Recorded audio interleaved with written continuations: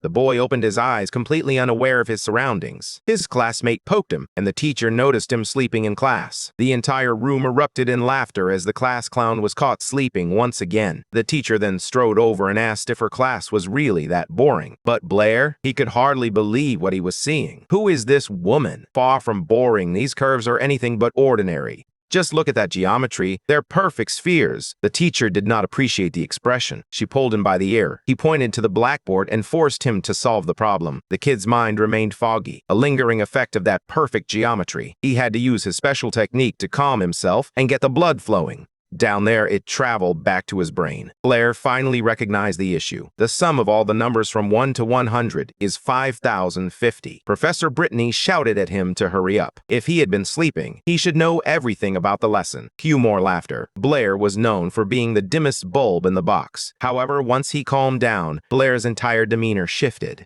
His confidence grew to such an extent that it stunned the teacher. He carefully explained each step of the solution, ensuring that everyone understood the process. The professor was in disbelief. However, Blair remained humble, mentioning that he needed to go to the bathroom to take care of something. His classmates were left speechless. Could that answer really be correct? The teacher of the perfect curves was astonished. How did he manage to perform that calculation in his head? Outside the classroom, the truth is revealed. Blair is completely unaware of what is going on. This body isn't his. His real name is Chen Luo, is a world-renowned mathematics professor, a genius who achieved the title of the youngest master in history. He is unaware of how he met his end, much less how he ended up in the body of this mediocre student. Moreover, it appears they don't even utilize basic math formulas in this context. Is this even his world? If it isn't, he could very well be the most brilliant person alive today. Determined to discover whether he will become this world's Isaac Newton, our protagonist fails to notice a girl in the hallway. The two crash into each other.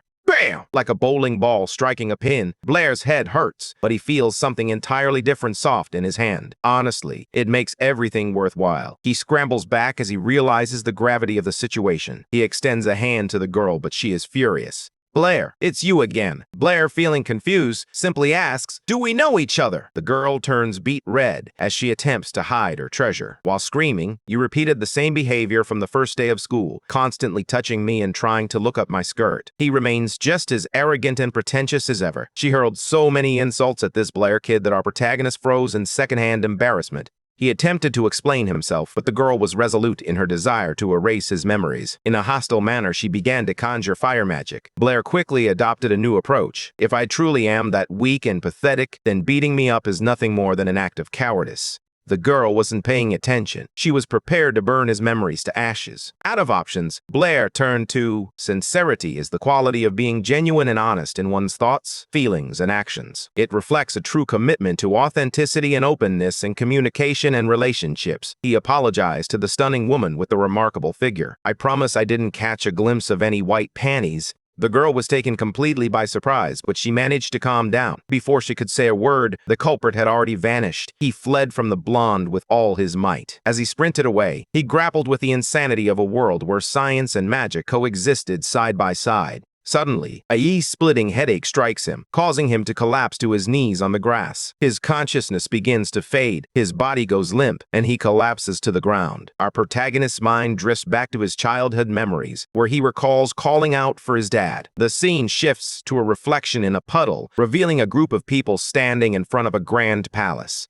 A man presents a beautiful box to a woman, affectionately calling her his love as he seeks to comfort her. Moments later, the woman grabs a child by the arm and hurries into a large two-story house. Inside, as she tends to her belongings, she overhears two women gossiping. They mention that the lady and the child are nobles, but the man who supported them has died. The memory shifts forward, revealing a child running joyfully to share the news with his mom that he has been accepted into the Shandanasa Academy. That child was Blair. His mother, filled with concern, warns him about the dangers he will encounter at the academy. As she gazes at her son, she is reminded of her late husband and notices how strikingly similar they look. After that, the memories shift to his life at the academy. Our protagonist faced constant disrespect from his professors. He is determined to pay off his family's debt. After all, he comes from a noble family that has gone bankrupt. He has to work twice as hard. The problem is, he was born without any magical powers. He can't even conjure a simple fireball. As a result, his life at the academy was hell. Everyone mocked his failures. This put our boy in a significant slump. Suddenly, he wakes up and finds himself face to face with a girl who has blue hair. She looks concerned and is calling out to him, asking if he's okay. Blair is completely bewildered, questioning who this girl is and how she ended up finding him there. The girl extends her hand to help him and reminds him that he needs to get to his magic theory class. Our boy rises, leaning on her for support, and expresses his gratitude, somewhat surprised. No one has ever cared about him before. Upon arriving at the classroom, they find the magic theory lesson already in progress, with the professor discussing the 4 basic elements. As the protagonist listens to the explanation, they begin to understand how this world operates. You are either born a mage or you are a commoner. Meanwhile, the professor, a man with graying hair, continues his lecture. He explains that mages utilize spells, gestures, and spiritual power to control the elements. However, to achieve that, a person must be born with the gift. As time goes by, the class is finally coming to an end. The students leave the classroom joyfully, celebrating the end of class. After the lecture, the professor notices that someone has stayed behind to ask a question. He glances over and sees it's Blair, then asks, without much surprise, what he wants to know. Blair asks the professor whether it's possible to learn magic without being born with a natural talent for it. The professor immediately shuts him down, stating that it's impossible to control the elements without a natural gift. At that moment, the classmates still in the room begin to laugh at him, fully aware that the protagonist has no power at all. Then, a man named Toby approaches and tries to lift his spirits. He assures Blair that even if he doesn't graduate, there will always be a place for him on Toby's father's land. Upon hearing the name, the protagonist recalls that this chubby little guy was the only friend of the body's previous owner. After their conversation, Toby flashes him a big smile. The two exchange a friendly goodbye, waving to one another. Suddenly, Blair notices the blue-haired girl staring at him. He asks if she needs something. The girl becomes flustered and rushes out of the room, but not before informing him that Professor Brittany asked him to go to her office after class. He finds himself thinking about that girl who stayed close to him all day. It felt like she wanted to say something. The guy realizes that, despite being a math genius, his skills won't be of much use in a world of magic if he lacks any powers. With a sliver of hope, he decides to use the little magic he possesses to summon a flame. He gazes at his own hand, focuses intently, and attempts to harness the fireball technique, hoping for something to happen. As despair begins to set in and his hope starts to fade, it seems he has failed once more. Suddenly, his hand bursts into a bright orange flame. The man is utterly shocked. He stared, fascinated at the fireball in the palm of his hand. He doesn't understand anything. He only sees that yellow light glowing in the distance. He can hardly believe it's real because, as far as he knew, this new body possessed no magical power. Yet there's no denying the truth. He must accept reality, and even lets out a sigh of relief. Immediately afterward, our hero begins to experiment with his newfound power. He stops and begins to wonder how, seemingly out of nowhere, this ability has emerged. He realizes that the worlds have crossed over somehow, and suddenly, he remembers what he needs to do: speak with the teacher. He walks to her office and knocks on the door. A voice from inside invites him to come in. Apologizing for the intrusion, he steps into the math teacher's office. But when he looks inside, his eyes widen and he turns bright red. He spots the teacher, who is quite attractive, in an unusual pose and stands there staring. She doesn't seem to notice his reaction at all and greets him cheerfully. At this moment, the protagonist remains frozen, simply staring at her. The teacher, completely relaxed, tells him not to worry about the scene, explaining that she always does her calculations in that position. Blair, still feeling a bit flustered, asks why she summoned him. The blonde then invites him to take a seat in the chair next to her desk. She steps back for a moment. He then returns and places a pen and paper in front of him. The boy looks down at the paper and realizes it's a new math problem he needs to solve. As he prepares to begin, the teacher announces that she will step out of the office for a moment. Without missing a beat, he delivers the answer immediately. The teacher stares at him in shock, asking what he just said. He repeats the same number, confirming that it is indeed the correct answer. Suddenly, the blonde rushes over to him. He grabs him by the shoulder and starts asking. He was all worked up about how he solved it, while for her, that problem seemed to take forever. With a hint of anger, she asks if he has solved that problem before, despite having chosen the number 79 at random. The protagonist then inquires if she truly wants to know the answer. She half-jokingly insists once more that he reveal how he accomplished it. His gaze unintentionally drifts down to her chest, and feeling a bit shy, he agrees to explain everything. He's even surprised, realizing that deep down, his teacher is somewhat naive. He jumps straight into the explanation without wasting any time. He observed the teacher solving the problem by adding the numbers one by one, which he considers a pretty risky approach. It's easy to make a mistake, but he congratulates her because her calculations were, in fact, correct. She glances at her papers, completely confused, and states that it's the only way she knows how to solve the problem. Our boy flashes a big grin and confidently says she's wrong. He begins to explain a new method, which starts by identifying a pattern. According to him, you simply take the first number and pair it with the last. The second number added to the second to last number, and so on. Always totals 80. He asks the teacher how many pairs of numbers that add up to 80 are included in the problem. The blonde leaps out of her chair and exclaims the answer, 39! The boy immediately praises her and tells her to sit down, but then quickly apologizes, explaining that it was just a habit. He continues his explanation, stating that this approach transforms the problem from a complex addition issue into a straightforward multiplication task. He demonstrates that with this method, she can find the solution very quickly. The teacher, thrilled to have discovered something new, joyfully announces that this is a fantastic way to solve the problem. Additionally, she notes that this method could likely be improved. The boy praises her for her insight and begins to explain that there is indeed an improvement for this method. After his explanation, the blonde freezes, struggling to process the logic of everything that is unfolding. Seeing his teacher completely frozen, our boy calls out her name in concern. He realizes that the basic math from his world may be too advanced for her. She finally snaps out of it and looks away, feeling a bit dejected. The protagonist deftly dodges the question and shifts the focus to another topic, steering clear of any discussion about the origins of the method. He simply states that he created the method to make calculations easier. In his mind, he believes she would never understand if he mentioned Gauss's name. Suddenly, the teacher takes his hand and calls him a genius. To our protagonist, the scene feels quite romantic. She tells him that a bright future awaits if they continue studying together. The guy turns bright red, calls out her name, and attempts to say something. The teacher senses the mood, feels embarrassed, and quickly backs away from him, hurrying off in another direction. Suddenly, her expression shifts as a new idea sparks in her mind. Filled with excitement, she suggests that Blair could become an exceptional mathematician. His answer is a swift no. With a gaze full of ambition, he declares that he wants to become an incredible mage. She looks at him with a puzzled expression and asks why.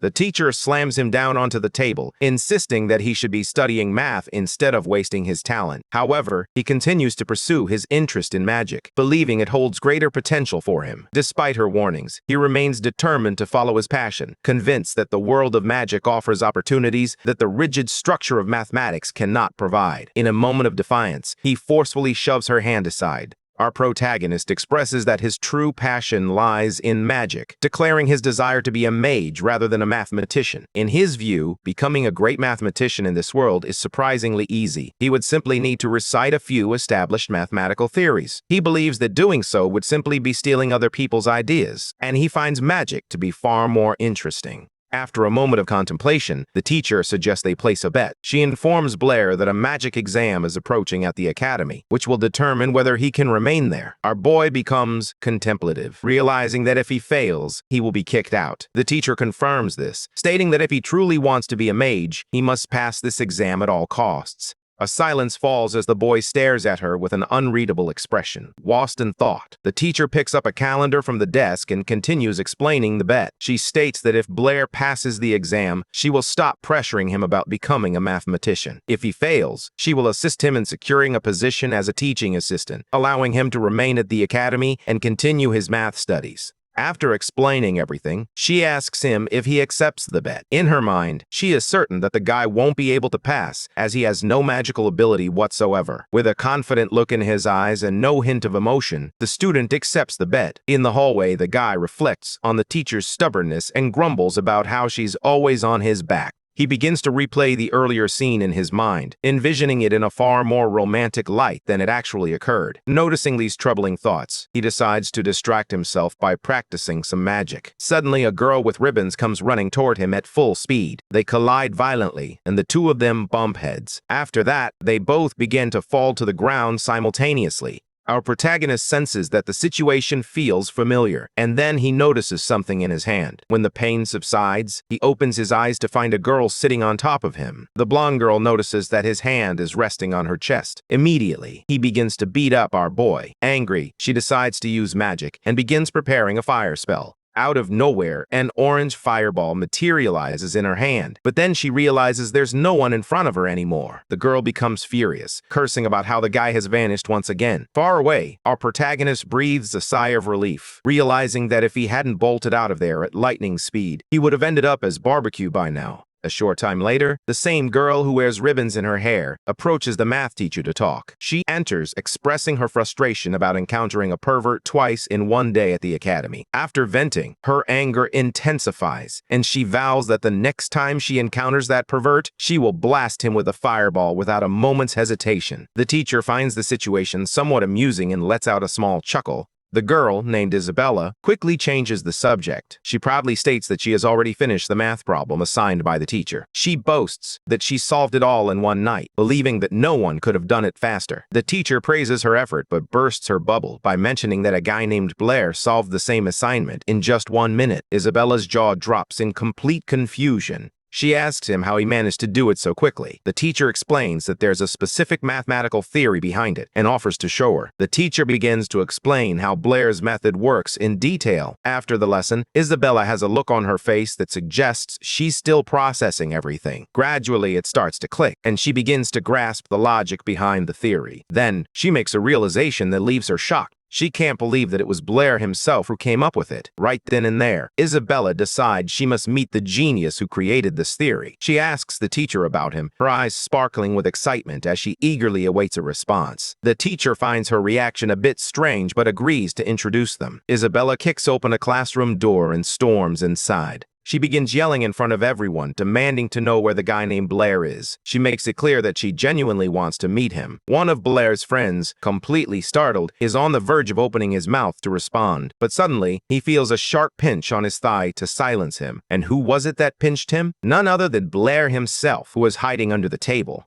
The chubby friend quickly picks up on the hint and concocts a story for Isabella, telling her that Blair has just left for work. She gives the guy a confused look, as if to say, "Are you serious?" Then, realizing it's no use, she asks a rhetorical question. She decides to stop waiting and asks the guys to inform Blair when he returns. His friend gives her a small wave, visibly relieved, and assures her that he will pass on the message. As soon as Isabella departs, the classroom door slams shut. Only then does Blair decide to crawl out from under the table, making sure the blonde girl has truly left. Following that entire scene, an incredibly awkward silence descends upon the room. The entire class stares at Blair with expressions of confusion, as if to say, "What the hell was that?" They don't understand why he has suddenly become the center of attention. He asks his friend why everyone is staring at him. In response, his friend, who has a bandage on his face, tightly grips his shoulder. His friend, wearing a desperate expression, urges Blair to reveal what happened between him and Isabella. Blair is utterly lost, completely baffled by the guy's reaction. Seeing this, his friend gives him a look that says, "Are you insane?" and asks if the protagonist has any idea who this girl is.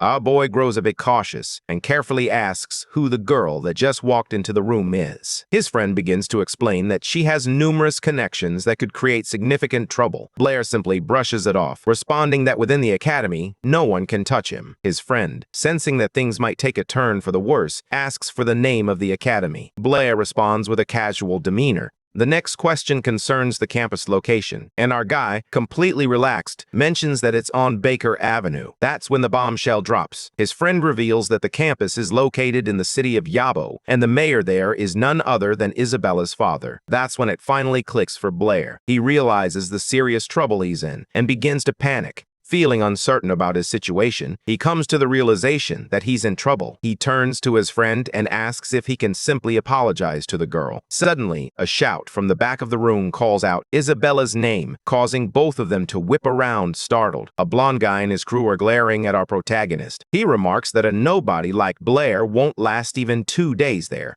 This blonde guy is named Botter, and he was the one who constantly bullied our protagonist in the past. Blair's friend attempts to defend him, but deep down, he knows the blonde guy is completely right. He believes that at that academy, lacking skills means you earn no respect. To make matters worse, all second-year students must take an exam, and anyone who fails will be expelled. In theory, the magic exam is quite simple, and anyone should be able to pass it with ease. There's just one catch. Blair has no magical ability at all. For him, this exam signifies the end of the road. Suddenly, a loud slam on a nearby table snaps him out of his thoughts. Botter is furiously yelling at Blair, demanding to know if he's deaf or something. The atmosphere becomes tense as the blonde guy begins to curse him out relentlessly. Our protagonist's friend refuses to let it go. His expression hardened as he prepared to talk back to Botter. The blonde is challenged to a fight on the spot for being such a cocky and rude jerk. But he's completely confused, asking what Blair's friend, a guy named Toby, has to do with any of this. Tension between the two reaches a boiling point, and they're just one step away from throwing punches. Botter, his face twisted in anger, vows that he won't forget this. He turns and leaves with his friends, declaring that next time, Blair will be the one to pay for everything. Our protagonist watches, looking a bit pale, as the bullies exit the room. He's even surprised to see that Toby, his chubby friend, defended him in such a way, proving that he is a true friend. Blair directly asks Toby to assist him with Isabella if any trouble arises. Toby agrees, but warns him that by then, he will have already beaten Blair up himself. After that, Blair stares at his friend with a completely confused expression on his face. Later, the magic exam finally begins. The professor announces the rules and warns that anyone who fails will be expelled from the academy. The task is straightforward. Students must stand behind a line and hit a target with a fireball. The exam begins with Botter, who struts in confidently, making it clear that he believes he's the best one in the room. He conjures a fireball in no time. He hits the target dead on. The instructor praises him and confirms that he has passed the exam. The test continues with each person taking their turn. Suddenly, in the midst of the crowd, the blonde bully spots our protagonist and his friend, letting out a smug laugh. He walks over to Blair and, with a smirk, tells him to enjoy his last few minutes at the academy. Annoyed by the taunt, Blair's chubby friend tells the blonde kid to be quiet. What a coincidence. The next name called is none other than Toby. Without wasting a second, he begins preparing the fireball spell. Out of nowhere, a small orange flame flickers to life in his hand. He shouts the name of the technique and launches the fireball. It soars through the air and just barely grazes the target. The instructor, lacking enthusiasm, announces that Toby passed. Despite barely making the cut, Toby is ecstatic about his achievement. Next, the instructor checks his list to see who's up. He was just about to call Blair, but then he remembers that the kid doesn't have any magical powers at all. The instructor, sympathetic to our boy's situation, makes an effort to spare him from embarrassment in front of the entire class. He begins to wrap up the exam, feigning forgetfulness about Blair. The blonde bully shouts out, urging the instructor not to end the test just yet. He notes that there is still one student who has not taken the test. The man points directly at our protagonist and shouts loudly enough for everyone to hear that he has already failed. Blair stands there, silent and motionless, waiting to see what the instructor will decide. The instructor, feeling a bit awkward, asks the kid if he plans to take the test. The blonde bully's crew hears this and bursts into laughter, mocking Blair mercilessly. As the crowd murmurs about the protagonist, a math teacher walks by. Blair's friend makes an effort to lift his spirits. He placed a hand on his shoulder and told him to just ignore the jerks. Suddenly, our boy's entire demeanor changes. With a confident expression, he resolves to take the test after all. The blonde kid and his crew are completely taken aback, struggling to grasp what Blair is saying. The shock quickly fades, and they all burst into laughter, teasing our protagonist and already anticipating his failure. All the noise draws the attention of the math teacher, who becomes curious and approaches for a closer look. The magic instructor, clearly annoyed by the commotion, instructs everyone to settle down. Blair is asked once more if he is certain he wants to proceed with the test. With a determined look, our boy tells Professor Antonio that he's ready. The instructors, aiming to be gentle, reassure him that it's okay if he ends up failing. The protagonist takes their position in front of the target and concentrates. He takes a deep breath, contemplating the best way to entertain the crowd.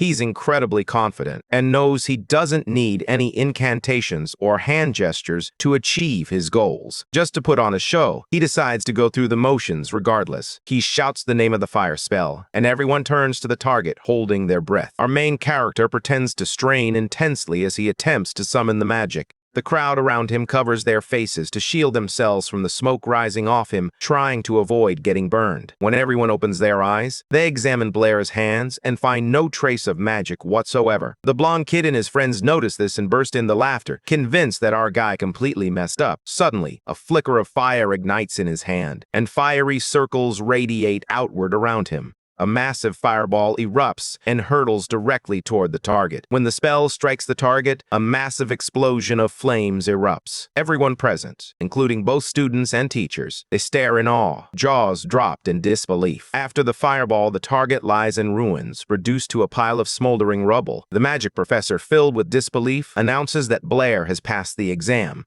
The blonde's expression shifts dramatically as he exclaims that it's impossible, insisting that not even he could achieve a result like that. Only Tobe is genuinely happy for his friend, asking him why he had been hiding such talent. Suddenly, the professor beckons our MC for a conversation. The math teacher stands off to the side, completely shocked and wondering how the student managed to pull that off. Blair visits the magic professor's office, and he begins to share a story about how he trained every single day using books as his guide, and that's how he mastered the fireball spell. Professor Anthony explains that magic is a gift from the gods, and those without any abilities are referred to as the God-forsaken. Everyone had assumed that Blair was one of them. It seemed the gods had rewarded Blair with this incredible gift, a truly rare occurrence. He praises our MC and encourages him to continue studying, expressing that he has immense potential. Our boy, already weary of it all, thinks to himself that every single teacher at this academy is trying to force him to learn something. Then, unexpectedly, he expresses his gratitude for the praise, but states that he wants to return to his own world. The professor looks at him, completely bewildered, and asks which worlds he is referring to.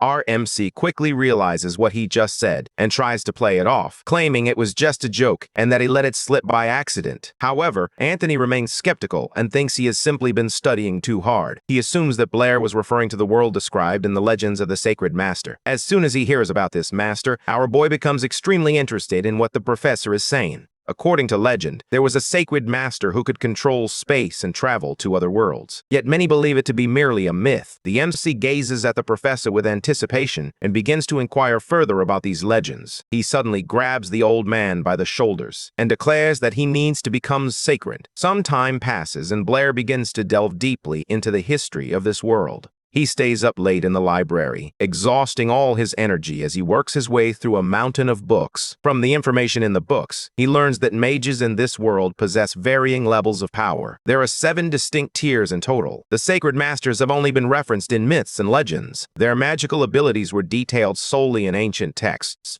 Many ancient texts claim that the Holy Masters possessed space magic, allowing them to tear open the fabric of space to travel between worlds. Many people today believe that it's merely a legend and that other worlds do not exist, but our protagonist still clings to the hope that this could be his ticket home. The issue is that Professor Antonio doesn't believe in any of that, so we won't be able to gather much information from him. Just then, the library administrator approaches Blair and inquires about how he is progressing with his studies. Blair feels a bit nervous when the administrator asks him to stop just reading and to pitch in with the library work. With no other options, our boy agrees to take a break from his studies. After his shift, he headed home, reflecting on the day's events and the challenges he faced at work. The sun was setting, casting a warm glow over the streets as he walked, lost in thought. He's completely exhausted because he had no idea that working at the library would be so challenging. When his shift ends, it's time for class. As our protagonist steps into the room, an eerie silence envelops the space.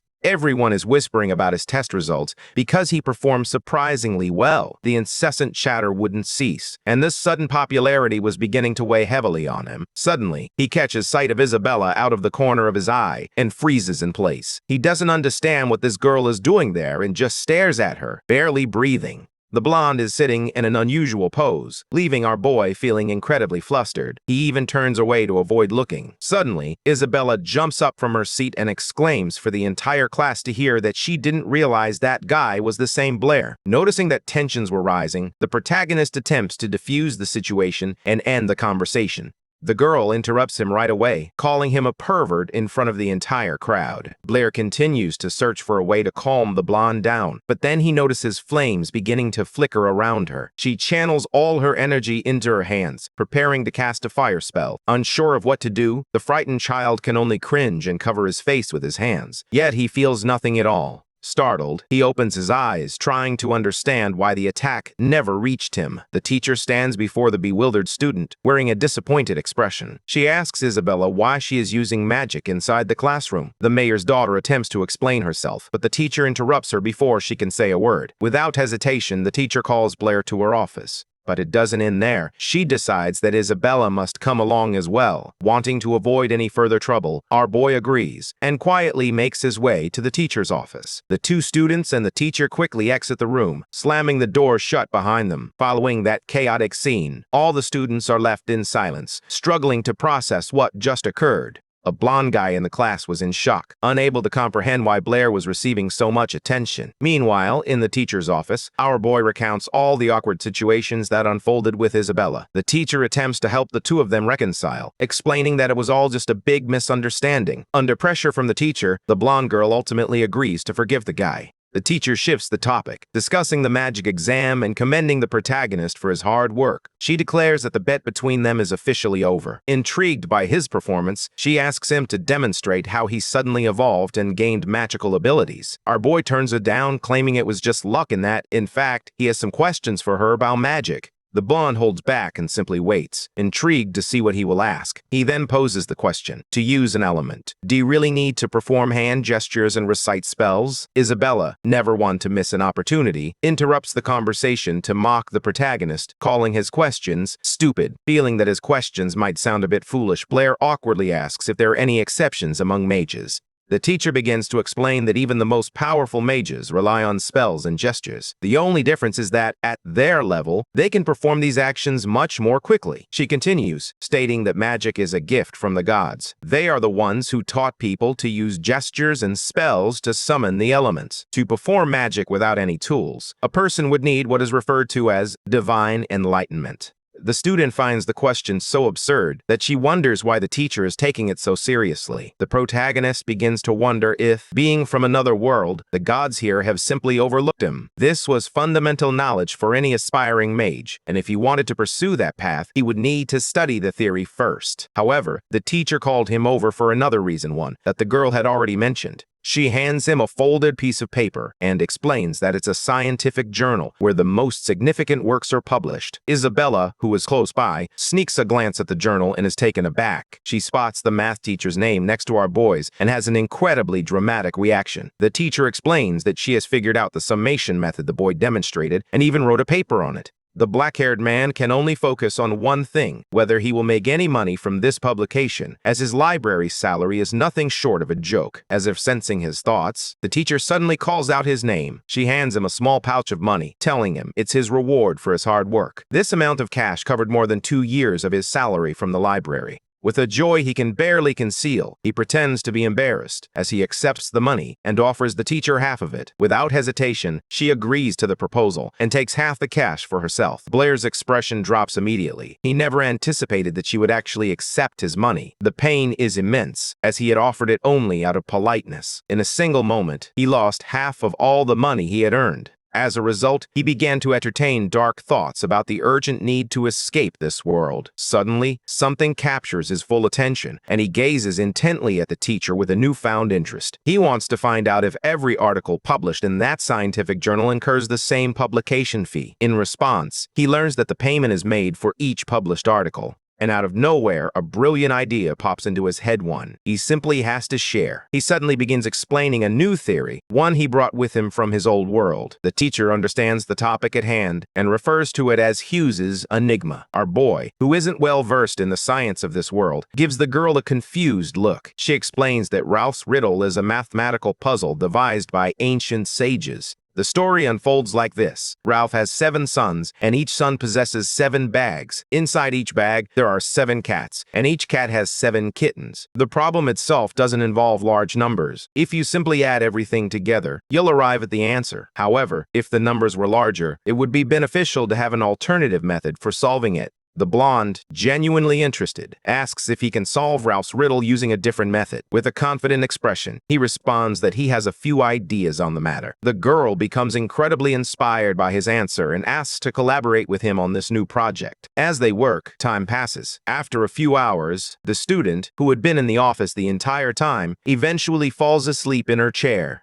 Suddenly, she is jolted awake by a scream right next to her. The one screaming is the professor. She's jumping for joy, exclaiming that our boy has finally solved the problem. Isabella, taken aback, asks the protagonist if he came up with the idea all on his own. He responds with a sly look and asks if she truly wants to know the answer. The blonde is filled with curiosity and insists on finding out. In response, he states that he doesn't possess any special skills. He simply studies diligently. The girl, her jaw dropped, asks if he is telling the truth. A short time later, she continues to reflect on what he said. Suddenly, something unexpected occurs right in front of her, leaving her in shock. She sees the protagonist in the third-year building and wonders what he's doing there, considering he's only a second-year student. She vows to herself that this time she will catch him in the act, but before she realizes it, she has lost sight of him once more. By this point, the protagonist stands near a high stone wall behind the third-year building. This was the spot Toby had mentioned, and he hoped his friend wouldn't do anything reckless. With a light jump, our boy hops over the wall and lands gracefully on the other side. He suddenly remembers his magic teacher, who told him that if he wanted to learn about magic, he should go to the Magic Association in the city of Yabo. Behind the wall lies something unexpected, causing the protagonist to freeze for a moment. He takes it all in, appreciating the city's unique architecture. The area exudes a sense of peace and tranquility. The main street is bustling with activity.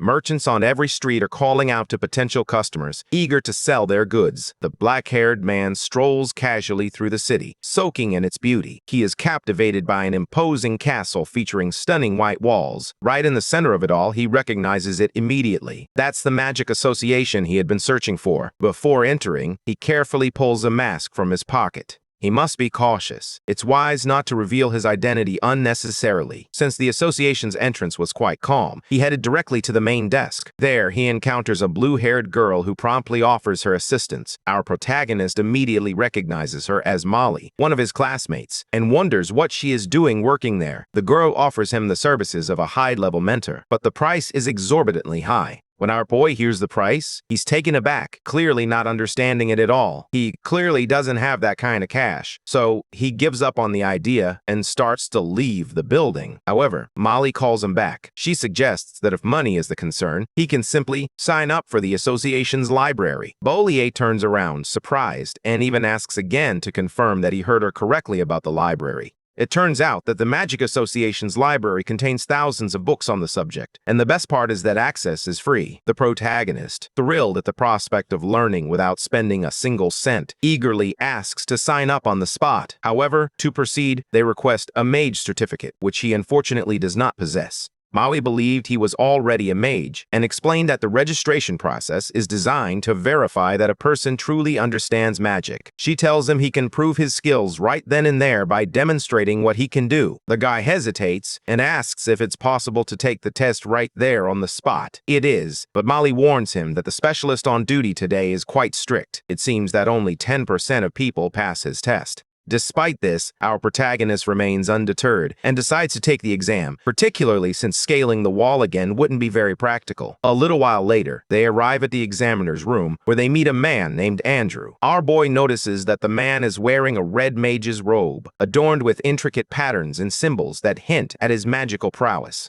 2 silver stripes indicate that he is a mid-level mage of the fire element. The mage doesn't waste any time and gets straight to the point, asking who the boy is and why he is wearing that mask. The man introduces himself as Chenluo from the previous world and explains that he wears the mask to conceal a burn he sustained during training. The old man sitting next to him makes a snarky remark, suggesting that his fireballs must be quite special if he managed to burn his own face. Andrew finds the boy's name odd and, with a hint of curiosity, thinks that given his age, he could only be a low-level mage at best. Molly suggests they head to the exam room to assess the guy's skills. However, she receives a blunt no, leaving her looking surprised. The examiner states that a room isn't necessary and that the test can be conducted right there, encouraging our boy to demonstrate what he can do. Bollier looked at the mage, surprised and questioning whether he was serious about needing to use magic right there. He is puzzled by the cramped conditions in the room. The old man looks at him mockingly and says that Andrew won't be harmed by the pathetic little fireball the boy is likely to create. Our boy, for his part, doesn't even bother to argue and simply accepts the conditions. He stops right in front of the examiner and begins to concentrate all his magical power into his hand. The mage is not pleased with how the spell is being cast. To everyone's surprise, a massive surge of power begins to gather in the protagonist's hand. Suddenly, everyone realizes that the fireball is going to be massive. Andrew screams for him to stop, but it's already too late to cancel the spell. The man decides to use his skills to the fullest. The entire room is illuminated by the brilliant flash of a massive fireball. A bright light engulfs everything as the fireball hurtles straight toward the examiner. Caught off guard by such immense power, the examiner quickly seeks cover behind the door. Suddenly, a massive explosion erupts within that small room. After the explosion, chaos erupted as debris scattered across the area. Smoke filled the air, and the sound of sirens echoed in the distance. Emergency responders rushed to the scene, working tirelessly to assess the damage and assist those in need. Amidst the confusion, survivors emerged, their faces marked by shock and disbelief. The community came together, offering support and resources to help those affected begin to recover from the devastating event.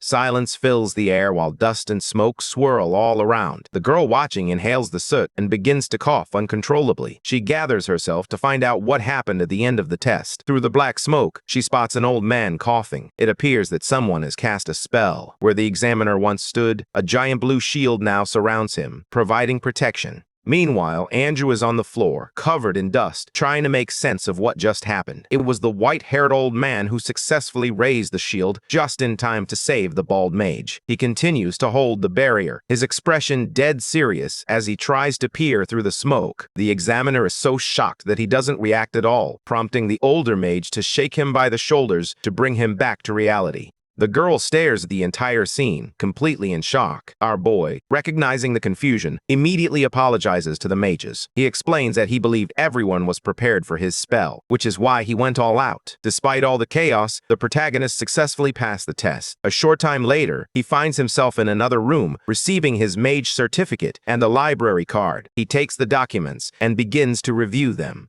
The girl from earlier approaches and expresses how impressed she was by his performance in front of the examiners. The protagonist, Chen Luo, expresses his gratitude for the compliment, says his goodbyes, and then departs. He called her by her name, leaving her standing there, confused and trying to remember where they knew each other from and how he knew her name. Upon arriving at the library, Chen Luo is struck by the vast number of books. He quickly grabs a book and sits down at an empty table to read. Our boy is surprised to discover that the books contain a wealth of important information. He is primarily interested in those that discuss magical and spiritual power. A mage's strength is fundamentally determined by their level of spiritual power. The greater the spiritual power, the stronger the magic. And that's not all. High-level mages can even control the elements of weaker mages. The explanation of the 4 magical elements in the books is somewhat disorganized, as the knowledge in this world is quite basic. The 4 elements are the very building blocks of existence. They believe that everything, from magic to the natural world, is intertwined with these fundamental forces. To them, all other elements are simply combinations of these 4 primary ones. From the perspective of modern science, this concept is quite outdated. Every student knows that matter is composed of various elements from the periodic table, not just 4. However, since magic and magical elements exist in this world, the protagonist is unable to find a scientific explanation for them. Suddenly, an idea strikes him. What if he could interact with the magical elements in a new way? Lost in his thoughts, he suddenly leaps out of his chair, startling everyone in the library. If his theory is correct, he could potentially create an entirely new form of magic. Suddenly, he gathers the papers that were on the table. Without a second thought, our boy grabs his belongings and rushes out of the library. He needed to test this wild idea, so he went straight to the Magic Association. He arrives at the association, completely out of breath, and runs down a hallway where the guys who administered his test recognize him. The examiner and an older man sat there, still somewhat in shock from what they had witnessed earlier. To set the scene, a blue-haired girl was serving them tea. Andrew comments that Shinlua has extremely low spiritual power. Despite this, he manages to create a massive and incredibly powerful fireball. The strangest part is that the old man couldn't even control the elements summoned by the kid. The gray-robed mage suspects that the child may be hiding a secret. It is a moment filled with anticipation and excitement. As darkness begins to fall, the protagonist decides to leave the city and heads back to the academy. Along the way, he effortlessly hops over a high stone wall as if it were nothing. He lands smoothly on the other side, on his feet, without disturbing a single speck of dust.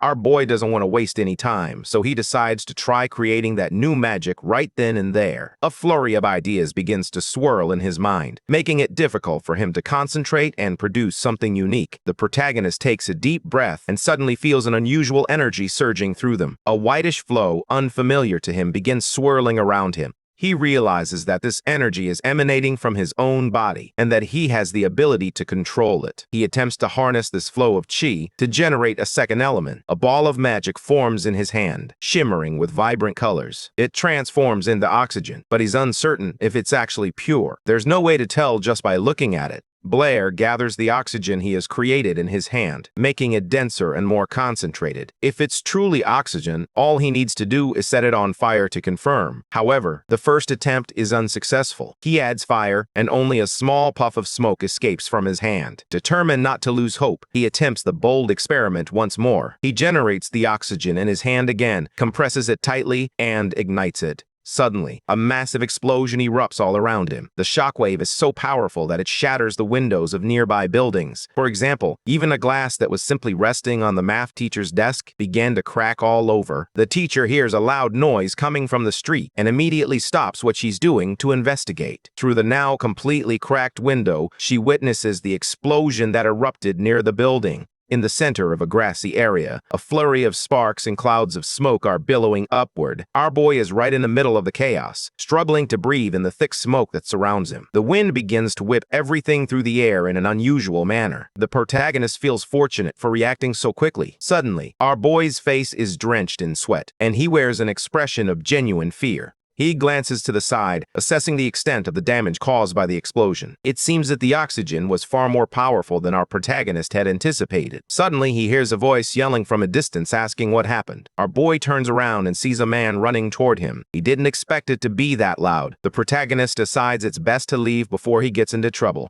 He dashes into the woods to find a place to hide. Despite the chaos, Blair has successfully created something truly worthwhile. A while later, we find him in the classroom reflecting on everything that transpired. Feeling exhausted from pulling an all-nighter studying, he decides to take a quick nap right at his desk. But peace is not an option for him. Suddenly, someone begins slapping him hard on the back. Toby frantically begins to recount the drama from last night. To avoid suspicion, the boy with black hair claims he slept like a rock. There was an explosion near the third-year building that shattered all the windows. Everyone believes a super-powerful mage is responsible, but nobody knows the reason behind it. Our protagonist remarks that he has never encountered a mage like that before. His friend gives him a shocked look. He wonders what he means by never having seen a high-level mage, especially since their math teacher is a super high-level mage. Upon hearing this, Blair's face reflects pure shock, and he jumps out of his chair. A little later, our protagonist chooses to speak with the teacher, and the scene shifts to him knocking on her office door. She opens the door almost immediately and greets her student warmly.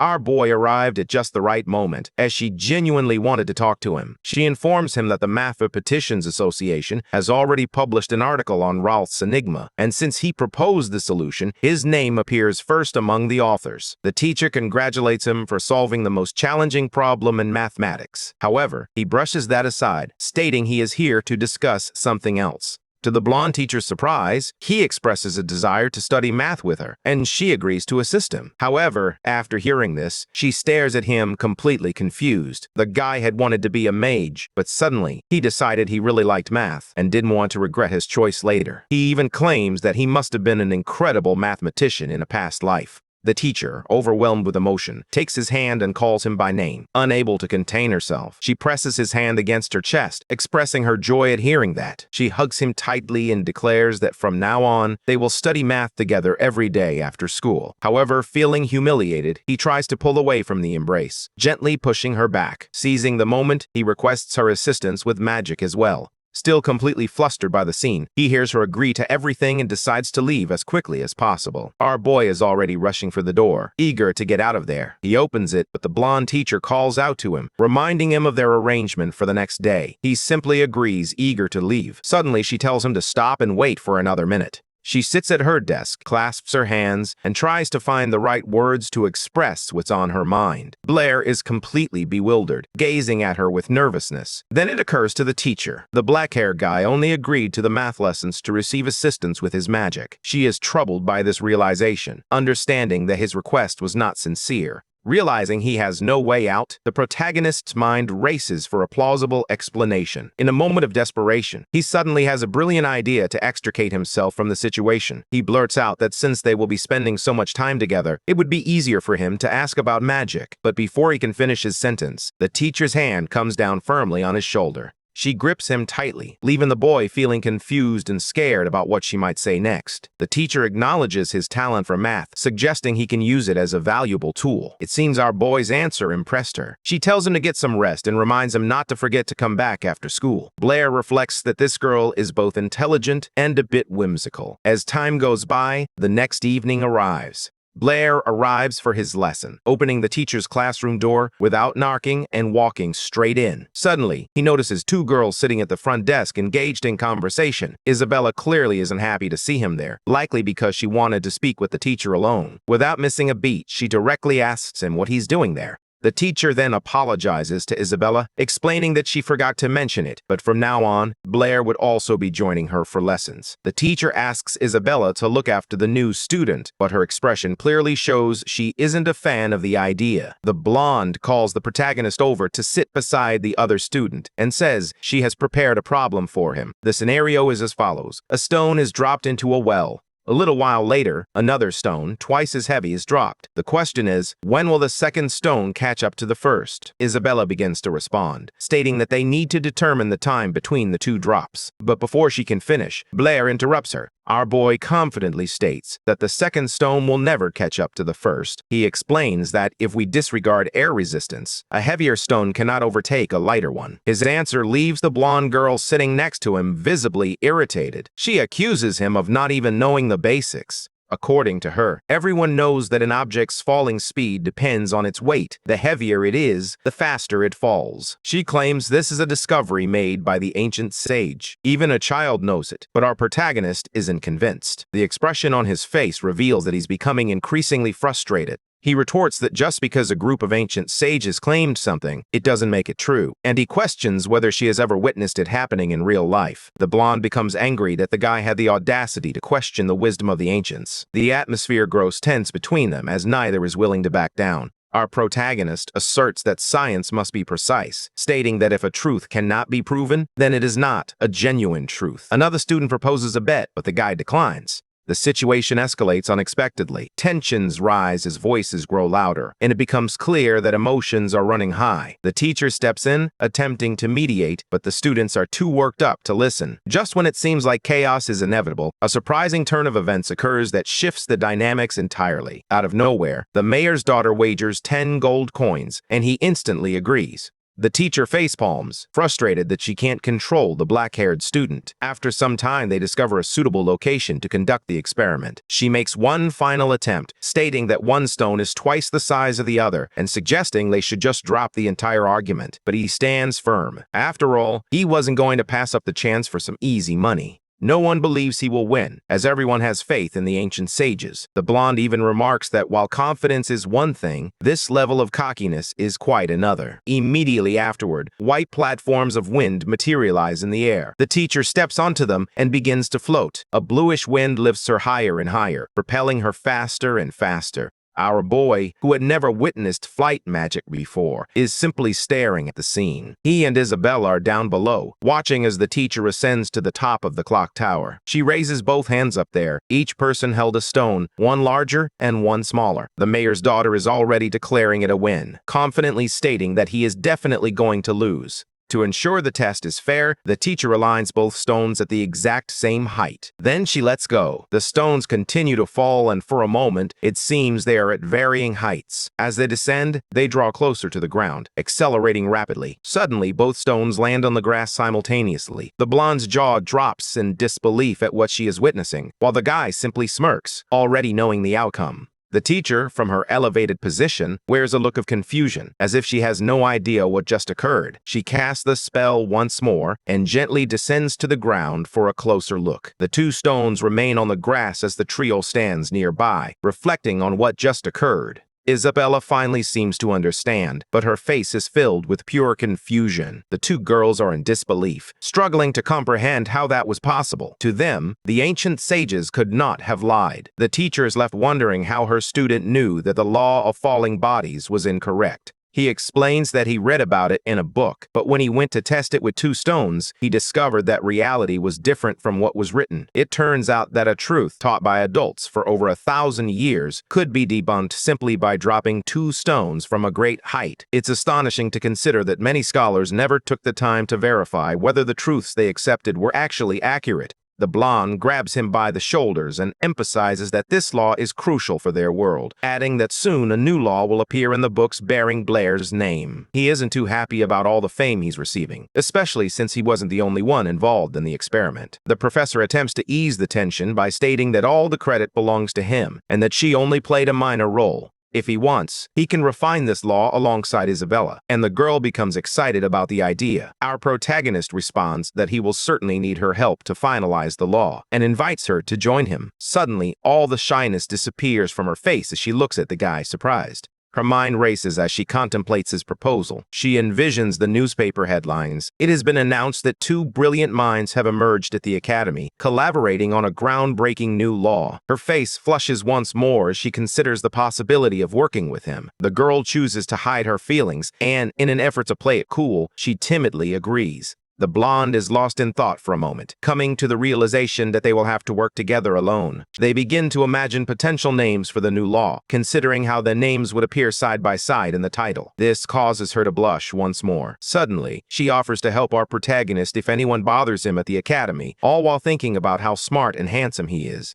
Suddenly, the guy extends his hand to her, and the girl instantly assumes he wants to shake hands. This gesture left Isabella flustered and even a bit upset, though she couldn't quite understand why. She decides to ask him what he wants while extending her hand, and in response, he requests 10 gold coins. Our protagonist had a different intention behind that gesture, and his eyes began to sparkle at the thought of the cash he was about to receive. The girl felt extremely disappointed after getting it wrong and stepped back from him, looking a bit sulky. In the end, our protagonist receives the promised payment from the bet. She begins counting the coins. He's thrilled to have won 10 gold coins in a challenge, becoming rich in just a single day. Isabella realizes that the guy is more interested in money than in fame, but she still senses that there's more to the story. Our protagonist becomes reflective after her words and falls silent for a moment. With genuine curiosity, the girl decides to ask him what he truly wants. This question catches him by surprise, challenging him to reflect on his own desires. Until now, he hadn't truly paused to reflect on it. He considers everything he's accomplished in this world, and suddenly, something clicks. Memories of his past life flash through his mind, reminding him of how he used to work tirelessly as a teacher. He recalls his students, his job, and his friends, all of whom he left behind in a world that is now long gone. After reflecting on these memories, he finally discovers an answer to share with the girl. However, what he wants, it seems, isn't something he can openly share with others. He insists that he isn't motivated solely by money to improve his life. Wearing a fake smile, he bids farewell to Isabella and the professor. Without receiving the answer she had hoped for, the blonde watches the guy thoughtfully as he walks away. She realizes that he's holding on to thoughts he can't share with her. A day passes, and Blair finds himself sitting in the classroom, reflecting on how much more comfortable it is to sleep at his desk than in his tiny room. However, given the situation, he concludes that at least he has money now. Aware that he can't remain stagnant, he knows he must keep moving forward. At that moment, a blonde guy named Botter slams his hand on his desk and calls out to Blair. Reluctantly, Botter informs him that a man named Figgy is searching for him. Blair is completely confused and asks who that is, as he has never heard the name before. Botter doesn't like the answer, gets angry, and grabs our guy by the hoodie. Suddenly, a voice commands the man to let Blair go immediately. Nearby, another blonde man appears, all dressed up and adjusting his tie. It turns out this was the Figgy guy, the big shot who had been searching for our protagonist. He didn't come alone. Two serious-looking men accompanied him, glaring at Blair as if they were trying to burn a hole through him with their eyes. This Figgy guy looks at Blair with disdain. Our boy, on the other hand, is simply curious, as he has never seen the guy before. The blonde in the blue shirt then turns to our protagonist and asks if his name is Blair. He responds with a nod, confirming her suspicion. She sizes Blair up from head to toe and lets out a sarcastic laugh, standing directly in front of him. That's when it all clicks for our protagonist. With a serious expression, he tells the man to let him go. He introduces himself and asks what's happening. The smug blonde warns Blair to keep her distance from Isabella. In his mind, a guy like Blair shouldn't even come close to a girl like her. After delivering his message, Figgy tells his crew to scram, and they all take off. As he heads out, the blonde accidentally bumps into Toby, who is walking by. The chubby guy struggles to absorb the impact and awkwardly drops to his knees. He's so scared that he doesn't even dare to say a word, quietly waiting for the group of bullies to leave. Toby approaches our protagonist somewhat awkwardly and asks if he's okay. Blair says he is, explaining that the guys just wanted to talk. Toby is taken aback by Fiji's unexpected confrontation with Blair and can't understand the reason behind it. Toby explains the situation, revealing that the blonde guy is Fiji. The class president is feared by everyone at the academy, and he hails from the renowned Howard family. He is the son of a viscount, and to make matters worse, his father is an influential figure in a secret society. Many of the teachers here are members as well. Toby attempts to ease the tension by expressing his understanding of Blair's admiration for Isabella's beauty. He warns his friend not to ignore Fiji's warning. This flusters our boy, leaving him embarrassed, as that wasn't at all what he had been thinking. Time moves on. Soon, it's noon, and classes come to an end. Blair is already sitting with Isabella, but he seems completely zoned out. He contemplates how to effectively utilize his new oxygen technique. The major advantage is that it eliminates the need for magic or hand signs. However, the challenge remains. He still doesn't know how to wield two elements simultaneously. Isabella interrupts his thoughts, telling him to stop slacking off. She instructs him to solve the problem assigned by the math teacher. Our protagonist, stifling a yawn of boredom, hands her a piece of paper. When Isabella examines the sheet, she notices a series of formulas and realizes he had already solved everything long ago. She is left speechless, having only managed to solve half the problem in the same amount of time. Our protagonist then states that you can't solve everything in the same way. He believes the secret lies in discovering different ways of thinking. Despite his smug attitude, she looks down at the paper, feeling a bit embarrassed. Seizing the moment of silence, our boy recalls that he wanted to ask her something. He's curious about how she can summon two fireballs at once, and she replies that she can actually summon a whole bunch of them. This revelation leaves the protagonist in shock as he stares at her, bewildered. The blonde realizes that the black-haired guy can only create one fireball at a time and begins to mock him. He explains that he has read numerous books on magic, but has never come across anything about summoning multiple spells simultaneously. The girl responds that the books only teach the basics and do not cover the more advanced techniques. To learn those, one would need to hire a very expensive magic consultant. However, she adds that if someone called her sister, she would help them learn on their own.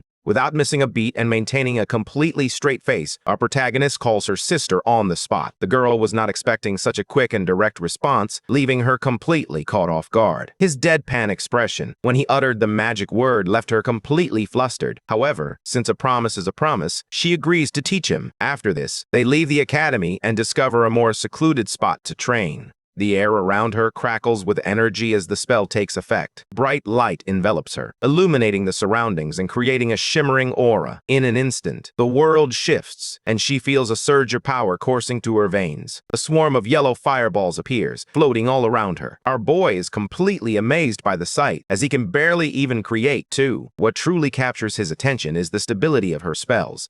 The girl explains that the key to summoning multiple fireballs lies in the distribution of spiritual power. Most people believe that spiritual power can only be concentrated on a single point. However, once someone masters this technique, they can distribute their power across multiple points. Each of these portions of power can summon a spell, which is how you can conjure multiple fireballs. The protagonist then inquires whether it would be possible to summon different spells using each portion of power, and she enthusiastically confirms that it is. While they talk, a golden-haired man observes them from afar. His name is Botter, and he believes that the two of them have a connection. Next to him, someone is gripping a section of the wall with such intensity that it begins to crack. The nearby boss also witnessed the scene and watched on nervously. He vows to himself that the protagonist will pay a heavy price for this. At that very moment, our hero is training diligently, attempting to divide his spiritual power into 9 distinct parts. The blonde explains that he must follow her instructions and gradually split his spiritual power step by step. With a smile, she assures him not to feel bad if he can't grasp it, explaining that it took her 6 months of training to learn as well. Suddenly, everything changed. Just as she finishes speaking, a flurry of fireballs materializes all around the young man. The girl stares in confusion at the scene unfolding before her. He asks how he managed to accomplish that.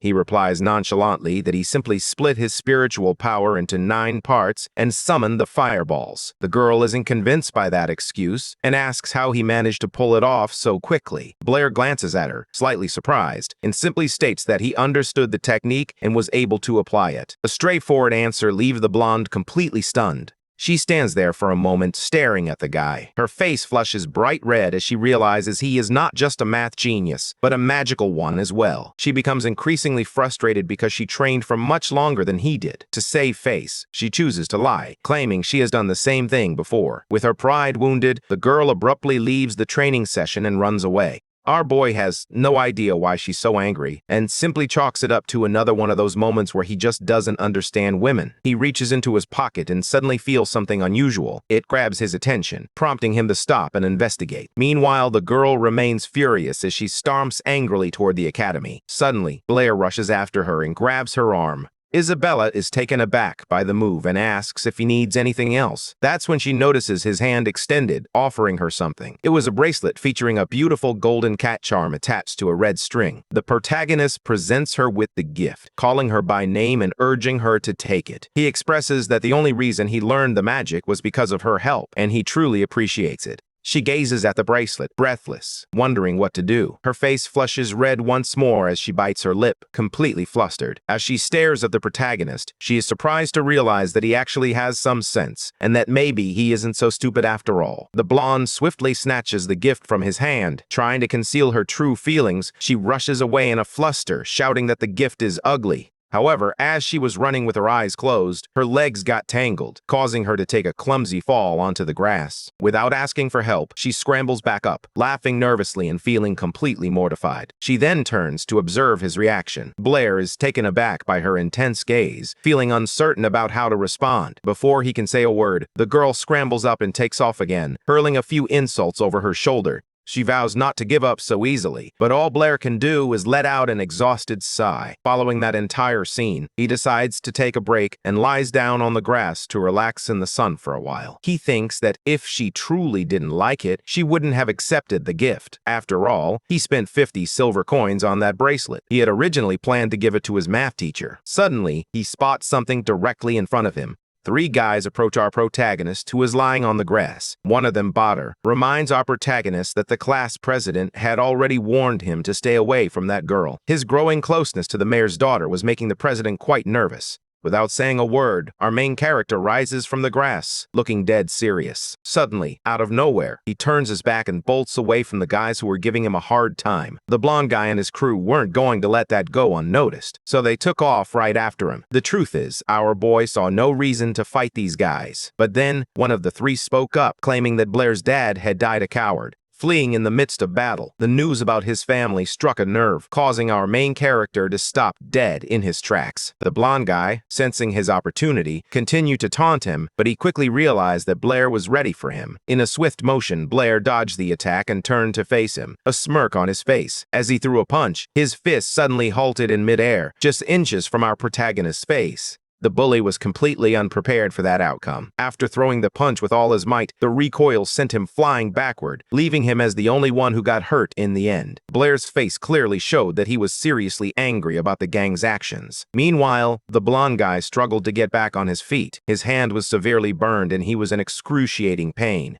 This only fueled our main character's fury, as he declared that his father was a brave warrior who died for his homeland. He stating that his dad was an incredible father who deserved respect, even in death. Blair then issued a threat to them. He declared that no one would be allowed to insult his father. Fueled by his rage, 9 fireballs suddenly appeared, floating around him. Grabbing the bullies' attention, they were completely shocked by Blair's skill. As far as they knew, he had no magic at all. The thought of being burned alive terrified the guys, prompting them to bail immediately and leave their leader behind. Now alone with a furious Blair, the blonde man looked up at him, filled with terror. What he saw sent him into a panic and he began begging for his life. The bully, desperate to save himself, claimed that fighting was forbidden at the academy, but all he received in return was a look of pure contempt. At that moment, the panic in his eyes faded, giving way to sheer desperation. He stood frozen, staring at Blair, unsure of what to do next. Our boy, determined to press on, raised his hand to unleash the fireballs. The magic converged and started to flow toward the man. Suddenly, our main character sensed a presence behind him. Meanwhile, Badr shut his eyes tightly, raised his arms to shield himself, and screamed for help. Not feeling any pain struck him as strange, so he decided to open his eyes. In front of him, the 9 fireballs had vanished, leaving a man collapsed at his feet. Completely bewildered, he struggled to comprehend the scene, gazing at Blair, who lay peacefully in front of him. The blonde guy was still in shock, but he nervously poked Blair to see if he was still alive. Seeing an opportunity, Badr decided to make a run for it before our main character woke up. However, he was halted in his tracks by a commanding voice. In front of him stood a math teacher, who was already attending to Blair. The blonde guy tried to make excuses, insisting it wasn't his fault. Meanwhile, our main character lay sprawled on the grass, feigning unconsciousness. The blonde guy struggled to explain himself, but the crowd remained unconvinced.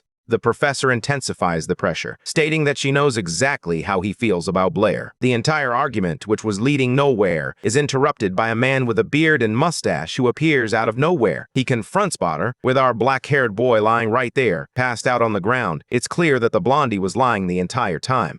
The man then instructs Badr to go directly to his office and wait to confront the consequences of his actions. He approaches the vice president, expressing that the entire situation is the fault of the academy's administration and apologizing for the disturbance. The 2 men walk away, discussing the situation. As the girl attempts to wake Blair, she's concerned about his condition, but suddenly she feels an unsettling chill. The protagonist pulls away slightly, his face freezing in a blend of embarrassment and excitement. The girl notices this and believes he truly isn't feeling well, but he responds that he was fine until she started practically smothering him. She then wraps him in a warm, motherly hug and expresses how truly worried she was about him. Just then, an older gentleman approaches and assures everyone that this whole mess will be sorted out. However, they had come for another reason. The girl takes the lead and decides to introduce the 2 men to Blair. The older brother's name is Arkyle, while the younger brother is named Calvin. Our boy bows respectfully as he greets the 2 academy employees. It seems our black-haired protagonist is already gaining fame, recognized as the young man who assisted Professor Brittany in solving the Ruvos enigma. The professor interrupts the old man, clarifying that it was Blair himself who solved everything independently, and she merely wrote up the report. Thanks to their success in solving this enigma, Blair and the professor have been nominated for the Edwin Award, a significant source of pride for the city. These men will do everything in their power to help the 2 of them win. However, the girl is more concerned about whether our boy can win the award as well. The old man sighs, as if he anticipated the question, and looks at her. He explains that Blair is still far too young, and no one in the world of mathematics accomplishes a feat like that at his age. If the professor claims he was the one who solved the Ruvos enigma, no one will believe her. The girl is about to start arguing, but the protagonist calls her name and interrupts her. He takes her hand. She looks at him, her expression sad and slightly disappointed. To ease the tension, Arkyle suggests they have a calmer discussion and make decisions later. She agrees, and the 2 men begin to walk away slowly. As time passes, night begins to fall at the academy, casting a beautiful orange light over the building. The professor and Blair walk down the hall in silence, each absorbed in their own thoughts. Suddenly, she tells our boy that while the standard solution to the enigma was straightforward, the method he used represented a significant leap forward in the history of mathematics. The award must be his. It makes no sense for anyone else to receive the credit. This leaves Blair feeling a bit stunned. He quickly scrambles to find something to say. After a moment, he states that the award shouldn't belong to him. He then adds that, in his view, Professor Brittany stopped being a stranger to him a long time ago. The compliment causes the teacher to turn bright red. She's taken aback, but in a positive way. Embarrassed by her own reaction, she tells the student to go home, leaving him wondering what he might have said wrong. A little while later, a crowd had gathered around the bulletin board, buzzing with conversation about the paper published by Professor Brittany. And of course, there was the student's name who assisted with the project. People were amazed, noting that scientists had spent centuries trying to solve the Ruvos enigma and had failed. As everyone discussed him, our protagonist chose to blend into the crowd to remain unnoticed. And it worked. Nobody spotted him. Not far away, he suddenly hears a chorus of shouting and cursing coming from a nearby room. He recognizes the old man he met before and notices someone else in the back of the room. It's Badr and his father. The dad was seriously reprimanding his son over the fight. His parenting style was quite intense. To teach him a lesson, he began slapping his own son. Our protagonist watches this with fury but has no intention of getting involved. After slapping the kid in front of everyone, the blondie's father begins begging Ardo for forgiveness, pleading with him not to expel his son from the academy. What Badr did was too serious. He broke the school's rules in a significant way. Without allowing the old man to finish, the blonde kid's dad drops to his knees, pleading with all his might for the director's mercy. He remains in that position, desperately pleading for them to let Badr stay, despite the mistake he made. Badr, shocked by his father's actions, tells him to get up. Despite everything, Blair decides to step in. He approaches Ardle, greets the director, and receives a warm response in return. Pretending he didn't hear anything, our boy asks the director what happened with Badr. Instantly, the blonde kid's face fills with rage upon seeing the black-haired guy decide to get involved. Ardle explains that the student caused trouble, violated a major rule, and the academy had already made the decision to expel him. Swallowing his pride, Badr's father, still on his knees, grabs Blair's sleeve, believing he can offer assistance. He vows to teach his son a lesson and pleads for forgiveness. He explained how difficult it was to get his son into this academy. If he were to get expelled, it would be the end of his future. After all this drama, the man with black hair simply sighing, they prepare to speak. He turns to Ardle and calmly requests that he not punish the blonde kid so harshly. The bully, hearing this from the very person he had been provoking, is left completely shocked. After hearing the request, the director states that the academy can temporarily suspend the expulsion. Badr and his father are both surprised and relieved. Ardle warns that if Badr tries anything like this again, there won't be a second chance. In response, the blonde boy's father pushes his son's head down, compelling him to bow in respect. He orders Badr to thank Blair and Ardle. Too frightened to defy his father, the blonde kid bows and thanks the principal and Blair. The old man accepts their apology and instructs them both to head to class. They reach the auditorium door, and our boy is just about to open it. The blonde kid stops him and asks why he chose to defend him. With his hand on the doorknob, our protagonist pauses to reflect for a moment. He explains that he acted this way because he didn't want Badr to disappoint his father. The kid stares at the floor, reflecting on what Blair said. After that, he turns around and offers a heartfelt thank you. He also warns him to watch out for Faye, as that guy isn't going to let this slide. He adds that Faye's uncle serves as the vice principal of the academy. Later, after class, Blair heads to the library as usual, reflecting on the complicated day he has experienced. Suddenly, the librarian appears at the door with a serious expression, signaling that this conversation would not be a pleasant one. Our protagonist is surprised to see him there and asks what he is doing. The librarian cuts to the chase and asks Blair if she has been in a fight with anyone recently. Our boy is surprised and completely confused as he asks if something happened. Then, he receives the news that he can no longer work in the library or live in his room. And to make matters worse, it's a direct order from the vice principal. After this shocking revelation, our protagonist decides to seek out Professor Brittany, the one who wanted to take him and Isabella to a math seminar from the very beginning. Blair explains that he can't go because he was kicked out of his room and now needs to find a place to stay. In response, the professor invites him to stay at her place, mentioning that she has a spare room available. Our boy becomes flustered by the offer, already imagining what it would be like to live with her. Concerned, he inquires whether it would be an inconvenience for her to have him living there. She calmly replies that it's no problem at all, as this way they can study math any time. Her answer somewhat makes sense to him, but he's still beet red regardless. They finalize the agreement. She tells Blair to meet her after the ball. Suddenly, Isabella bursts into the room without warning and immediately demands to know what our boy is doing there.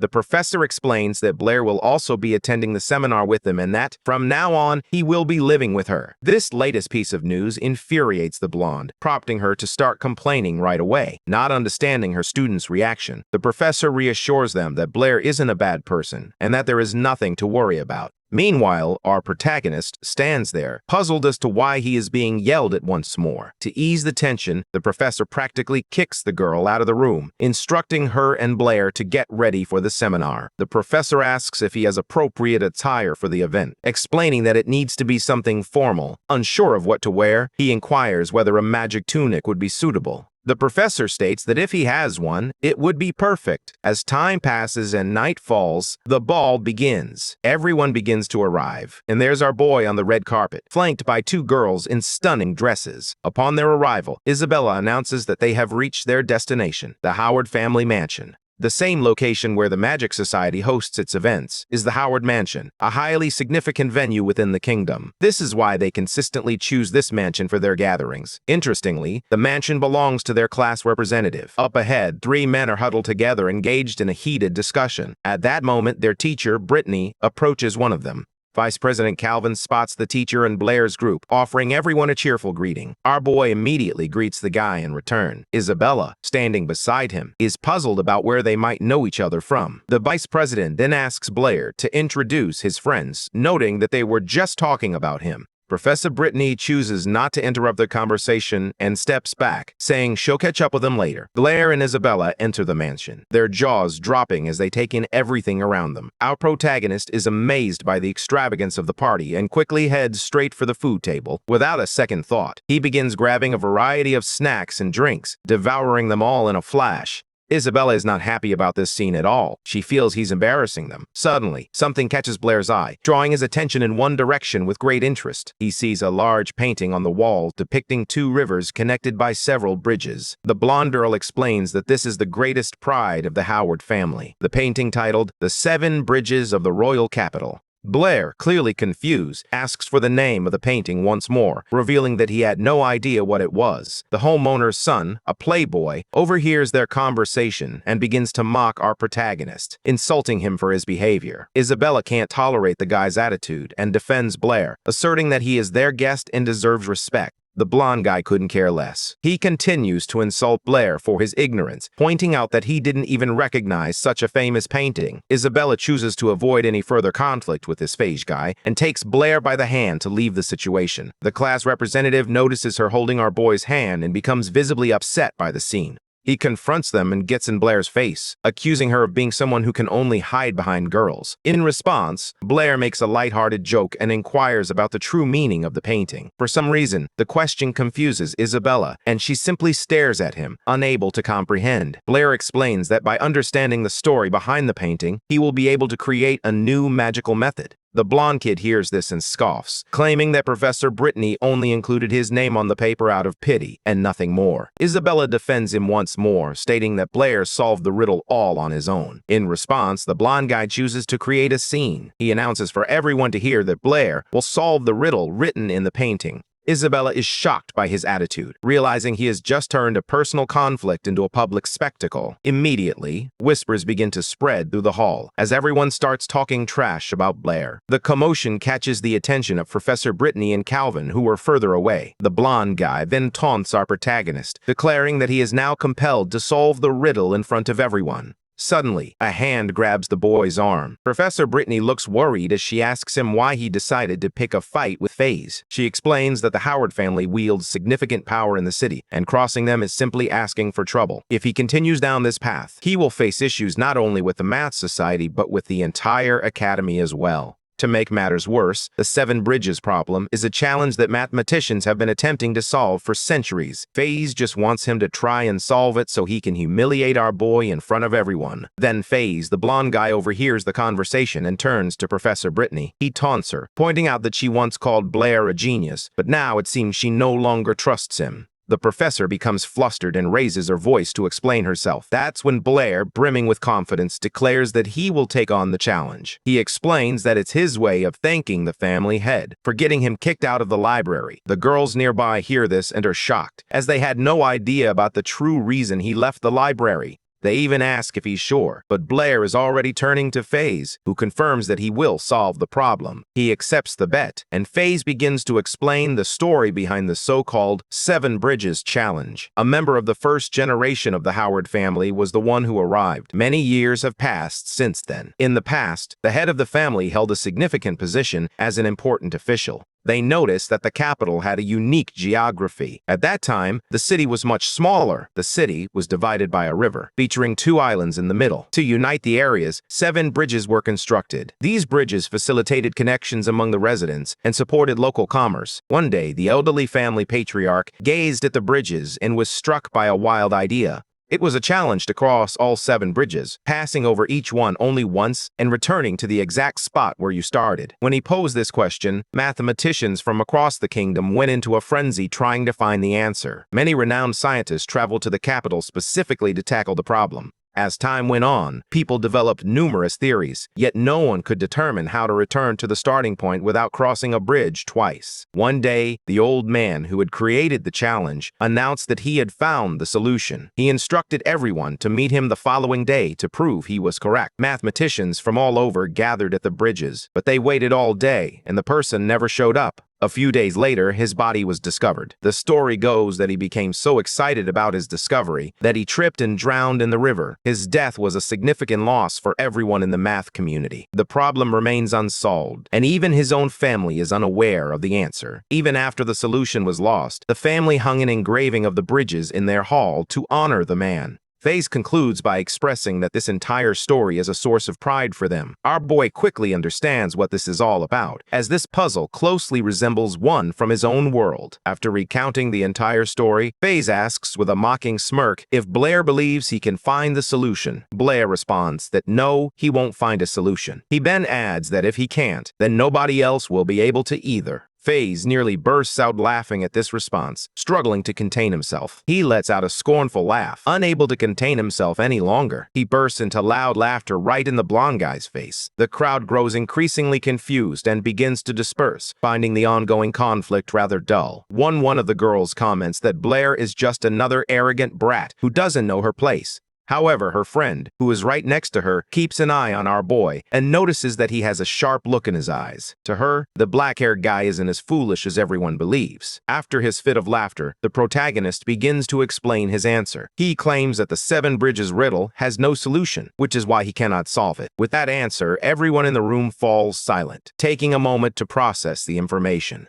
Teacher Brittany and Isabella begin whispering to each other about what he said. FaZe becomes furious and berates our boy, questioning how the first elder of his clan could have discovered a solution if none actually exists. In response, he receives another question directed at him. Is there any proof that this so-called elder actually solved the riddle? The blonde guy is taken aback by his audacity and asks if he has any idea who that elder was in the kingdom. Suddenly, someone in the middle of the crowd bangs a cane on the floor and commands everyone to be quiet. The man is Viscount Howard, who tells FaZe to stop boasting about his family. The blonde boy shrinks back and apologizes to his dad. The Viscount approaches Blair and mentions that he has heard of him. Our boy bows politely and greets the head of the house, maintaining a calm and emotionless demeanor. The Viscount then mentions that he witnessed the argument with his son and even offers an apology for the boy's behavior. He quickly adds that he heard Blair claim the riddle had no solution, which he considers a disrespect to the honor of his family's ancestor. The protagonist begins to explain that the 7 bridges of the capital truly cannot be crossed in a way that solves the puzzle. The girl nearby notices that he has never looked so confident. The Viscount grows nervous and, now irritated, asks if he truly wants to prove his claims.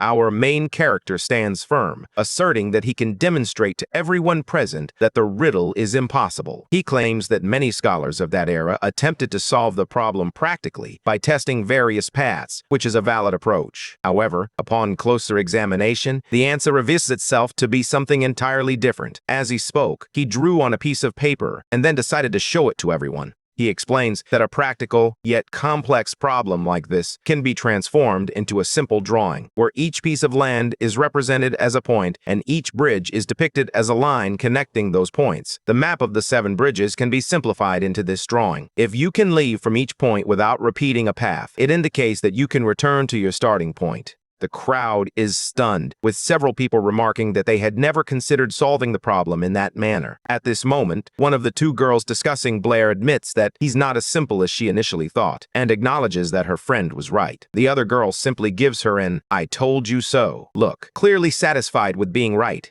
The protagonist continues his explanation, stating that aside from the starting and ending points, whenever you cross a bridge to reach a destination, you will need another bridge to leave. He simplifies the math by categorizing points. Those with an odd number of lines connected to them are called odd points, while those with an even number of lines are referred to as even points. Brittany realizes the logic. To leave the starting point and return, they must pass through every single point. To accomplish this, all the points need to be paired up. Our boy confirms her idea, stating that it's the key. At that moment, a man wearing glasses understands what Blair is saying and begins to ask a question aloud. But Blair interrupts him immediately. He explains that the 4 points of the puzzle are singular, or in other words, odd. So, no matter what method they try, they will never be able to return to the starting point. He reveals the shocking truth. The 7 bridges puzzle has no solution and never did. The entire crowd is in shock, trying to process what he just said. The man with the glasses acknowledges that there is no flaw in the theory, indicating that the problem is indeed impossible. The blonde boy, completely embarrassed by the revelation, shouts that Blair is mistaken. Then it begins to dawn on everyone. The Howard family has been lying all along. He tells everyone to be quiet and insists he's mistaken. However, after such clear evidence, no one doubts that the puzzle has no solution. The other girl, who had trusted Blair's intelligence from the very beginning, claims that their ancestor was merely a con man. Overwhelmed by the pressure from the crowd, the blonde guy Feige panics and begins calling for his father. But instead of offering support, he receives a powerful punch to the face. His father, Viscount Howard, strikes his son with all his strength, sending the boy flying several meters backward. The head of the family begins to blame Feige for not keeping quiet. He claims that if it weren't for him, the Howard family would not have faced humiliation in front of so many people. He vows to himself that the man who dared to dishonor his family will pay for it. The Viscount attempts to slip away, seeking to move out of everyone's sight. Suddenly, he hears a voice commanding him to stop. It's Blair who states that, according to the rules of the Mathematics Society, since he assisted Feige with the question, the Viscount is now obligated to help him in return. The Viscount pauses to reflect and ultimately agrees. He asks which question Blair would like answered. Blair's question is quite simple. If the sides of a square are 1, what is the value of the diagonal?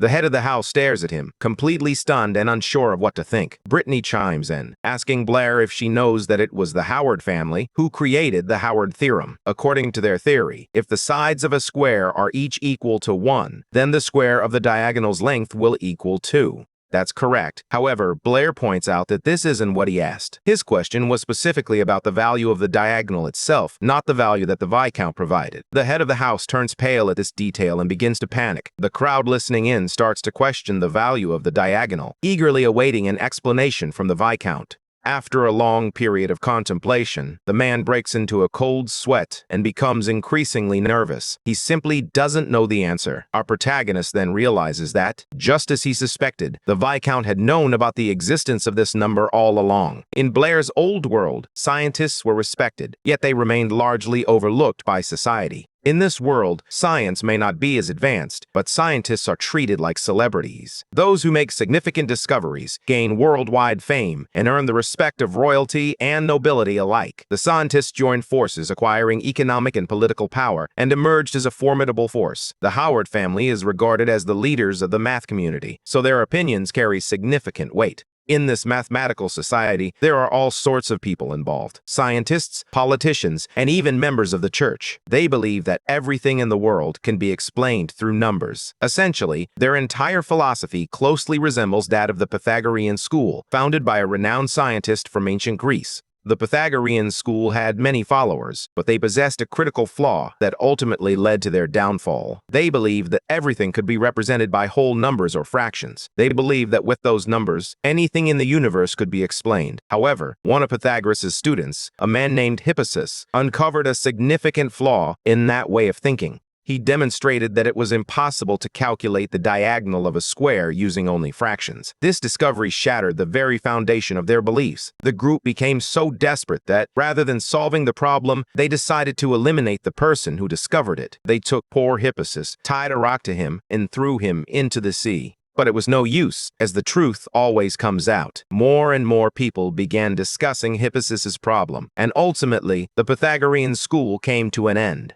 These numbers that could not be expressed as fractions were known as irrational numbers. This discovery sparked an explosion of knowledge about numbers, leading to the creation of an entirely new field in mathematics. From the Viscount's expression, Blair realizes he has known about irrational numbers for a long time, and his curiosity grows about how the world has dealt with this concept. The question put the Viscount in a difficult position, causing him to break out in a cold sweat. The audience became incredibly curious, and people began attempting to calculate that diagonal on the spot. Brittany becomes intrigued and asks what the issue is with this number, as it cannot be expressed. Our protagonist explains that this is a completely new type of number, and there are many others like it. He mentions that someone had discovered a similar number before, but that discovery was kept quiet due to Feige's influence. At that moment, the Viscount realizes the predicament he has found himself in. It was all his own son's fault. He approached the boy and shot him a death glare. But the blondie wasn't in the mood to get beaten up again. He begins to search desperately for a way out. Feige then concludes that it is all Blair's fault for dishonoring the Howard family. With hatred in his eyes, he charges at our hero, intent on delivering a brutal beating. The blonde lunges forward, blinded by rage, his fists poised for a fight. Blair, sensing the impending trouble, braces himself to defend. But suddenly, just as Feige's punch is midair, a hand shoots out and grips his wrist tightly, halting the attack. The person who stopped the blonde was the girl who had been watching Blair. Feige stares at the red-haired girl, utterly confused, and shouts at her to let him go.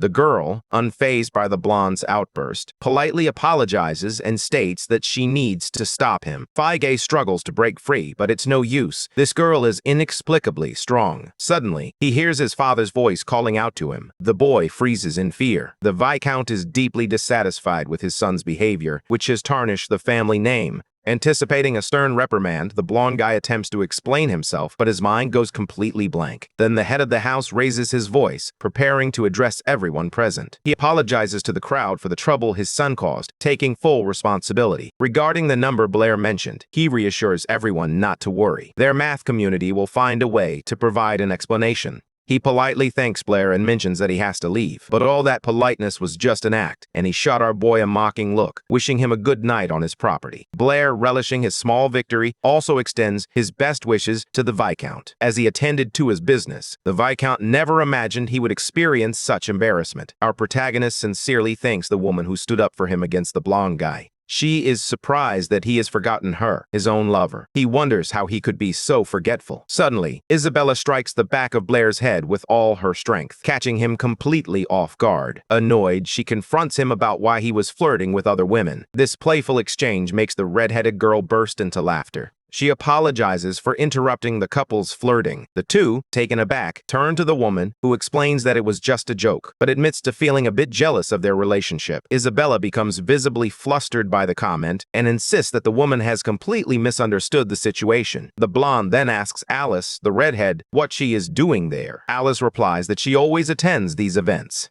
However, she didn't expect to see the mayor's daughter there. Brittany chimes in to explain that Alice's family is well known in the city's math community, and that she has been attending these seminars on behalf of her family for years. She introduces herself to our boy, giving her name and extending her hand. The girl mentions that she is a third-year student at the academy and a classmate of Isabella's. Blair shakes her hand and replies that the pleasure is all his. Alice leans in closely, staring at him with a curious expression. With her so close, our boy can't help but glance at her chest, turning bright red with embarrassment. As Alice gazes at the protagonist, Isabella feels dejected, coming to the painful realization that she cannot compete with the other girl's beauty. The mayor's daughter's classmate expresses that she enjoyed Blair's presentation and encourages him to take his math studies more seriously. Suddenly, Blair interrupts her, stating that he will have to decline. He suggests that she see Professor Brittany, as he learned a great deal from her. Alice quickly realized that he wasn't going to fall for cheap tricks, and she felt impressed by his discernment.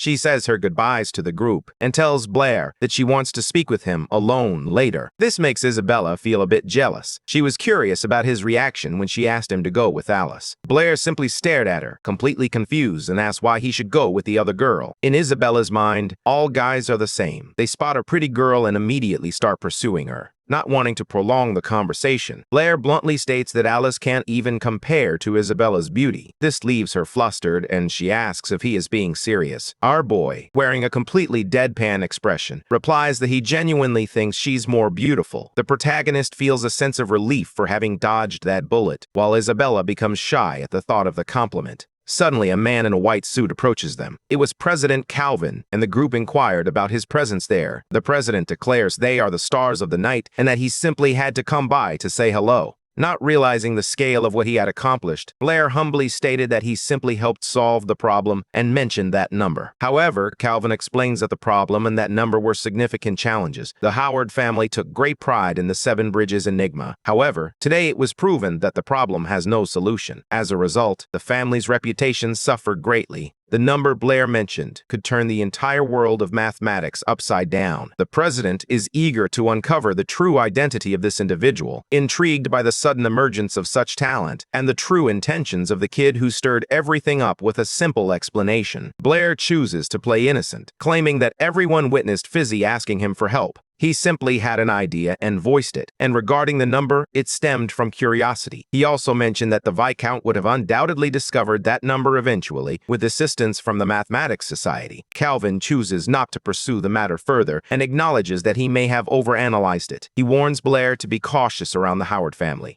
because picking a fight with them is not a good idea. Meanwhile, in another part of the house, the father of the Howard family is in his office with his son, who is sprawled out on the floor. The boy received a severe beating for bringing shame to the family, leaving his face marked and bruised. Next to the big boss stands a shadowy figure who advises that it's time to take action. The Viscount is simply waiting for Blair to leave the mansion so he can take care of him and make it all appear to be an accident. The shadowy figure hears the command and bows in submission. Suddenly, the Viscount hears a voice behind him, declaring that he is going to kill someone again. When he turns around, he spots a white-haired man dressed in the same style of white suit. The father turned his head, a nasty look on his face. He didn't like what he saw. The tone of the man named Abel shifted slightly. The figure in black was shocked, realizing she had killed that very man with her own hands. Abel explained that it was understandable for them to be surprised, considering the Viscount himself had ordered his execution the last time. In disbelief, the father leaps from his chair and shouts, demanding to know how he isn't dead and if that Blair guy works for him. Determined to end this on the spot, the old man suddenly pulls out a gun. He aims the gun at Abel and demands that he start talking immediately. At that moment, his blonde brother finally understands the situation and takes in the entire scene. Abel, dressed in a white suit, expresses that his father is asking far too many questions. He doesn't even know where to begin the story. However, after giving it some thought, he decides to share a part of it. He claims that Blair has nothing to do with him, but he, Abel, had a compelling reason to return. Cool as a cucumber, even with a gun pointed at him, he declares that he will completely change the Howard family. The head of the family looks at the child, completely confused, and asks how he plans to accomplish that. Instead of receiving an answer, he is met with another question. Abel wants to know what his father believes is the foundation of their family. The Viscount responds without hesitation, stating that their foundation is their reputation. However, Abel quickly dismisses that idea, asserting that their family was actually built on lies. The man becomes increasingly frustrated and demands to know what he means by that. Abel then reveals a shocking truth. His father always knew the Seven Bridges problem had no solution. However, to protect the family's reputation and their standing in the mathematics community, he chose to conceal this reality. For years, whenever someone got close to discovering the truth, his father would find a way to eliminate them. This included even his own son. No one was exempt from the old man's reach. The Viscount tells the boy to be quiet. Weary of confronting the truths he would rather ignore, he's prepared to kill his son once more, justifying it as being for the good of the family. Abel isn't afraid of him and declares that it's already too late, as the truth cannot be hidden forever. As of today, Blair has revealed everything to every mathematician in the city. His dad might be able to handle a few of them, but he won't be able to eliminate all the witnesses. Out of nowhere, the white-haired boy grabs the barrel of the gun and presses it against his own shoulder. He claims that if he doesn't eliminate every single witness, by tomorrow the entire state will know the truth. Abel then questions whether his father truly believes he can keep the family together when everything falls apart. With no words left to say, the Viscount drops the gun. Abel picks it up, and his father, feeling completely defeated, asks what he is supposed to do.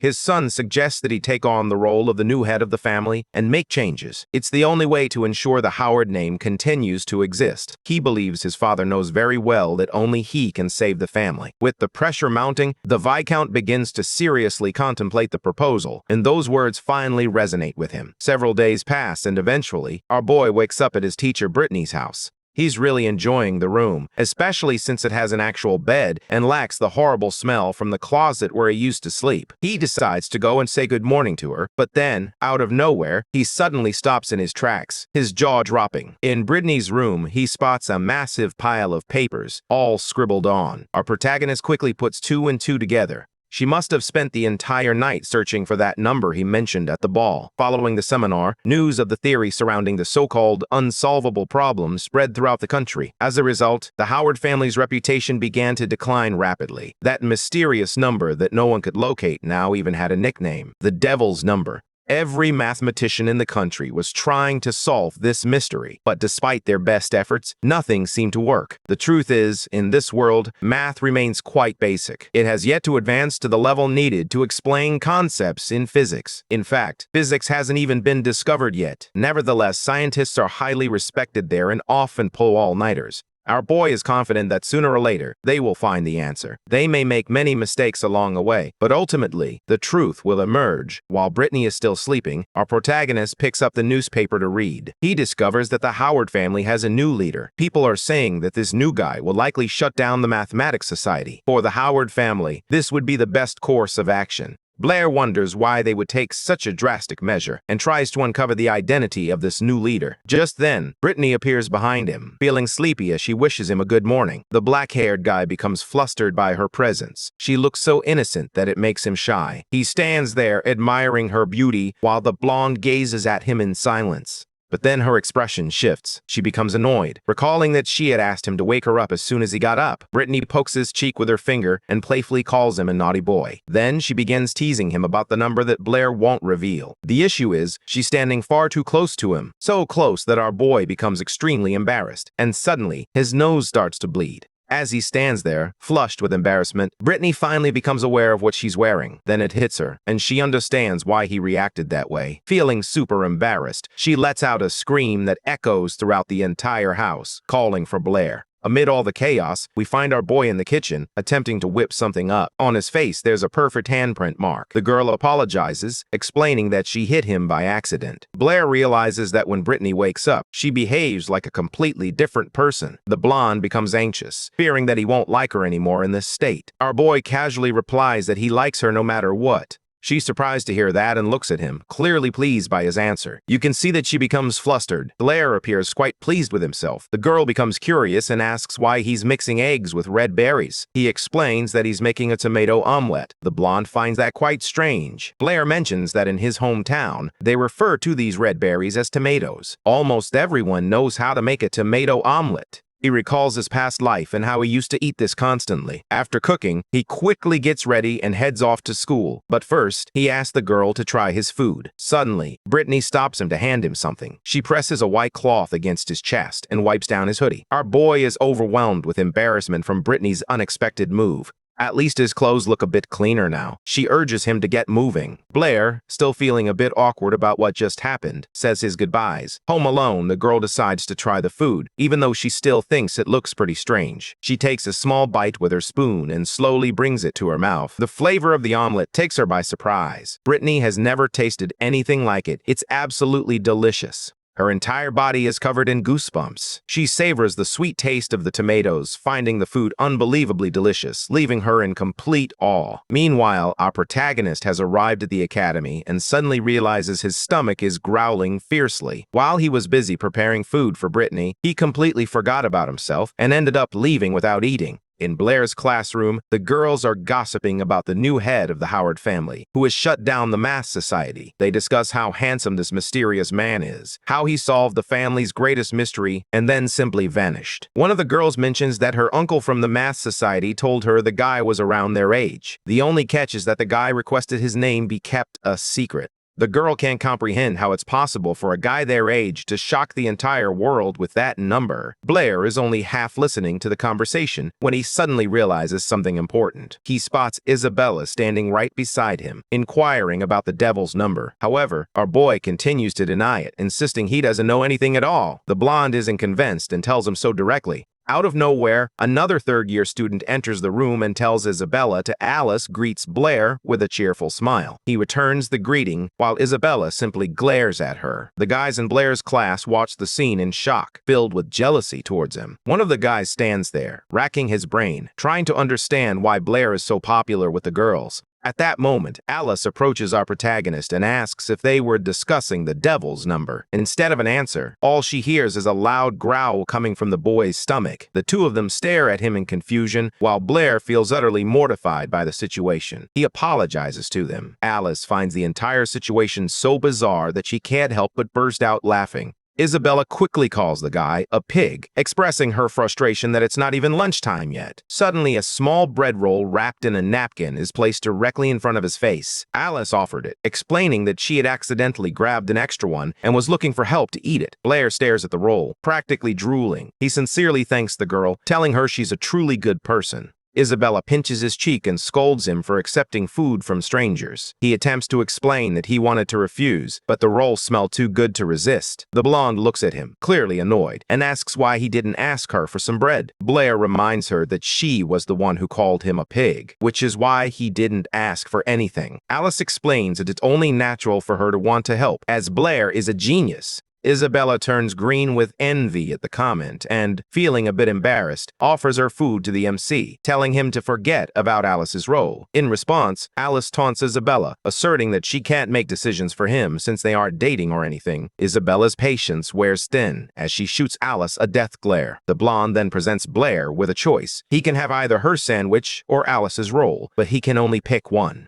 The conflict between the two continues to escalate. Our boy simply wanted to enjoy his meal in peace. He asks Isabella to pass him the sandwich and thanks her. The blonde even does a little victory dance, believing he picked her dish. However, then, out of nowhere, he grabs the roll with one hand and the sandwich with the other. He shoves both of them into his mouth at the same time. To everyone's surprise, he stuffs his cheeks full and struggles to swallow. He strains his throat, and he manages to get them both down. With tears in his eyes, he expresses that it was delicious and thanks them both. The entire crowd stares at him in complete disbelief, their jaws dropped in astonishment. Isabella continues to brag, claiming her sandwich was so delicious that Blair devoured it in an instant. Alice notices a small crumb from her roll stuck on his face and decides to remove it with her finger. With a more provocative look, she says there's still something on his cheek and that she'll eat it herself. The girl licks the crumb off her finger and calls Blair a slob. Continuing her taunt, Alice takes a bite of the piece, prompting a horrified reaction from Isabella. Suddenly, the bell rings throughout the entire building, signaling that class is about to start. Alice bids farewell to Blair, encouraging him to study hard. The blonde, wearing a furious expression, tells him to wait for her in the classroom after class ends. The third-year girls exit the room, slamming the door shut behind them.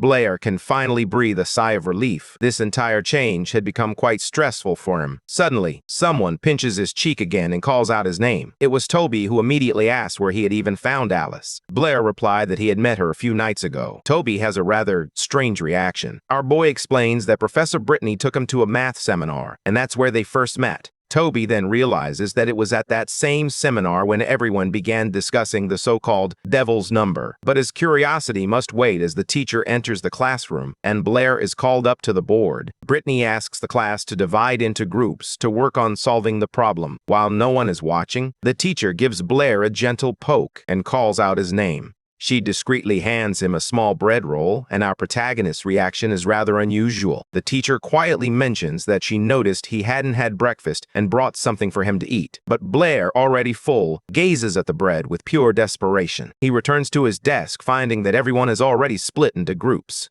Toby notices the bread in Blair's hand and asks where he got it. Blair, not wanting to delve into details, replies that he'll explain later. But for now, they need to focus on solving the problem. The pink-haired girl suddenly interrupts and asks Blair about the guy who attended the math seminar. Trying to act oblivious, our protagonist claims he thinks he saw the guy there. The girl doesn't fully understand his answer, but she gives Blair a look, as if she senses he's hiding something. He concocts an excuse, claiming that when the mysterious man arrived, he had briefly stepped out to handle an errand. By the time he returned, the guy had already discussed the devil's number. Toby jumps into the conversation, and they both can't believe that Blair missed it. Our boy explains that he had eaten too much and was experiencing stomach problems. His friend, feeling a bit suspicious, remarks that Blair really missed an opportunity by not seizing the chance. The pink-haired girl defends our protagonist, stating that simply attending an event like that is a stroke of luck. She recalls his talent for math and asks him to set aside some time to study with her.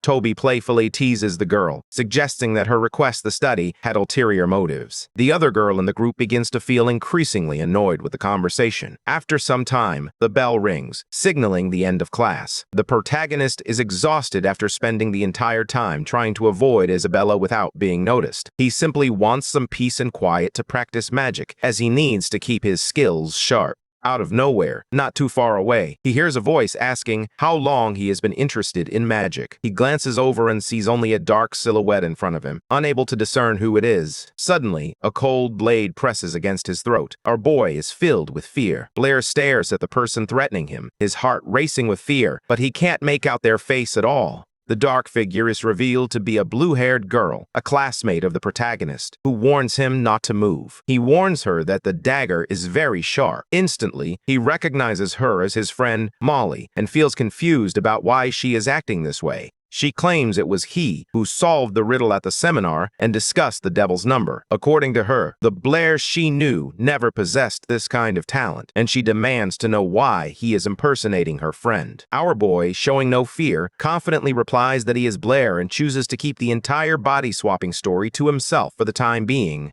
Molly pulls the dagger away from his neck and begins pinching and yanking at his cheeks, convinced that he is wearing a mask. She pulls hard, frustrated, trying to tear away whatever disguise he's wearing. But then, out of nowhere, she realizes that it's not a mask, it's his actual skin, and there's no point in forcing it. Fed up with the intimidation routine, Blair kicks her in the leg, knocking her off balance. Unable to maintain her balance, she tumbles backward. Our protagonist is quick on his feet, and he manages to catch her by the arms, breaking her fall before she can get hurt. All flustered, Molly shouts for him to release her. He agrees, but only if she promises never to point a knife at his neck again. He glares at her, waiting for a response, while the girl stares back, filled with fear. The guy tells her that she has already seen for herself that he isn't wearing a mask. He is the real Blair. Molly can't handle the pressure. With her face flushed red, she pleads with him once more to let her go. She then asks him where he acquired these new skills and why his way of speaking has changed so dramatically. Our protagonist chooses to share a half-truth. He introduces himself as Blair, but in reality, he isn't entirely that person, as one day he simply woke up like this. He explains that he comes from a world devoid of magic, yet one where science is remarkably advanced. The people there don't even know how to use magic. To them, it's merely the stuff of fiction. In that world, science has advanced to a level that even surpasses magic. People can accomplish feats that even the mages here could not achieve. With all that technology, they have explored the universe and even traveled to other planets. He explains to her that in this other world, he was simply a math teacher. This is why he possesses knowledge that no one here could even begin to fathom. Molly is completely amazed, asking if it's true that you can cross the skies and if other planets really exist. The man confirms that they do, adding that there are countless other planets scattered throughout space. At the end of the day, he woke up in this world as a math genius and a powerful mage, but unfortunately, he had lost part of his memories. The girl stands there, processing everything he said as she tries to decide what to do next. Suddenly, she lets out a sigh of relief, as if she has made up her mind.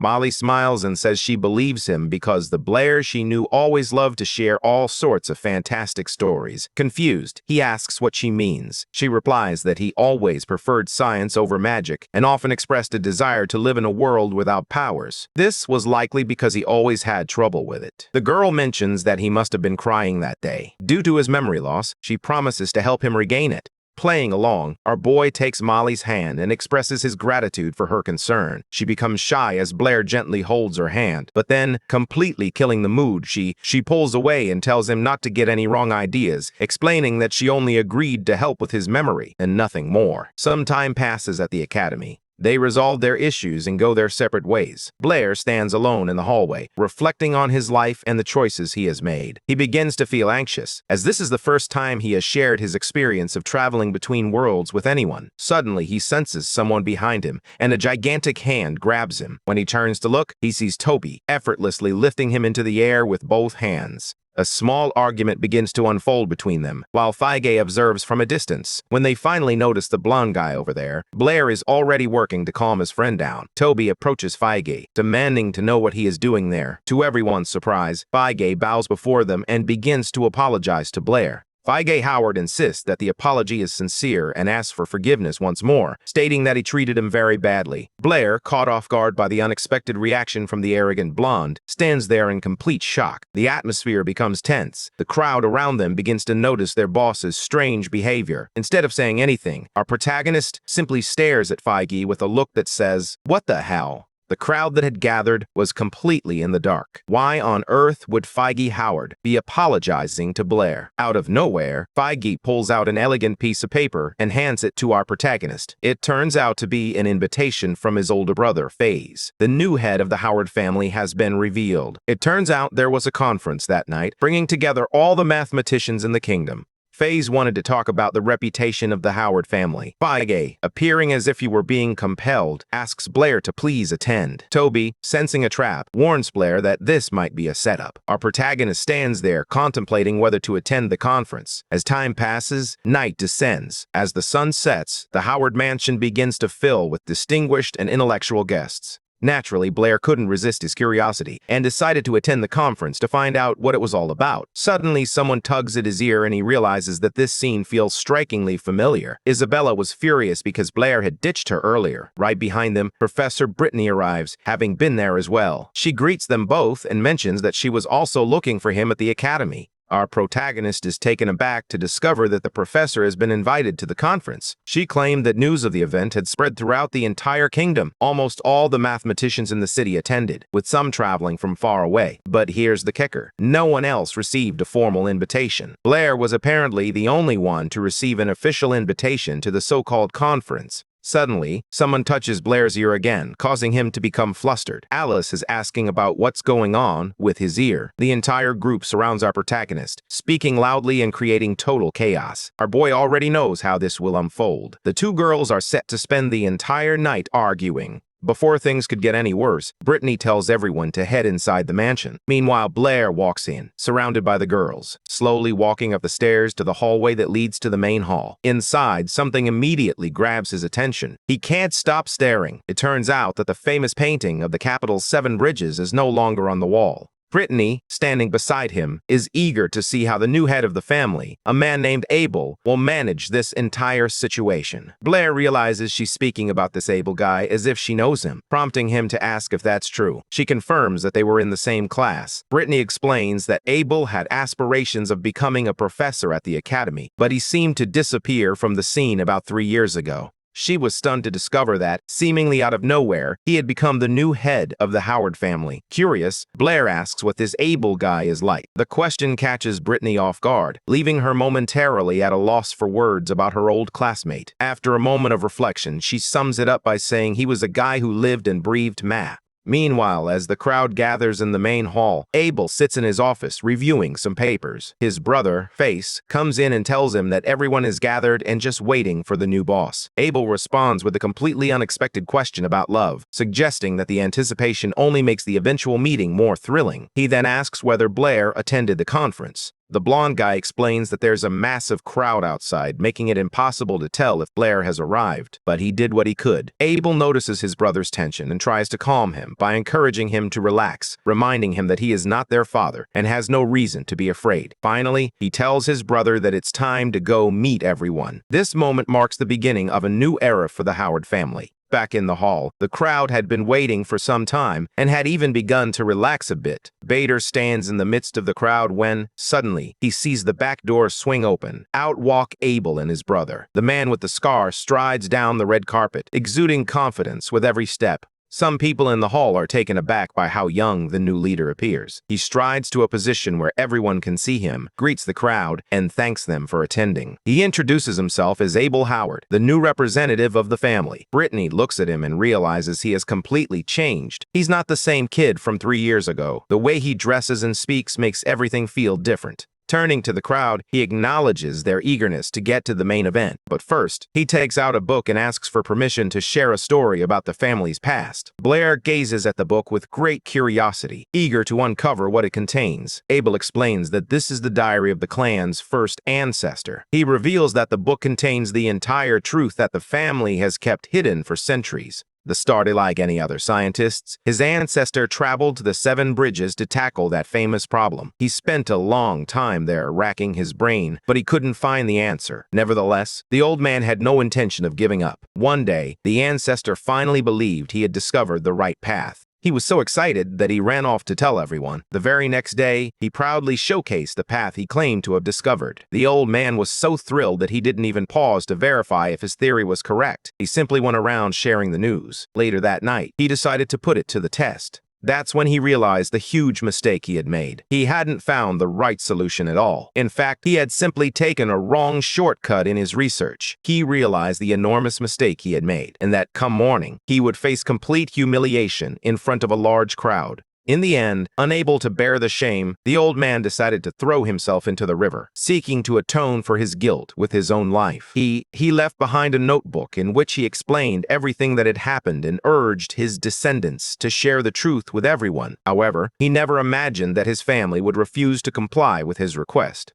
Instead, they concealed the book and fabricated a story, asserting that the ancestor had solved the problem, but that the proof had sunk with him. All of that was done to protect the family's honor, and that lie has endured until now. But the truth cannot be hidden forever, and now the family must confront the consequences. After delivering his heartfelt speech, Abel took a deep bow in front of everyone at the conference. He expressed his desire to apologize to everyone for concealing the truth for so many years. Suddenly, members of the audience began shouting at him, questioning how his family had the audacity to conceal it for so long. Sizing up Abel, Blair recognized that he was quite determined. Once it became evident that the 7 bridges problem had no solution, it was clear that the Howard family had been dishonest all along. Now that the truth has been revealed, future generations will bear an even greater responsibility, and to their first ancestor, the Howard name will become a symbol of shame. Suddenly, a girl in the crowd asks if that's the reason Abel disbanded the Math Society. Without hesitation, the new head of the family responds that atonement was one of the reasons, but not the primary one. The primary reason for disbanding the society was the infamous Devil's Number. The same girl asked once more if they had been able to find that number.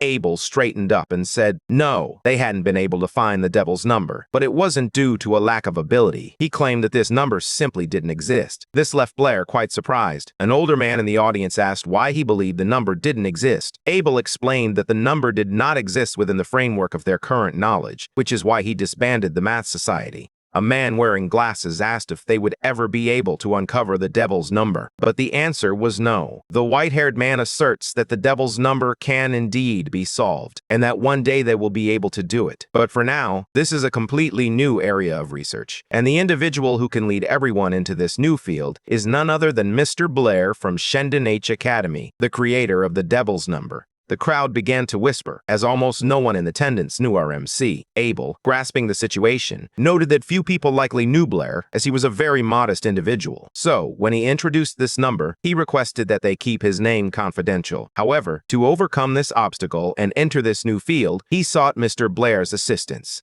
At that moment, Professor Brittany suddenly turned to our boy and asked what they should do. But then, suddenly, she and everyone else realized that the guy had simply vanished without a trace. He just took off. The blonde guy approaches his brother and whispers that Blair isn't there. Abel remarks that he believed his curiosity would ultimately overwhelm him, but it seems he was mistaken. He says that sooner or later, the kid will show up, and then they'll be able to ask him everything. Time passes after the conference, and the next day, gossip runs wild among the second-year class. The rumor suggests that Blair is the one who invented the so-called Devil's Number, and Abel successfully shifted all the blame onto him.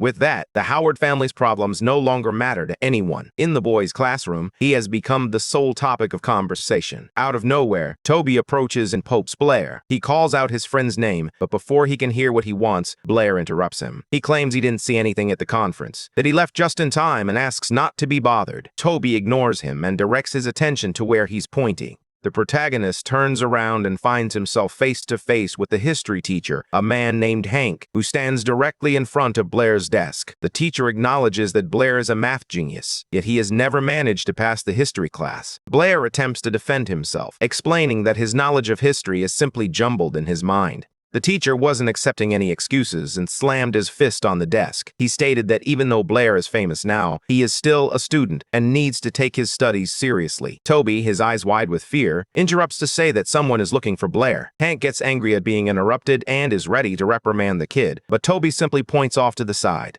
Without even looking, the teacher maintains his tough demeanor, declaring that he doesn't care who it is, not even if it were the vice principal. Suddenly, the vice principal places a hand on his shoulder and assures him that he's there for Blair. The teacher's entire demeanor shifts in an instant, revealing sheer terror. Hank urges Blair to get up quickly and just go with the guy. Our protagonist jumps up immediately, and he bolts out of the room and strides down the academy's hallway. Alongside the vice principal stands President Calvin. He extends his hand to Blair, who, looking a bit down, asks what they wanted.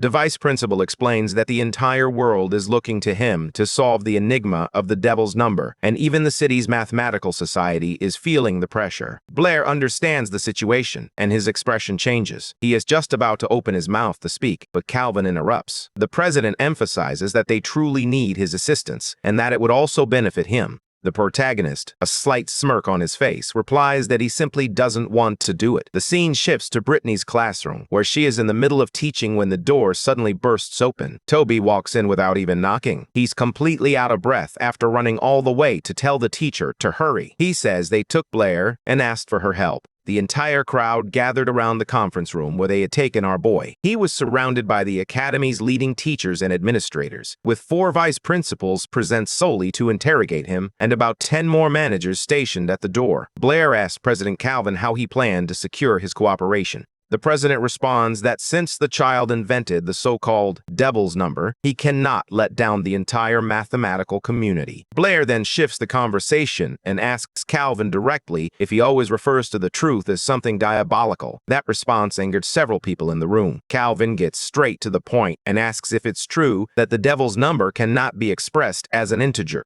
The protagonist confirms that it's not just his number. He asserts that a square cannot be expressed by the number 2 or by 3 either. He explains that this value cannot be represented by an integer, and there are many numbers just like it. The most important part is that this can be proven mathematically. Calvin, his face reflecting shock, asks the kid if they have been wrong for hundreds of years. Blair explains that making mistakes is a normal part of mathematics, as it is a science where errors frequently occur. Calvin offers to assist the mathematical community by teaching them the method to prove and formulate such a number. The protagonist expresses his apologies and states that he cannot assist them with that. From his words, he now understands what has everyone so frightened. They fear that the truth they have believed in for centuries might be wrong. According to our boy, fear is the most common human emotion, and there's no reason to be ashamed of it. In his homeland, entire wars were fought to uncover the truth. He states that only by conquering their fears can they progress and uncover the truth. They must confront this devil step by step, as revealing everything himself would jeopardize the entire world of mathematics. He believes they can summon the courage to confront their fears directly and overcome this challenge. After all, courage has always been a valued trait in people. The former president is utterly stunned by this statement, feeling the weight of everything that is unfolding.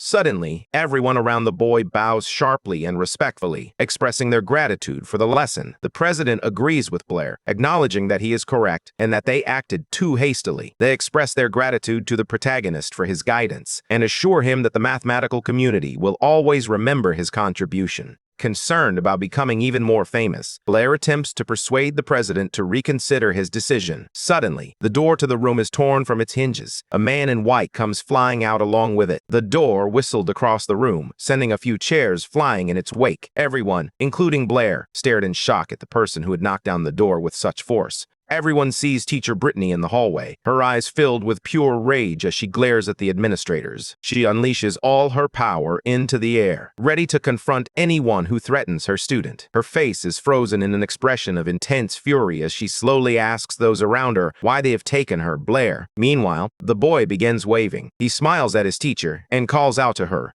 He says everything is fine and that the guys just wanted to talk to him. Realizing what she had done, Brittany was instantly mortified and quickly dispelled all the magic she had prepared. She apologized to the president and the others, scrambling to come up with excuses. But the guy didn't even care. He claimed it was their fault for going too far and not informing her about their conversation with a student. Later, it was already noon, and the entire situation with Blair was finally resolved. He and the teacher walked down the hall in silence, each absorbed in their own thoughts. Breaking the ice, she attempts to explain herself, stating that she was afraid those people would harm him. The protagonist reassures her to relax, explaining that with so many students at the academy, no one would dare to harm him. Suddenly, she tells him she has a question. He, acting nonchalant, tells her to go ahead and ask. She then asks why he made such a big fuss about the devil's number and how he came to that conclusion. He explains that, as is customary in the math community, he responded with a counter question. But the girl didn't buy that answer. With a completely embarrassed look on her face, she gets serious, and he asks if he likes Isabella. The protagonist was caught off guard by the question and found themselves completely frozen. Brittany's head was spinning as Blair found herself caught in a love triangle with Isabella and Feige. In her theory, he hated Feige because she liked him as well. The teacher assures that she won't reveal how Blair allegedly humiliated young Howard regarding Isabella. He attempted to explain himself, but it was futile. The teacher refused to listen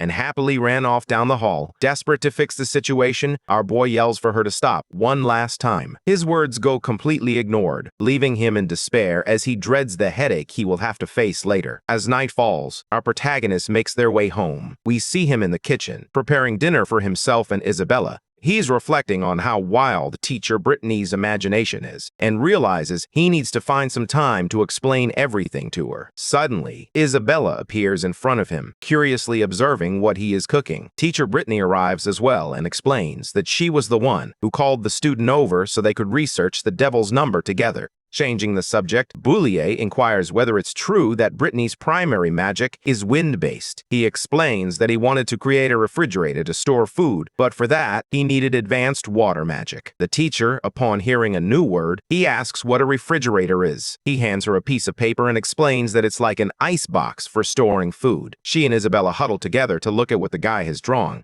Brittany gazes at the drawing in surprise, while her student offers a sarcastic smirk. Isabella, on the other hand, finds the drawing hilarious and bursts into uncontrollable laughter. As expected, our boy becomes annoyed by her reaction, snatches the paper back, and starts to complain. The teacher takes his drawing seriously and, using a water spell, creates something that perfectly matches his artwork. Our protagonist is stunned and asks how she accomplished that. She explains that she has not only mastered air magic at the highest level, but has also mastered water magic. Isabella is shocked by this, as mages who can master two elements are extremely rare, so rare that you can count them on one hand. After witnessing this display of power, our protagonist becomes curious and asks why the teacher remains at the academy. The question flusters her, leaving her standing there lost in thought. As she spaces out, her eyes wander to the pot of food. To sidestep the question, she swiftly changes the subject and announces that dinner is ready. The protagonist had prepared a complete meal for the three of them and arranged everything beautifully on the table. Isabella feels a bit confused, as she has never encountered a dish like that before.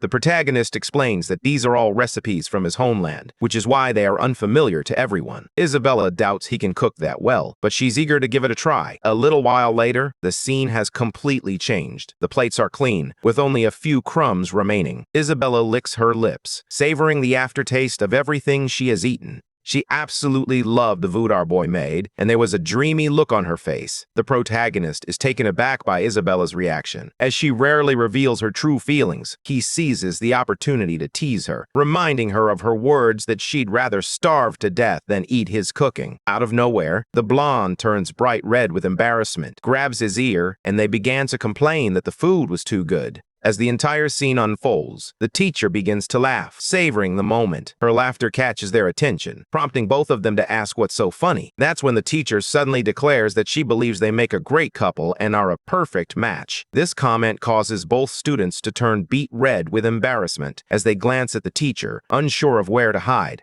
To ease the tension, Isabella releases her grip on the protagonist's ear and states that she's not attracted to perverts. The jab doesn't go unnoticed, and he retorts that he's not interested in arrogant girls like her either. To break the ice, the teacher shifts the conversation. She reminds Isabella that she is advancing to the beginner level of magic and asks which element she would like to train in. The girl adds that she feels uncertain about her abilities. Despite her doubts, she is determined to improve and hopes to master the wind element one day, just like her teacher. The master explains that while wind is powerful, it offers little advantage in combat at the lower levels. She believes the most important thing for Isabella right now is to learn how to defend herself. For that reason, she suggests the earth element. However, Isabella wants nothing to do with it because she believes the Earth Mage's attacks are extremely unattractive. Hearing this, our protagonist sarcastically thinks, "Wow, what a great reason." Suddenly, she grabs his ear again, pulling it hard. He jumps up and immediately starts yelling at her, demanding to know how she knew what he was thinking.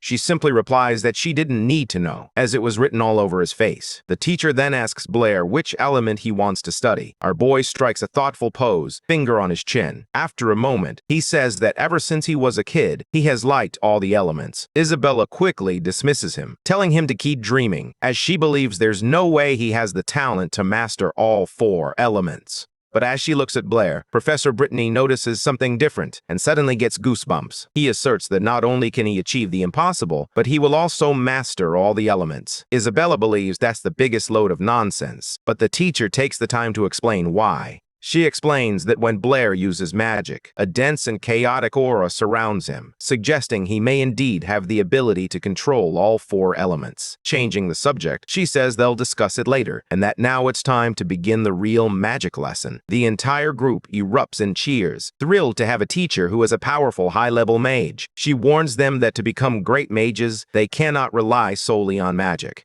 She explains that even with the gift of magic, casting spells and making gestures can be time-consuming. To compensate, mages must train in martial arts to defend themselves when there isn't time to conjure spells. While the teacher delivers the lecture, our boy is more intrigued by the practicality of using water magic to wash the dishes. The teacher emphasizes that hand-to-hand combat is often more useful than magic. Therefore, before teaching them spells, she wants to introduce them to some martial arts. That's when it dawns on Blair. His teacher is a fighter as well. Immediately, Isabella steps up to fight the man, stating that she is already trained in martial arts at home. Brittany warns him to be careful and avoid getting hurt. Isabella promises she won't go all out and immediately taunts Blair, saying that if she's not good at math or magic, at least she'll be better than him when it comes to a variety of tasks.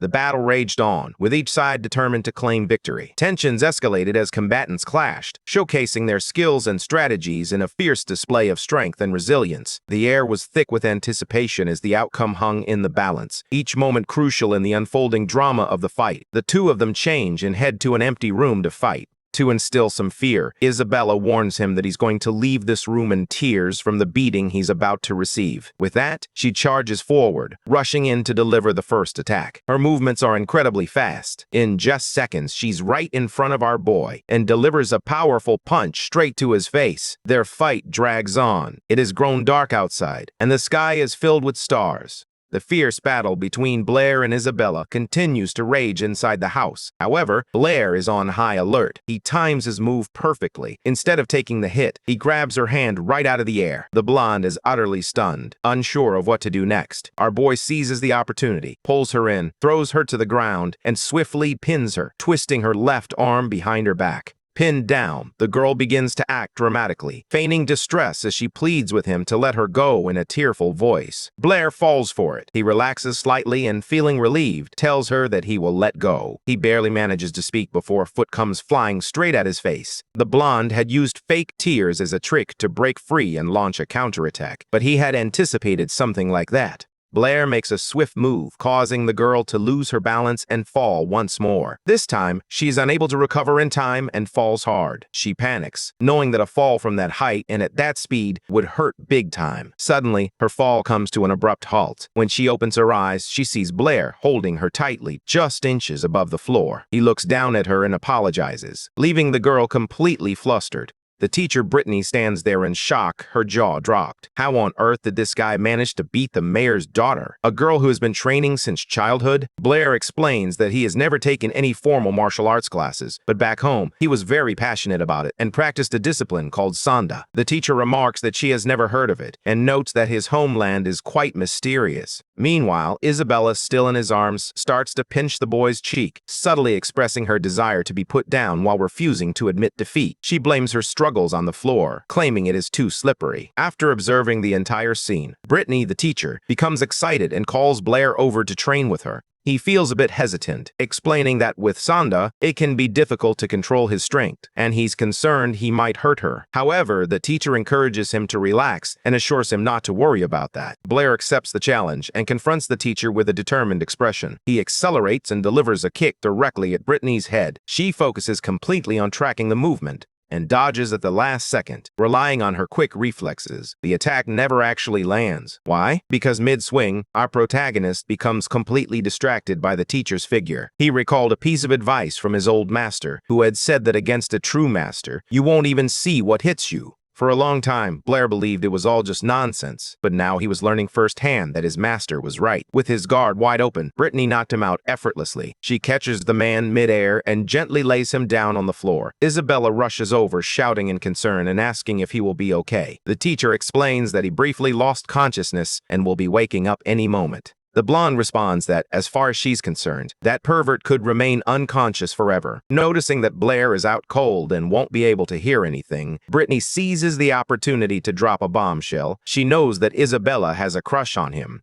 The girl is taken aback by what she just heard, her face turning bright red with embarrassment as she begins to yell. She insists that the teacher is crazy, adamantly claiming she would never be interested in someone like him. Brittany insists that it's not just a hunch. She is confident about the girl's feelings. Isabella was about to respond, but at that moment she was interrupted. Still a bit groggy, Blair yells the teacher's name and, without even glancing, grabs the first thing his hand touches. Isabella becomes even more mortified when she sees the guy, still unconscious, gripping the teacher's chest. Then his eyes begin to open. He's regaining consciousness, trying to understand what's happening. The next day, our boy is already at the academy, sitting in class and nursing his bruises. Toby gives him a mischievous grin and asks what happened at Brittany's house, clearly implying something. Blair, still fuming, recalls everything that transpired after he left. In that scene, when he accidentally grabbed the teacher, Isabella completely lost it and went after the pervert. Blair, all beaten up, she tried to escape, yelling that she was going to break his arm. The teacher intervened, instructing Isabella to let the guy go and clarifying that he hadn't done it on purpose since he was unconscious.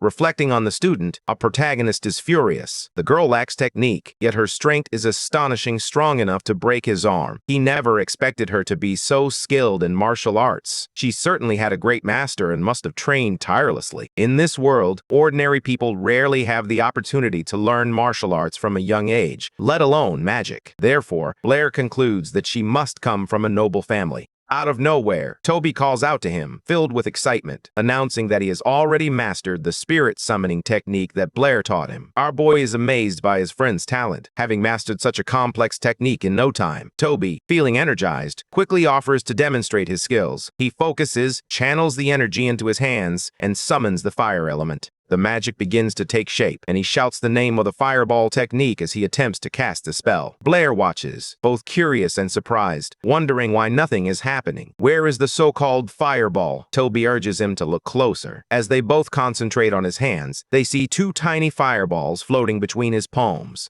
Blair begins to playfully tease his friend. He said that at this rate, he would never surpass him in magic. But inwardly, he thinks it doesn't even resemble a fireball. It looks more like two sparks. Suddenly, something grabs his attention. As he turns, he comes face to face with Alice, who is holding a huge cake in front of him. She had heard that Blair had broken his arm, so she brought him a snack, assuming he would arrive without anything to eat once more. She even remarks that Toby had likely already scarfed down his own meal. The protagonist admits that he feels a bit strange accepting her food, yet he can't help but keep staring at the cake. With a smile on her face, the girl asks if it's good. As soon as Blair begins eating, he admits that her food is the best he's ever had and asks what she's doing there. She tells him she has a question. Blair promises to be honest and urges her to just say it. Alice gets straight to the point, asking if he likes Isabella. The question catches him completely off guard. Instead of answering, he asks her why she wants to know. However, the girl ignores his question and insists on getting an answer. Blair, attempting to play it cool, states that, at the moment, the only thing he's interested in is magic. She finds his answer rather unimpressive, but in the end, she appears satisfied. Before he even had time to recover from the question, Alice leaned in and gave him a kiss on the cheek. Blair becomes increasingly flustered, and as she leaves, she tells him that she'll be visiting more often. At this point, all of his classmates, who had been watching the scene unfold, are shocked by how easily the girls seem to be drawn to the black-haired guy. Once classes finally end, Blair decides to head to the library. He continues to ponder what Alice meant by all that, but ultimately decides to let it go, recalling that he has already read all the magic books on that floor. After finishing the last one, he stretches out in his chair and yawns, feeling completely exhausted. So, the plan was to head to the second floor, where the more advanced books are stored. He walks over to the main desk and notices a girl with purple hair. She was completely absorbed in a pink-covered book. It seems she's a fan of romance novels. Our boy approaches, greets us, and inquires about how to get upstairs. The girl glances at his ID badge with little interest and notices he's just a student. She quickly shuts him down, stating that to access the second floor, you need to be at least a beginner-level mage. He explains that he lacks sufficient spiritual power and inquires if there is any alternative. The girl firmly declines and even takes a jab at him, questioning how he would be able to read the advanced books in the first place. Our protagonist feels offended by her snobby attitude and is ready to respond, but suddenly, Molly approaches the desk, recognizes our boy, and asks if he needs assistance. The purple-haired girl couldn't care less about what was happening. She simply turned her back and told Molly to handle it. Molly explains that in order to go up, he needs a mage ID, even if it's just the most basic one. She suggests that he could attempt to obtain a new certification, but the chances are slim due to his weak spiritual power. Despite the risks, the guy decides to take a chance. He tells her he has just discovered a way to enhance water element magic. Molly warns him that this is serious. If he fails, he'll be blacklisted and will never be able to use the library again. However, Blair appears completely resolute.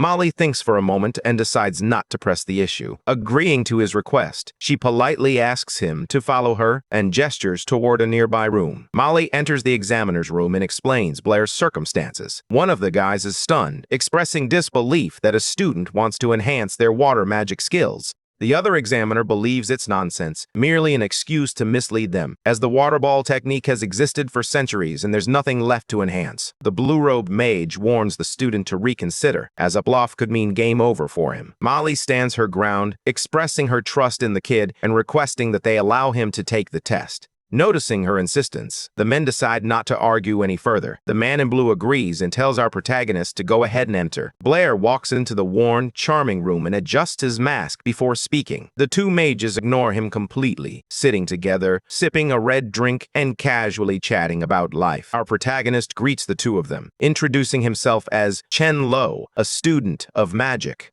He explains that he has come to show them a way to enhance their water ball magic, a method that can significantly increase its power. At this moment, the red-robed examiner begins to stare at the kid, appearing flustered, as if his brain has just short-circuited. Suddenly, the guy in red leaps up from his chair and shouts that he recognizes the black-haired kid. He claims it was Blair who used magic to break into their office. Turning to the other mage, he suggests they head to the testing room, recalling how the last time the kid was there, he nearly wrecked the place. The other mage, sporting a mustache, is taken aback by this reaction and protests. He claims to be just a student and poses no threat. The mustached man then challenges the kid to demonstrate his so-called improved water ball technique. Blair begins to gather all his energy around his body. He channels mana within himself, simultaneously creating both fire and water elements. A huge flame bursts into existence in his left hand, while a water ball rapidly begins to take shape in his right. The water mage witnesses what our boy has just done and stands stunned, eager to see what will happen next. He immediately begins complaining to his brother that the kid can use two types of magic simultaneously and is already preparing to cast a spell. Blair, having gathered enough mana in his hands, begins to combine the two elements. Under pressure, fire and water start to fuse together forcefully. Suddenly, as the two spells intertwine, a wave of water surges outwards, flooding the area. The fire mage, having already conjured a shield, quickly realizes that the same event is about to unfold once more. A pressure explosion erupts in the room, sending everything hurtling through the air. Thick steam rises, and as it begins to clear, Blair's silhouette emerges from the haze. Brushing the dust off his clothes, the water mage angrily calls out to the boy. He glares at him furiously and, visibly agitated, demands to know how the black-haired guy managed to pull that off. For our protagonist, this technique is quite simple. First, you create a water ball, followed by a fireball. Then, you mix the two elements together. By compressing them with your hands and bringing them together, they merge and release significantly more energy than either one does on its own.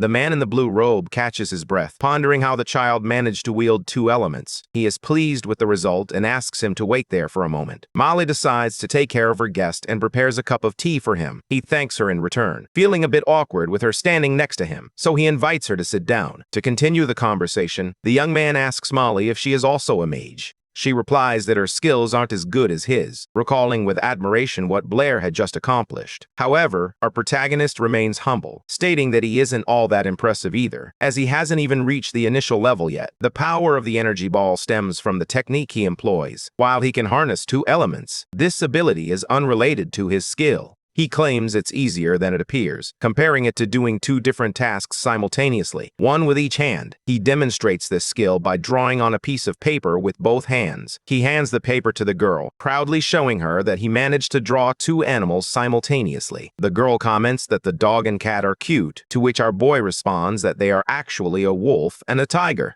Feeling embarrassed, Molly admits that she can also do two different things at once. Meanwhile, the two mages who evaluated him arrive at the vice president's office to discuss the student. He doesn't believe a word they're saying and insists that someone at that level simply couldn't create two elements simultaneously. Brady, the man in the blue robes, insists that he and Andre witnessed the entire event with their own eyes. A thought crosses the vice president's mind. Perhaps this individual could reveal a new path for magic. However, a lingering question remains. How many people could truly harness this kind of magic? If the technique cannot be widely used, what is its purpose? Following the vice president's orders, all the managers and staff were gathered in one location, leading to frustration among many, as some were occupied with their own tasks. Out of nowhere, the president arrives accompanied by two mages. They reveal that one of them has developed a new technique. But there's a catch. You must create a ball of water and a ball of fire simultaneously. Brady explains that he brought everyone together to explore whether this technique could be useful in their daily lives and encourages everyone to give it a try. Some of the mages quickly begin to doubt, questioning whether it is even possible. The purple-haired girl gazes at our protagonist, contemplating whether he might be the one who conjured this magic. However, she swiftly dismisses the thought. After all, he's just a student. All the mages in the room concentrate and begin attempting to summon both elements simultaneously. One of them appears ready to unleash his power as fire starts to glow and water begins to form in his hands. Suddenly, the water spirals out of control and the spell is broken. No matter how hard he tries, he simply can't summon fire and water simultaneously. The entire crowd begins to chant that it's impossible, insisting that no one has ever managed to accomplish it. This Brady guy tells the vice president that no one there could pull off the stunt.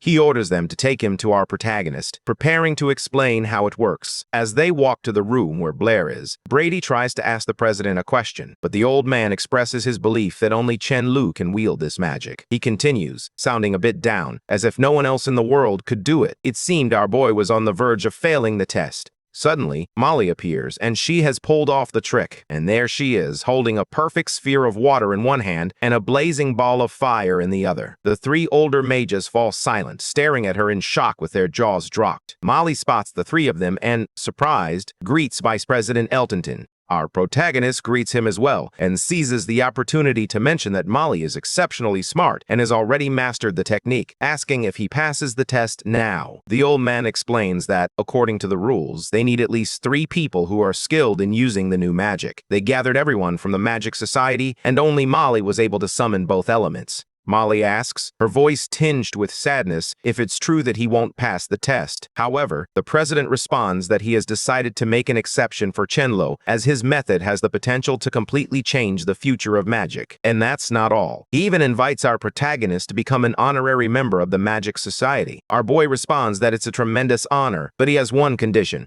The president allows him to speak, and Blair begins to explain that the condition is for Molly to be promoted to assistant manager. Molly is completely shocked, her eyes wide as she stares at them, unable to comprehend what is happening. A short time later, the purple-haired girl storms into the secretary's office, furious that Molly had become an assistant. She begins to really dislike the blue-haired girl, believing that the position should have been hers. She demands that one of the secretaries tell her where Molly and the student are. Losing her patience, she pushes the other girl forcefully and calls her an idiot. Suddenly, she recalls that the protagonist had inquired about the library's second floor. Meanwhile, Blair is in the president's office completing some paperwork. He signs a document to patent his new technique, and the older man confirms it. The copyright for the enhanced water ball technique is now officially his. Our boy is astonished to discover that this world has copyrights. The president of the Magic Society outlines the plan. They will promote his new technique, and anyone interested in learning it will need to pay. The money is divided equally, with one half going to the protagonist as the rights holder and the other half allocated to the society. If someone tries to learn it secretly without paying, the society discovers this immediately. The offender is then placed on a blacklist, and depending on the circumstances, they could even face arrest.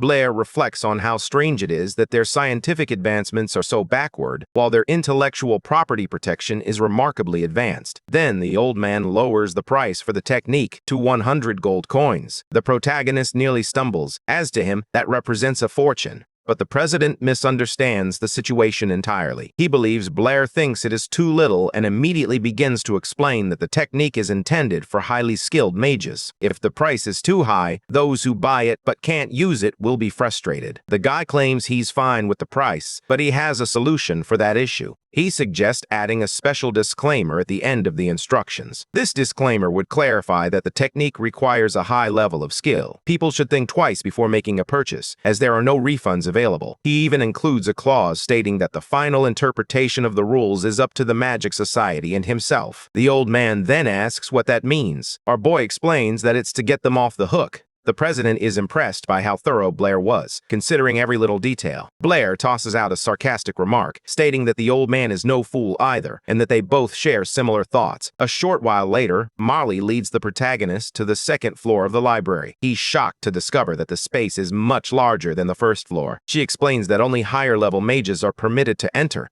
This is why it's usually empty. Up there, a vast collection of books on advanced magic and new techniques awaits, allowing him to study to his heart's content. Molly observes his reaction and asks what he's staring at. Being straightforward, our protagonist tells her he likes her new uniform. The unexpected compliment flusters the girl and she thanks him. Immediately after that, he shifts the topic and asks about any books that can help increase one's spiritual power. Molly mentions that there are only a few books on that subject, but as she looks around, she quickly finds what he was searching for. The book is titled Theory and Practice for Increasing Spiritual Power. However, as Molly climbs down the ladder, she trips and comes tumbling down. She squeezes her eyes shut, bracing for the impact with the floor, but feels nothing. When she opens her eyes, she sees that the world around her is unchanged. The guy has managed to catch her midair and is now holding her in his arms. A brief moment passes between them, and Blair asks if she is okay. The girl becomes extremely flustered, sensing that she has experienced this exact situation before. They weren't alone. A redhead, who had just reached the second floor, was watching the entire scene unfold from a corner. And of course, she completely misinterprets the situation, causing her mind to race. The redhead believes that Molly seduced the guy to secure the promotion. She approaches Blair and starts teasing him, calling him Chunlu, but he quickly snaps back. Clearly annoyed, she congratulates him on passing the exam and, in a super seductive voice, tells him she knew he would succeed all along. The girl strikes a provocative pose and offers her help, saying she'll do anything for him. However, Blair, completely unfazed, he simply tells her to leave the library. Her plan completely backfires. She is in shock, realizing that a cheat trick like that was never going to work on him.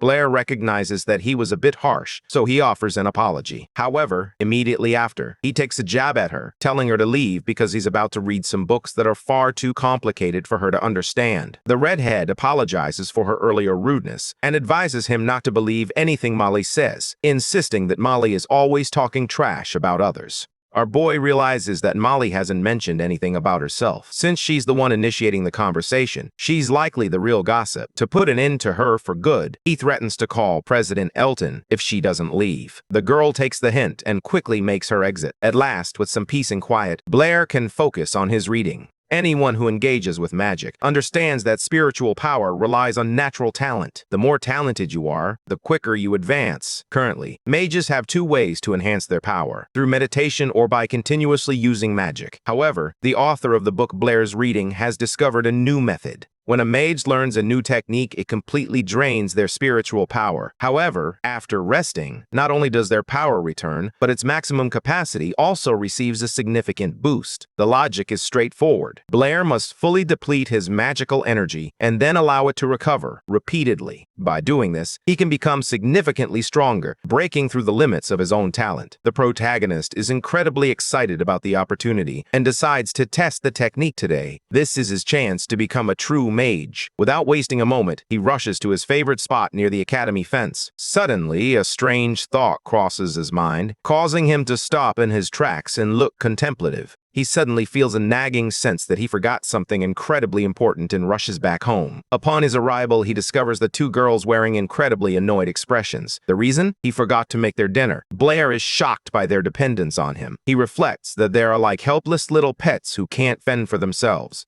Isabella jumps up from the table, complaining and demanding to know why Blair is so late and hasn't prepared anything for them to eat. Without a word of argument, he simply grabs an apron and puts it on. He explains that he was taking care of some matters at the Magic Society and assumed the professor would be preparing a meal. Our boy then asks what the blonde is doing there. She, looking incredibly excited, rushes to share the news. She drops the bombshell. Starting today, she will also be living at the professor's house. Blair is completely blindsided by the news. It's so shocking that he drops the frying pan onto the floor. His terrible reaction frustrates the girl, who can't comprehend why he isn't excited about living with someone as amazing as her. Brittany, the teacher, explains that Isabella will be moving in with them to make it easier for them to study magic and math together. Our MC is skeptical of the story and turns to the stove, grumbling nervously. Isabella, the blonde, notices that he's talking to himself and quickly begins to threaten him. Blair chooses to momentarily set aside the chaos around him. He realizes that, regardless of the distractions, he must complete his magic experiments today. Finally, dinner is ready, and everyone gathers around the table to eat. Isabella is the first to finish her plate. She lets out a sigh, feeling tired but happy. But our guy immediately kills the mood by telling her to go do the dishes afterward. After dinner, the crew heads off to wash up. Blair suddenly walks into the bathroom to remind Isabella that she forgot to tie up her hair again. The problem arose when he walked in just as the two of them were changing, and he ended up seeing the girls naked. Our boy turned bright red with embarrassment. The only response he receives is a slipper soaring directly toward his face. As night falls, everyone prepares for bed. Blair sits at his desk, reading and reflecting on how he feels like he has to babysit these girls as if they were children. Suddenly, he grows tired of sitting there, jumps out of his chair, and slaps the desk. He planned to learn a new technique rather than just handle house chores, and the time had come. As he examines the book, he decides to learn the Firebird technique, which is described in detail within its pages. Out of nowhere, a knock sounds at the door. The protagonist, already feeling annoyed, asks who it is. It was Isabella, who decided to visit his room before bed to ask him something. He suppresses his irritation and invites her to come in. She expressed concern that she might have thrown the slipper at his face in the heat of the moment and wanted to know how he was feeling. Blair realizes this is merely an excuse and decides she wants to discuss something else. He directly asks her what she truly wants. Embarrassed, the girl admits she couldn't sleep and asks him what he plans to do with his life. The protagonist looks surprised, clearly not understanding the question. She explains that she has only 1 year of school left, while he has 2. Curious about his future, she asks about his plans after graduation. He replies that he hadn't even considered it, and that he'll likely just remain at the academy, working as a teaching assistant. Overwhelmed by her emotions, the girl rushes over to him and grabs his arm with both hands. The blonde, speaking in an almost pleading tone, asks if he doesn't want to go to the capital after graduating from the Magic Institute. Her eyes sparkle as she mentions that her father would help our guy get in, allowing them to study together. The girl believes that, if that were the case, he would cook for her every day, and she feels truly happy when she is around him. The protagonist becomes flustered with the girl so close to him and insists that studying more would be a waste of time. At this moment, he simply wants to remain at the academy and focus on studying magic. Isabella becomes worried and asks if he will truly be able to learn magic properly at the academy. The boy explains that Professor Brittany is present and that her talent and knowledge are more than sufficient to teach him. The girl feels embarrassed upon hearing the teacher's name, as she instantly perceives her as a rival. That's when her tone shifts, revealing that the protagonist actually wants to stay there to be close to Brittany, not her. She doesn't wait for a response and immediately starts putting pressure on our guy. At that exact moment, the teacher walks in to see what's happening. Brittany walks into the room and asks why they aren't in bed yet.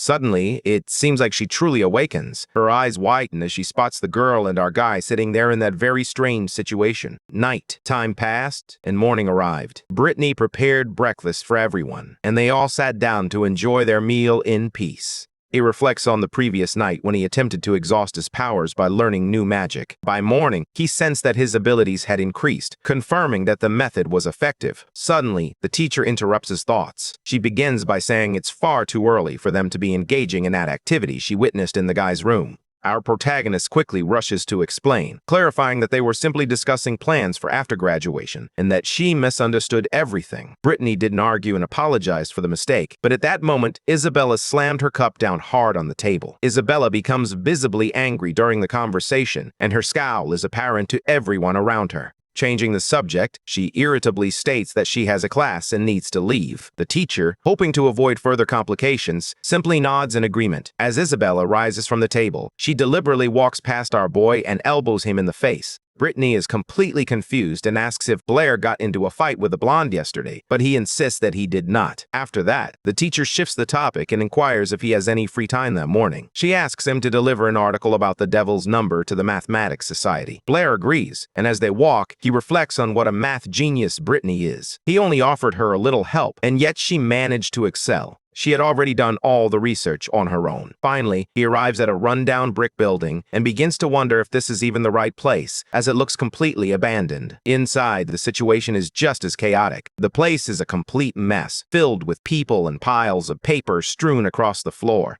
A man with a mustache at the counter informs him that if he has a manuscript, he should leave it on the shelf. However, if he is there to collect a reward, he needs to speak with the manager. Blair says he's there to drop off a manuscript, and the man looks at him with a strange reaction. The man recognizes our protagonist and hesitates for a moment, trying to recall Blair's name. He finally understands and shouts his name for everyone to hear. Our protagonist is stunned to realize that he has become famous, and a nearby secretary mentioned that she saw him at the seminar. Suddenly, a crowd of people surrounds him, eagerly asking for autographs and bombarding him with questions. He clearly did not expect this reaction. Our boy attempts a quick getaway, claiming he only came to drop off an article from his teacher. As he heads out, the secretary informs him that he can return to claim his reward at any time. Hearing the word reward, Blair instantly turns around, excitement evident in her voice, as she asks what reward she is referring to. The man with the mustache even offers an apology, admitting he thought Blair was only interested in the money. Trying to maintain his composure, Blair asks again what reward they have for him.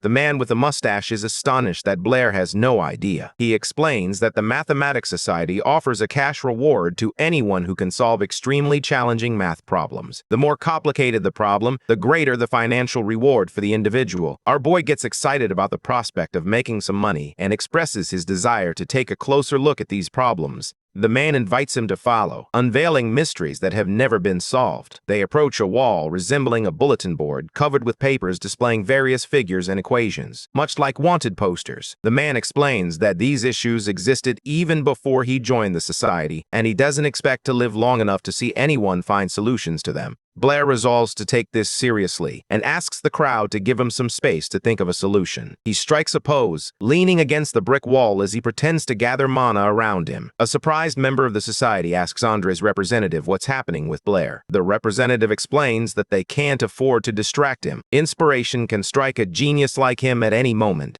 As the guy stands there anxiously waiting for a miracle, the man next to him urges him to look ahead. Pointing at the wall, he remarks that it appears Blair has already bounced. The man begins to panic, looking around in confusion and wondering where the genius he had placed so much faith in has gone. Meanwhile, the black-haired man had already left. He happily thought that he could earn around 500 gold coins simply by solving those problems, which were so easy that even a child could do them. He was broke and unable to purchase new techniques, completely unaware that there was a wealth of gold just waiting to be discovered at the Mathematical Society's building. The truth is, he has little interest in advancing mathematics in this world. He simply wants the cash. Our protagonist dances joyfully through the streets, even startling a few children along the way. He believes the best approach is to resolve everything in secret and then simply appear to claim the reward. A day passes, and everything is incredibly peaceful at the Mathematical Society. The brown-haired guy questions Andre about why this Blair character is regarded as a genius when he simply ran off the day before. Andre thinks that perhaps not even a genius like Blair could solve those problems, as they have been lingering for years. Suddenly, the door bursts open. A giant stack of papers is tossed onto their table. It was our boy who chose to turn everything in at once. He claims he's short on time and insists on receiving the reward immediately. The man, wearing a look of complete confusion, asks which of the problems was solved in those papers. The protagonist replies that the solutions to all of them are right there. At that moment, the man with the mustache goes into shock, staring at the black-haired man in disbelief. The protagonist, disguised as Chen Luo, proudly confirms that he has solved all 23 problems from the Yabo City Mathematical Society. Vice President Andre and his colleagues dedicated the entire day to reviewing the man's work. Suddenly, someone shouts that the man with the mustache has finished verifying everything and confirmed that all the solutions are correct. The folks at the Mathematical Society are absolutely stunned, their jaws on the floor, realizing that a miracle has occurred and that this man had truly resolved all of their outstanding issues. Meanwhile, the black-haired man, weary of all the accolades, simply sat down on a pile of books. He took a nap out of sheer boredom, while those around him began to lose their minds. Some even suggested he should be called the god of mathematics.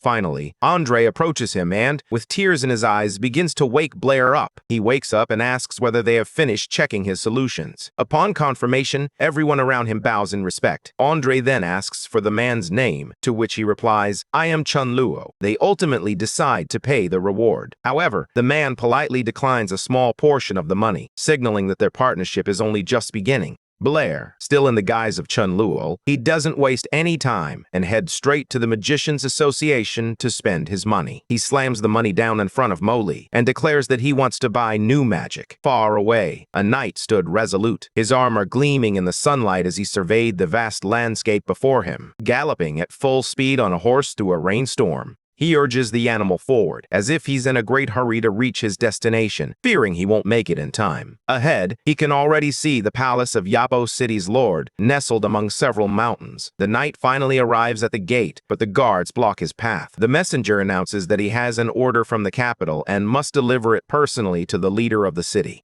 Arriving at the scene, the team quickly assessed the situation, noting the urgency of their task. They moved efficiently, coordinating their efforts to address the challenges ahead. Each member played a crucial role, ensuring that everything was in place for a successful operation. The atmosphere was charged with determination as they prepared to tackle the mission at hand. At the Lord's office, the knight presents the letter to a gray-haired gentleman. This man is Ostum Clavius, the Lord of Yabo City. As he reads the letter, a look of confusion crosses his face, and he asks if the contents are true. The messenger confirms that a man named Bayard is already in Yabo City. The capital has verified this information, but his exact location remains unknown. The mayor's wife hears the name Bayard and declares that he is a traitor and a powerful mage who disappeared 3 years ago. Clavius is confused about why this man has returned to town and expresses his concern that if he uses his powers, it will mean the end for Yabo City. During this time, our protagonist sits in a classroom when, suddenly, he drops his pen on the floor. He let it go out of sheer weakness, having exhausted all his energy the day before while learning the new magic he had acquired. The 500 gold coins weren't sufficient, and he's already considering ways to acquire more money. Toby, just to tease him, remarks that Blair always seems tired ever since he moved in with Brittany. Meanwhile, most of the girls in the class are huddled around one of them, who created the illustration of the so-called math god. On the paper, Blair, disguised as Chen Luo, strikes a very manly pose. Annoyed by the scene, Toby calls the girls foolish and begins to grumble. Observing his reaction, the protagonist asks which god they are discussing. Toby explains that recently a man named Chen Luo appeared and solved 23 of the most challenging problems from the Mathematics Society. He's the talk of the entire kingdom of Lonan. Blair is secretly pleased with his newfound popularity. At the same time, he feels annoyed that his fake name has essentially been elevated to the status of a deity. Toby comments that someone who is that skilled at math must be an old man, not a young guy. He then changes the subject and asks Blair who he plans to team up with for the magic training after class. Our protagonist is surprised and questions why Toby isn't joining him. His friend explains that he isn't participating because his skill level is still too low. He also warns him that second and third year students will be present as well, and Blair reacts strangely to this news. Finally, night arrives, signaling the start of the training. The instructors explain that the goal is to enhance the students' magical abilities by. This allows them to apply what they've learned in a practical setting. They emphasize that while practice is important, safety is the top priority. That's why most of the dangers in the mountains have already been addressed. However, students must remain cautious and avoid straying too far from the designated area. Now they must divide into teams of 3 or 4. Their task is to spend a night in the mountains and return by noon the following day. Once the explanation concludes, Isabella and Alice immediately approach Blair. Isabella asks whom he plans to team up with, hoping to avoid having to choose between them and creating an awkward situation. He suggests that they all stick together. Alice laughs, finding it adorable. He expresses that he has a big heart for wanting to stay with all his friends, and she appreciates the idea. Isabella, on the other hand, feels quite annoyed because she won't have a chance to be alone with Blair. Noticing the expression on her face, the other girl asks if she's interested in joining the team. With little choice, the blonde ultimately agrees. Our boy is relieved that the situation didn't escalate into a fight. Suddenly, the scene shifts to a remote location behind a mountain. A gray-haired man stands, gazing out at the horizon. He turns to Mr. Baird and informs him that the sun has set. Baird pauses for a moment, contemplating what to say to his men who are eagerly awaiting orders. Finally, he announces that they have arrived at their destination. Gazing at the fog-covered mountain peaks, he declares that the city of Yabo will not see tomorrow. The sun rises, casting a warm glow across the horizon. Back in the mountains where the exam is taking place, night has now fallen. The sounds of nature fill the air as a little white rabbit relaxes in the grass. Suddenly, it senses someone approaching. Without hesitation, it begins to gather fire magic in its mouth. Just then, a burst of energy appears, intercepting the fireball just in time. The fireball fizzles out in midair. Isabella is the one who halted the magic, extinguishing the attack with a simple gesture. The girl is thrilled that she successfully managed to control the magic released by a wild animal. Blair, who is nearby, begins to explain that if the rabbit were to lose control of the fireball, it would be unable to move. Suddenly, our boy jumps as someone unexpectedly grabs his ear. It was Isabella who decided to teach Blair a lesson, explaining that he shouldn't grab rabbits by their ears. She takes the little critter from him and holds it against her chest, gently petting it. Then someone gently grabs Blair's ear, pulling softly this time with no intention to hurt. This person was Alice. She eagerly approaches Blair and asks if it hurts. Continuing the conversation, our boy asks Alice if other animals can use magic as well. She confirms it. Alice explains that on the Divine Grace continent, both people and most animals possess magic. However, they typically control only a single element and are unable to perform anything too complex. For instance, the rabbits can only manipulate fire and, at best, can conjure some rather weak water bubbles. She also notes that no one knows the answer to the question Blair posed to Professor Anthony. Elsewhere, a man stands in the middle of the forest, near a boulder, lost in thought. This man is Professor Anthony. A shadowy figure approaches him. A chill approaches the professor and asks why he isn't patrolling the mountains. Anthony responds that he is still contemplating the question Blair posed. The vice president becomes curious and asks what the question was. Our protagonist discovered that rabbits can spit fireballs from their mouths and began to wonder why humans couldn't do the same without relying on spells and gestures. Akil pauses, deep in thought, feeling worried as he racks his brain over the situation. Now, both of them stand in the middle of the forest, completely overthinking the situation. The gray-haired man, Akil, snaps out of his thoughts and tells Anthony that he needs to get going to protect the students. However, the professor remains completely fixated on the puzzle, pointing out that Achil didn't answer the question. The vice president becomes annoyed, raises his voice, and orders Anthony to go protect the students immediately. Meanwhile, Blair's group has chosen to take a break and relax by the fire. Isabella held her shirt in a rather suggestive manner. He mentions that our boy has already experienced something before and asks who has more, him or Alice. Blair sits there, overwhelmed with embarrassment, and admits that it's really difficult for him to express. Alice suggests that he touch hers again, just to be certain. Isabella raises her voice, declaring that her rabbit is bigger and demanding that our boy admit it. She hands him the critter she caught and asks him to touch it once more. The rabbit resists being placed on his arm, thrashing around in an attempt to escape. The girl struggles to hold on to the critter and watches in surprise as it scurries off into the forest. She noticed it darting toward a hollow stump, leaving only the critter's tail visible. As she approaches the hole, she realizes the animal has retreated further inside. Isabella is trying to peer into the darkness to catch a glimpse of the critter. Alice makes her way toward her slowly. Suddenly, a strange sound emerges from the hole, causing the ground to shake. Blair's entire group senses that something is amiss and that an event is imminent. The ground beneath them cracks open, and the gap begins to widen. Right beneath the girls, a funnel begins to take shape, pulling them in. They tumble into an unusual room, and a cloud of dust and dirt showers down on them. Then Isabella, like a zombie rising from the grave, reaches her hand out from the dirt. She begins to crawl out, successfully pulling her upper body free, and then her entire body follows. Immediately following that, she finds Alice and helps her up, brushing off the dust. The two of them lean on each other, trying to process what just happened. They fell about 26 feet and emerged unscathed, now looking up at the hole they came from. Isabella's trying to determine their location. Wooden planks are visible, supporting the area like a tunnel. Without a second thought for herself, Alice collapses onto the cold ground, pushing through the pain as she calls out for Blair. Isabella notices her friend is in really bad shape, barely conscious, and she tries to snap her out of it. She places a finger near Alice's nose to check if she's breathing and begins to panic. The redhead's breathing is becoming increasingly weak. Without hesitation, Isabella begins performing mouth-to-mouth resuscitation in an effort to save her friend. Finally, it works, and Alice suddenly wakes up. Bolting upright, she tries to clear her throat and gasps for air. She breaks into a huge coughing fit, her face turning bright red, but at least she's back to normal. Isabella feels a wave of relief after saving her friend and asks if she is all right. Alice asks where they are, and Isabella replies that she has no idea. They fell through a hole in the mountain, which might be an old mine. Alice responds that she has never heard of any mines near the academy. Isabella points to a door she has noticed nearby. After a moment, Alice expresses her gratitude to Isabella for saving her life. Isabella's reaction is quite strange. She simply stares at her friend, a look of confusion etched on her face. Alice asks what's going on and why Isabella is making that face. Isabella replies that she just never expected to hear a thank you from her. Meanwhile, outside, everyone felt the earthquake and began to panic. The students were concerned they might fail the exam.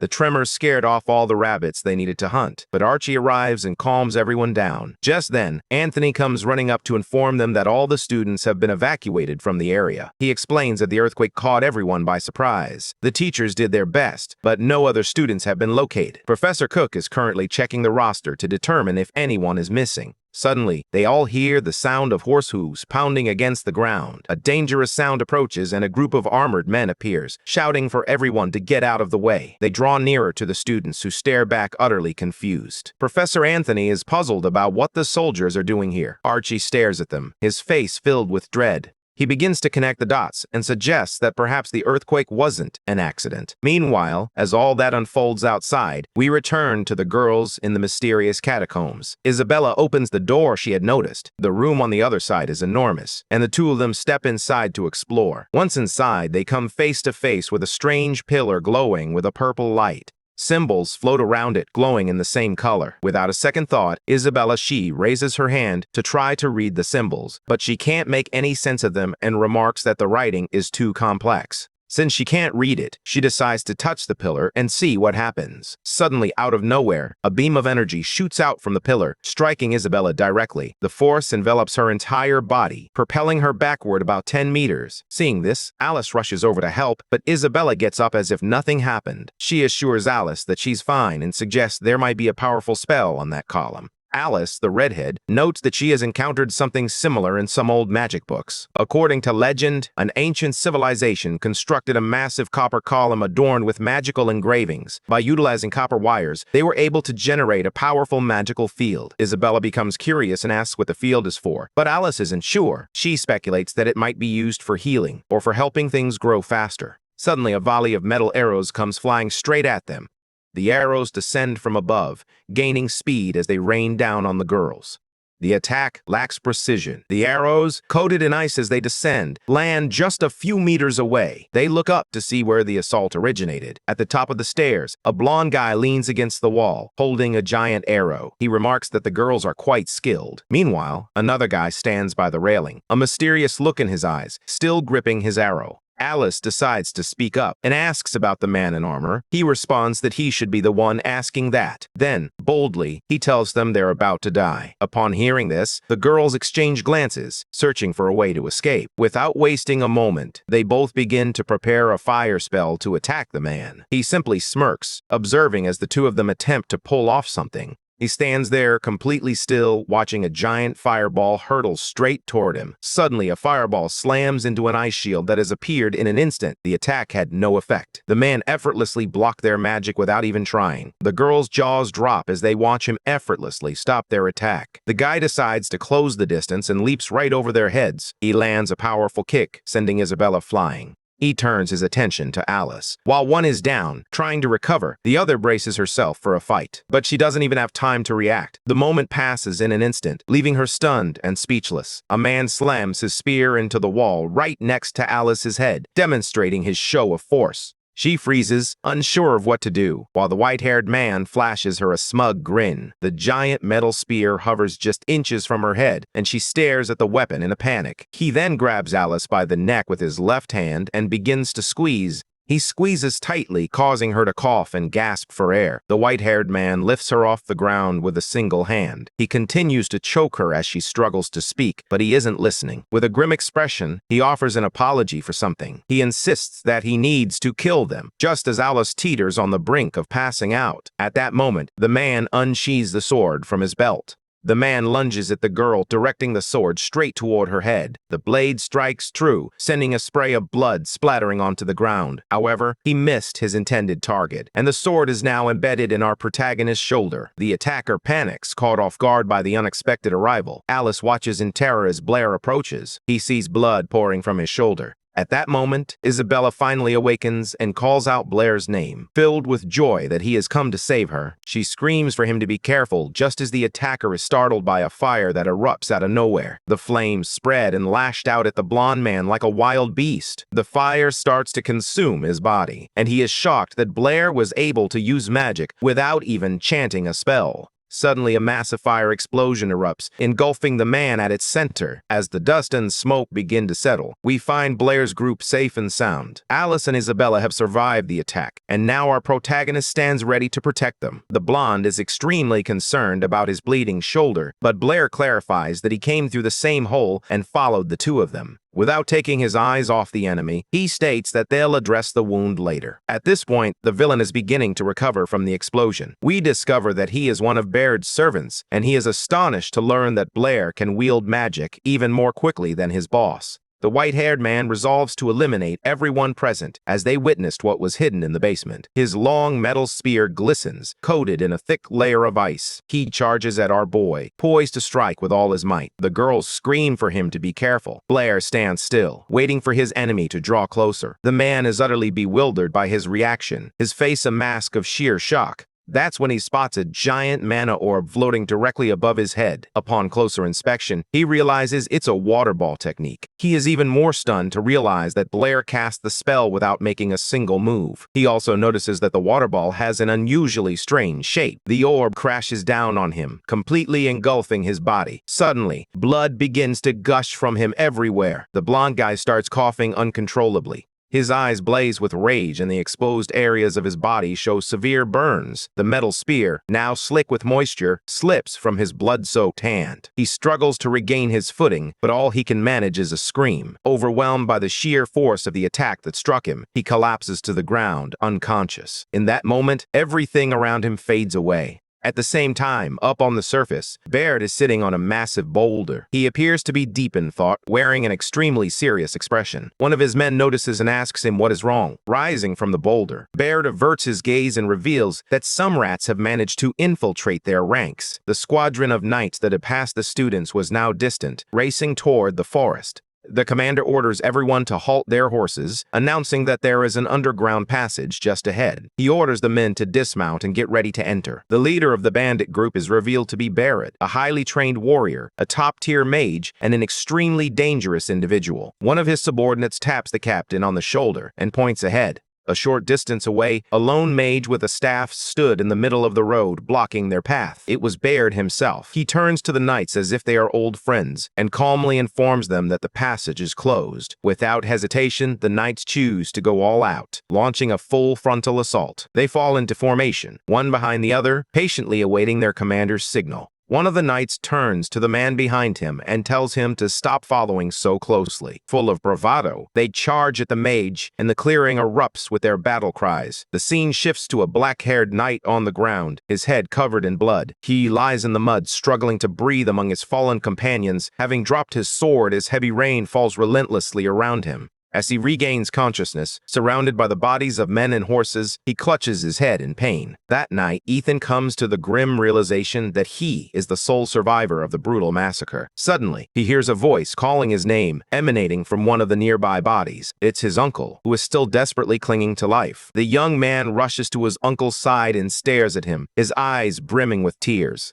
With his uncle's legs gone, Ethan is consumed by an overwhelming rage over what has happened to him. The older knight reassures his nephew not to worry and hands him an item, urging him to complete the mission. Ethan panics, insisting that he can't do it. He explains that the mage single-handedly defeated an entire army. Baird had single-handedly killed their commander and could crush him with just a single finger. The boy tries to save his uncle, clinging to him, but the man remains focused on the mission and urges his nephew once more to see it through. As he pleads with Ethan to save the city of Yabo, the uncle's hands go limp and he collapses to the ground. The young knight comes to the painful realization that his uncle has finally passed away, leaving him utterly overwhelmed with emotion. Overwhelmed by despair and rage, Ethan begins to scream uncontrollably. Meanwhile, deep underground, in the very dungeon where Baird's group was located, something else was unfolding. After taking down Baird's goon, the girls finally had a chance to attend to their friend's needs. Isabella was extremely curious about how the protagonist could use magic without an incantation, but he denied everything, unable to get a clear answer. The girl pressed down firmly on his wound. Baird, having just taken the hit, let out a scream of pain and began writhing on the floor. After that, Alice advises Isabella to take a gentler approach. The blonde replies that there's no need to brag about his skills. Their focus now shifts to a mysterious pillar in the middle of the room. The redhead mentions that she read in a book about a magical formation created by the pillar. While they weren't certain of its purpose, they were convinced that the recent earthquake was somehow connected to it. Alice comments on the guy who attacked them, revealing that the entire system is more complicated than it appears. Blair insists they need to find a quick way to escape and report everything they've witnessed. He expresses that he doesn't want to face this situation alone. But suddenly, a sword is pressed against his throat. The tension in the air is palpable as he feels the cold steel against his skin, a stark reminder of the danger he faces. The girls glance over to see a man standing directly behind Blair. They begin to panic as a knight sneaks up on them unnoticed, the blade of his sword pressed firmly against our protagonist's neck. The armored figure then asks the group who they are and what they are doing there. Noticing the knight's brief distraction, Blair moves quickly. He reaches out, grabs the man's forearm, and in one swift motion, ducks beneath the blade. The knight's face reflects complete surprise at the skill of our black-haired boy. Seizing the opportunity created by the man's hesitation, Blair immediately launches an attack. He grabs the knight's arm, twists it behind his back, and secures him in an arm lock. With the guy restrained, he warns the girls that the knight isn't alone. He has a partner. Isabella stares at the brown-haired knight, her face reflecting surprise and an interest she doesn't bother to conceal. The knight, named Ethan, demands that Blair release him, shouting that if she doesn't, the entire city of Yaba will be destroyed. Upon hearing this, Blair freezes, staring at the armored figure completely bewildered. The entire group of our protagonist becomes curious and asks him what he meant. After finally letting Ethan go, he begins to explain. Isabella presses for additional details. The knight reveals that the capital had been aware for several days that a man named Bird had invaded the city, but no one had been able to find him. The problem was that they had no idea just how strong this Bird guy really was. Blair, hearing all of this, innocently asks who this Bird is that everyone seems to be so afraid of. The entire group bursts into laughter, finding it hard to believe that our boy is completely clueless. Alice begins to explain that Bird is quite simply the most famous and dangerous criminal in the kingdom of Lunan. Even young children know his name. To make matters worse, he was once a general in the royal army. This man isn't just skilled in combat, he's also a top-notch mage with immense magical power. He was the biggest name in the kingdom, but no one ever imagined that in the midst of a battle, he and his army would suddenly switch sides and betray everyone. Ever since that day, he has been completely off the map. The king even offered a substantial bounty for his capture, but to this day, no one has come close. Isabella turns to the knight and inquires about the bird, seeking more details. She wants to know if it's true that he came to Yapo City solely for that structure and what its purpose actually is. Ethan, his face filled with terror, responds that the magical system has the power to destroy the entire city. Blair's group can't believe it and asks once more if he's serious about the possibility of the entire city being wiped off the map. The knight explains that the formation consists of 118 pillars scattered throughout the interior of the mountain, and no one knows who placed them there or why. What is certain is that this structure has existed for over 1,000 years.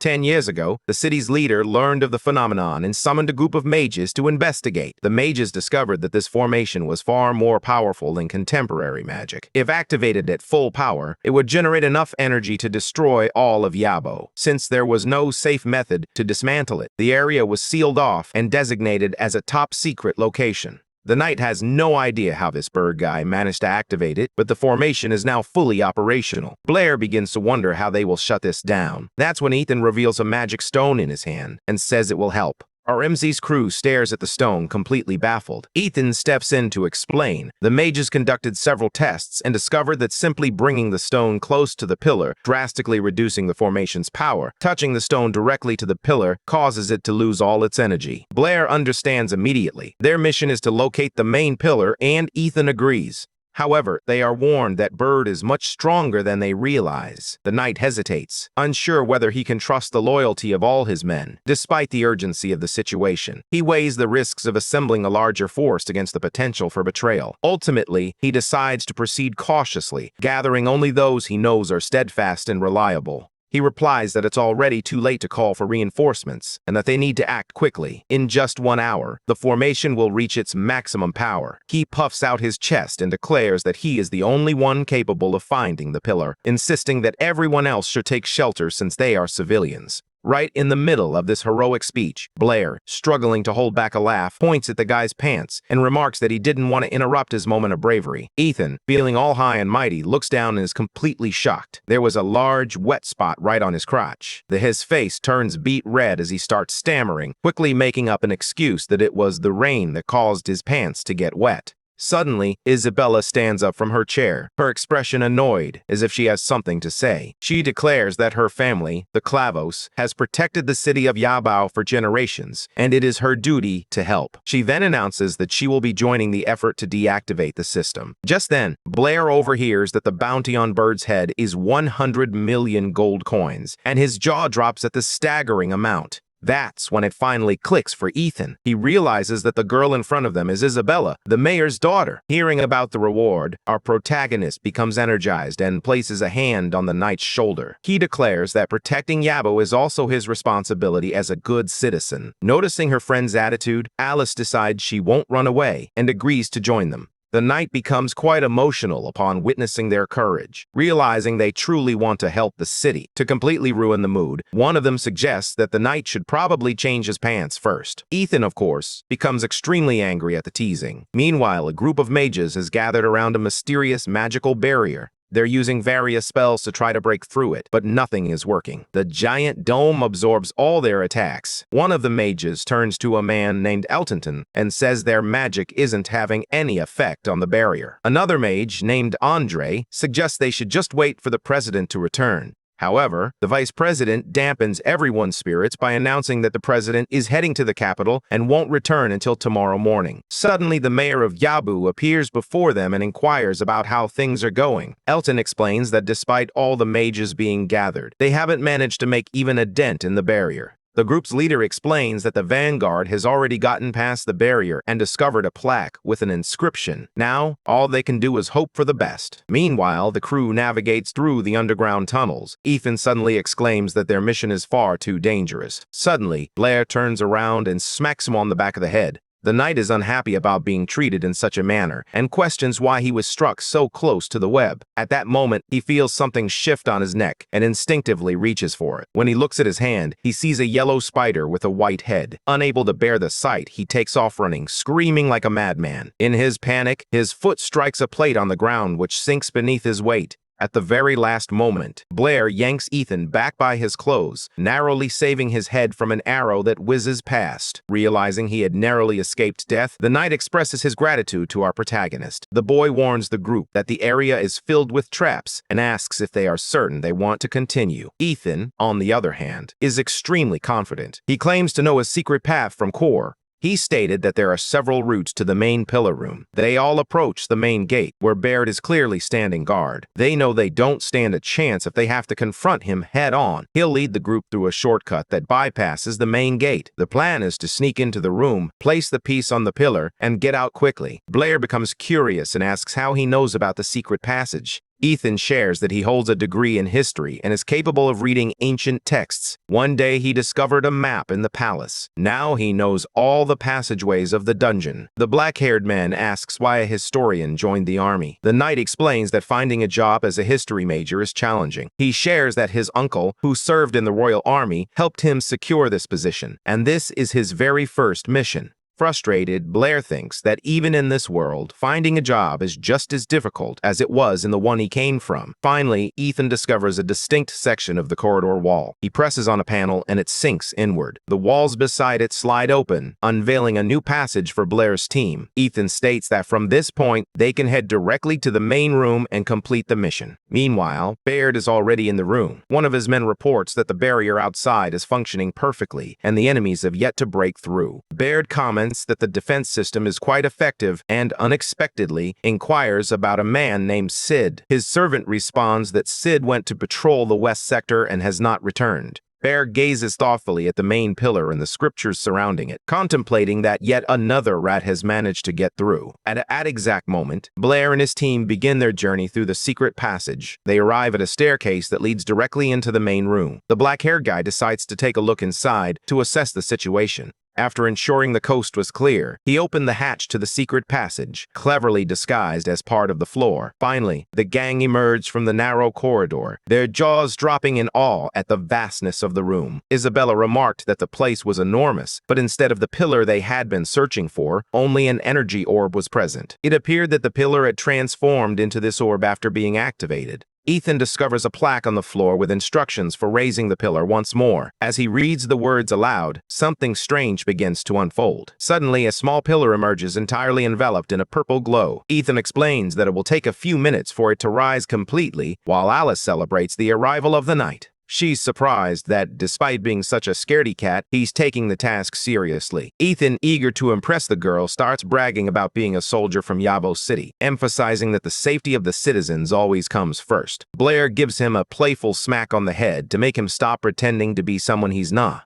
With a serious expression, the knight states that he is doing this for his uncle. He explains that his father passed away when he was a child. His uncle raised him, becoming a second father. However, Baird killed his uncle and the rest of the soldiers. Now, all he wants is to protect his uncle's only daughter, who lives in Yabo City. To lighten the heavy mood, Blair jokes that he thought Ethan was going through all this because he has a crush on his cousin. He turns bright red at the suggestion and insists that he's not good enough for her. Suddenly, the two girls seize the guy in his most sensitive spots, playfully teasing him for getting a bit too excited. They then notice a photo in Ethan's hand featuring a girl. He explains that his uncle's daughter is named Lena, and as soon as the mission is over, he plans to rush off to meet her. Blair, disregarding the photo, suddenly grabs Ethan by the arms and pulls him close. He warns him not to say something like that, cautioning that if he does, he will be cursing his own fate. Ethan is puzzled by the expression, so Blair explains that it's a saying from his homeland. You shouldn't celebrate a victory before the task is complete. The girls also mention that they've never heard the phrase, knock her cot. At last, the pillar completes its ascent, and a hush falls over the crowd. Ethan announces that he will activate the seal, and asks Blair's group to wait. Blair, taken aback, inquires about the seal once more. The knight explains that a simple spell has been placed on the fragment to prevent Baird from finding it. He channels some of his power into the stone, causing it to rise into the air, enveloped in a purple glow. Ethan holds the fragment aloft and urges everyone to run as soon as the stone makes contact with the pillar. Suddenly, his expression shifts to one of complete panic. In the spot where he applied the seal, a massive fireball suddenly materializes. His entire body is engulfed in orange flames as he desperately tries to protect himself. The heat is intense, and the flames dance around him, consuming everything in their path. The magic faded after a moment, but by then, the knight had already lost consciousness. The seal he was about to use slips from his hand and lands near his head.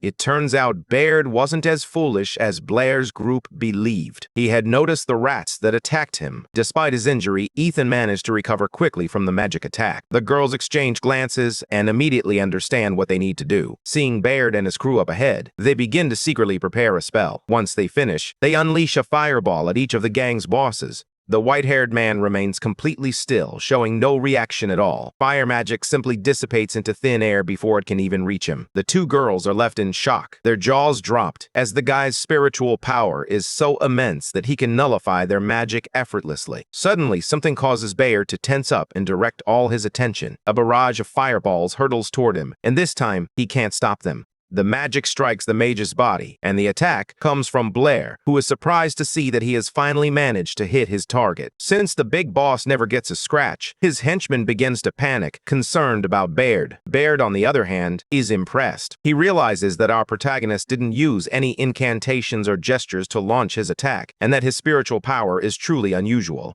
Seizing his opportunity, Blair urges the girls to grab the fragment and escape while he confronts the mage. He unleashes several fireballs at once toward Baird, who remains standing there. At the very last moment, the white-haired man conjures a magic shield, astonished that the black-haired protagonist can wield such powerful magic without any preparation. However, the girls struggle to complete the task. The room is filled with other strong guys in addition to Baird. Still, Isabella isn't planning to give up. Even after being caught, she attempts to sense the location of the seal. Seeing this, Blair realizes that the only way out is to take down the gang leader. Meanwhile, Baird observes the boy's technique, questioning why he summoned two different elements. Our protagonist has mastered both water and fire magic and begins to merge the two elements. The two elements fuse directly in front of Baird, resulting in a massive explosion that engulfs the room. The crew of the white-haired man witnesses the explosion and becomes increasingly concerned for their boss. Blair, brimming with confidence, believes his attack struck Baird directly. Before the smoke can even clear, the white-haired man bursts out, fists ready to take on our protagonist. This catches Blair completely off guard. He never expected the mage to fully block his attack. While unleashing a barrage on our boy, Baird takes the opportunity to school him, stating that before you attack someone, it's essential to know their weak points. Blair was not at all prepared for a counterattack. After landing several heavy blows to key points, Baird knocks out his opponent and remarks that the kid has a lot of talent. However, he adds that the kid knows nothing about real fighting, and if this were a war, he would have been dead a long time ago. At that moment, Ethan finally wakes up and shouts that Baird is the one who was completely mistaken. The mage, for his part, did not expect the knight to rise again after enduring such a powerful magical attack. Ethan's face is bruised and battered, yet he is filled with courage, prepared to face death if necessary. Amidst all the chaos, he successfully grabbed the seal that was near Isabella. His body is completely wrecked, and he can barely stand. But suddenly, he raises his hand, holding a stone. Before anyone can intervene, he pulls his arm back, preparing to throw the seal directly at the pillar. In an effort to stop the guy as quickly as possible, Baird shouts at a blonde man named Oslo to throw his spear. Blair, realizing what is about to happen, tries to save her new friend by screaming for him to get down. But when Ethan hears his own name amidst the commotion around him, he freezes, lost in an old memory. All suddenly, he recalls being a child, standing by his uncle's grave alongside his other uncle and his cousin. At that time, he was very curious to find out if his late uncle Jason was considered a hero because of his strength. The other uncle responded that no, Jason lacked strength in both body and spirit. In fact, he was a coward. The kid was confused about why everyone referred to the guy as a hero. The answer was quite simple. He sacrificed himself to save others. Back in the present, the unfolding scene brings Blair and her crew to tears. Isabella desperately calls out the knight's name. Ethan, showing no attempt to dodge, takes a spear directly to the chest, yet he has still achieved his goal. This scene illustrates that even an ordinary person can accomplish something extraordinary and become a legend in the process. The stone he threw strikes its target perfectly and begins to get pulled into the strange pillar. One of Baird's goons, already losing hope, asks if the formation has stopped working. Oslo, the blonde guy who threw the spear, comments that Ethan didn't even try to dodge. Meanwhile, Baird approaches Ethan, who is kneeling on the ground. He places a finger under the man's nose to check for breath. After a moment, he calmly announces that the man is dead. When Blair hears this, she becomes furious, as Ethan had just become her friend. Baird's crew began to wonder what their next steps should be, as the entire plan had fallen apart. Meanwhile, Bayard appeared tense as he glanced at a drawing. Ethan was carrying a picture of the girl he was returning to. The squad of knights grew concerned about their leader, but he calmly reassured them that they had simply lost. He clarified that the young soldier hadn't fled intentionally. He accepted his own death and chose to sacrifice himself to shut down the device. Looking a bit down, Bayard remarked this time the loss was theirs, and they had to leave. The blonde guy, taken aback, asked why they couldn't simply try a different plan. Bayard explained that they didn't fully understand the method and would likely perish without any purpose. Immediately, all his henchmen fell to their knees, pleading with him to give it another try, insisting they were ready to die for him. They sought revenge for everything that had transpired. If there was even the slightest chance, they were determined to seize it. Just as they were about to launch a new plan, another squad of knights arrived and bound our protagonist and his team with ropes. The girls were tied to chairs, while Blair was tightly bound around his chest and arms and carelessly thrown at their feet. Isabella and Alice began to worry about him because he was still badly injured. With a concerned expression, he assured them that he was fine and already on the road to recovery. At that moment, the knights informed their leader that all preparations for the plan were complete. After taking a moment to reflect and muster his courage, Bayard pounded his fist on his chest and, brimming with energy, urged his soldiers to support him one last time. His crew didn't hesitate, immediately agreeing to their leader's order. They all approached the purple pillar. They placed their hands on it and began to recite the spell. The magical energy from each of the knights began to merge, creating a massive mist. Blair, having never seen anything like this before, asked his friends what was happening. Alice quickly responded that it appeared to be a sacrifice spell. They were attempting to reactivate the barrier, but the cost was that they would never regain their magical power. As they poured all their magic into the pillar, it began to react. On the surface, the people also sensed the change. Elton informed the city's mayor that the barrier had weakened, but it was now back to normal. The boss didn't pay it much attention, but he sensed that something truly serious was beginning to unfold below. Back in the underground, one of Baird's men shouts with joy, celebrating their success. Suddenly, he realizes that his body, along with those of his friends, is slowly beginning to disappear. With a smile on his face, the young man bids farewell to his master. In return for this sacrifice, Baird vows that the city of Yabu will be obliterated. Upon hearing that, the disappearing soldier finds peace and expresses his gratitude to his leader. Alice and the rest of Blair's group realize that the barrier has been activated once more. Isabella struggles to contain her emotions as she desperately asks Baird why he is doing this. She cannot comprehend why he seeks to destroy an entire city and take the lives of hundreds of thousands. Baird, still reeling from the loss of his comrades, admits he knows he's not okay and that he and his men are just a bunch of lunatics.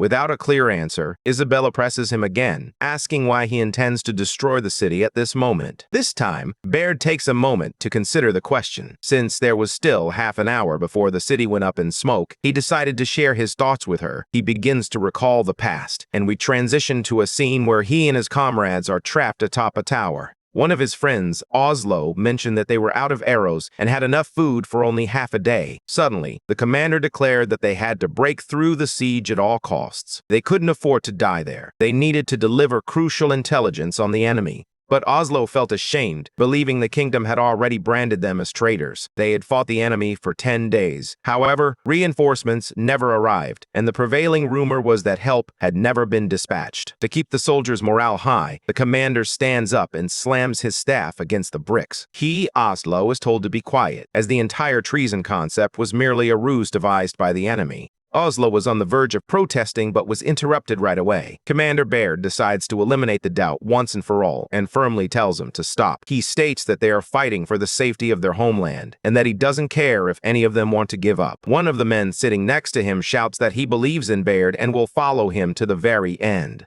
Oslo does the same, placing his life in the hands of the commander. The mage successfully lifted everyone's spirits, and soon they were all shouting their commitment to follow him to the very end. Looking triumphant, he assures them not to worry about the kingdom abandoning them and commands everyone to attack. 3 is a number that represents a quantity or position in a sequence. It is often associated with concepts such as balance, harmony, and completeness. In various cultures, 3 holds significant meaning, appearing in folklore, religion, and storytelling. Whether in the context of a trio of friends, a 3-act play, or the classic phrase, "third time's the charm," the number 3 continues to be a powerful symbol in our lives. Days pass. On the walls of Yabo City, one of the guards notices a group approaching along the road. It was none other than Baird and the surviving members of his squad. The white-haired Baird still had the strength to celebrate their long-awaited return home. He immediately collapses from exhaustion. However, when he wakes up, the situation is completely different. He is in a prison cell.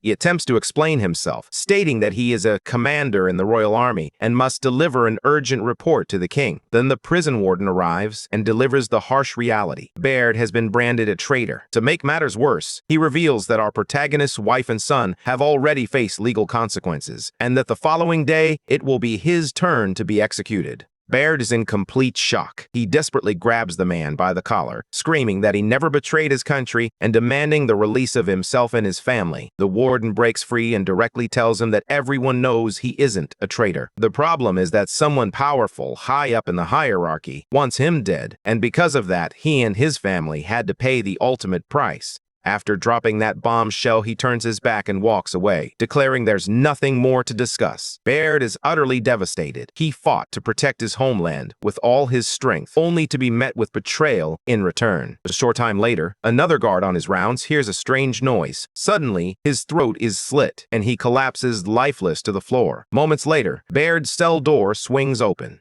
It's his men who managed to break out of another prison to rescue their commander. But the man had completely lost the will to live. He doesn't even react when they show up. He just sits there in the corner. A shout echoes through the hall as someone spots the squad. All hell breaks loose. While some of the men hold off the guards rushing in, others grab their commander and begin dragging him to safety. To survive, they must all fight their way out of the prison. The next day, a public execution takes place. The official announcement is a blatant lie, claiming that Baird betrayed the kingdom. He passed information to the enemy, and the day before, he and his army attempted to stage a coup, but were thwarted by the courageous local soldiers. The story continues, detailing how Baird even fought back, killed guards, and ultimately managed to escape. They then bring out the 3 men from his squad who were captured and announce that they will be hanged as rebels. In the heart of the crowd, one of Baird's loyal men, disguised in a hood, feels disgusted as he watches the brainless crowd celebrating the lie. He stands with his commander, who remains completely apathetic, showing no reaction at all. The other soldier insists they need to leave the city as soon as possible.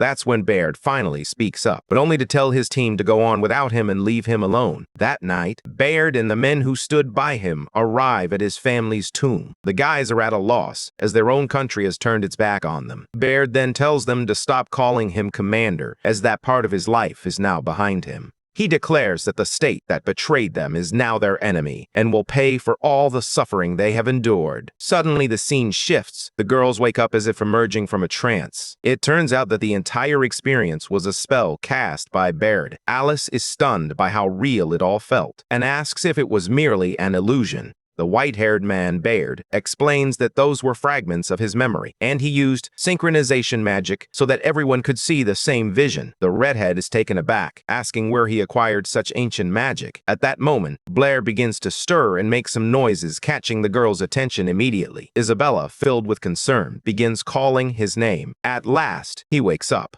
She breathes a sigh of relief and admits that he scared her by being stuck in the dream much longer than everyone else. Not understanding a thing, Blair stood there with a single tear in his eye. He just stares at the white-haired man. It appears that our protagonist was the one who delved the deepest into Baird's memories. Baird stands up and says he didn't mean to invade their space, but that it would all be over soon anyway. He explains that before joining the royal army, he spent some time defending the city of Yabo. It was there that he discovered this so-called system. That's when he made up his mind. After exacting his revenge on the kingdom, he would take his crew to that place. They discovered a collection of old records in a basement and dedicated a significant amount of time to studying each one. In those records, they discovered ancient magic, rich history, and even a manual on how to use the system. A long time ago, there was a war between their ancestors and another group, and their ancestors lost. That's when they developed this magic system. However, the system has never been activated since its creation. Once turned on, it would generate an incredible amount of magical energy,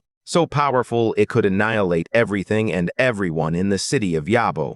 With his hands trembling, Bayard states that in the blink of an eye, everyone would simply be wiped off the map.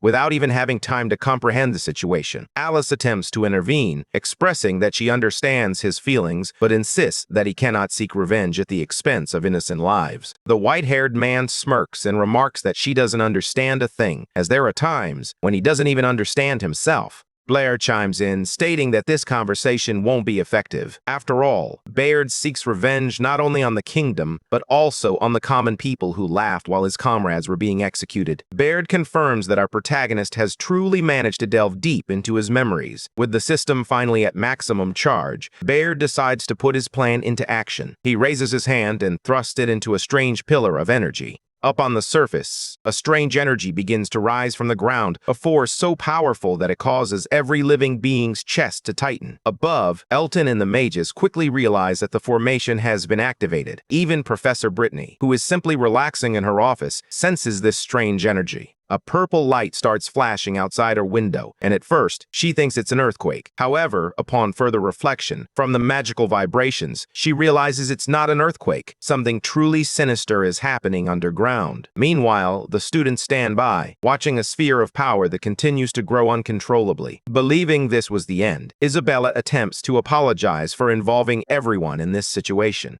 She was about to confess her feelings to him, but he interrupted her. He suggests they discuss all of this once they manage to escape alive. Isabella was speechless, utterly stunned by what our boy had said. Meanwhile, the mage leans against the structure and shouts a farewell to his old comrades, vowing that the entire kingdom would pay for this. With a sinister look, he commands the system to activate. However, suddenly, Blair's fist connects squarely with his face. Our protagonist chose to confront Bayard with force. The punch landed with such intensity that the mage was sent flying several meters before crashing to the ground. Blair knew he had to stop the white-haired man. Back on the surface, almost all the knights and mages suddenly fall to the ground. Andre quickly realizes that the activation of the magic system has ceased. One of the knights, feeling relieved, expresses that he thought it was all over for them. As the mayor rises and gazes at the barrier, Elton notices a movement just behind him. Brittany arrived, eager to find out what was happening. They inform her that all the students have already gone home and that she shouldn't be there.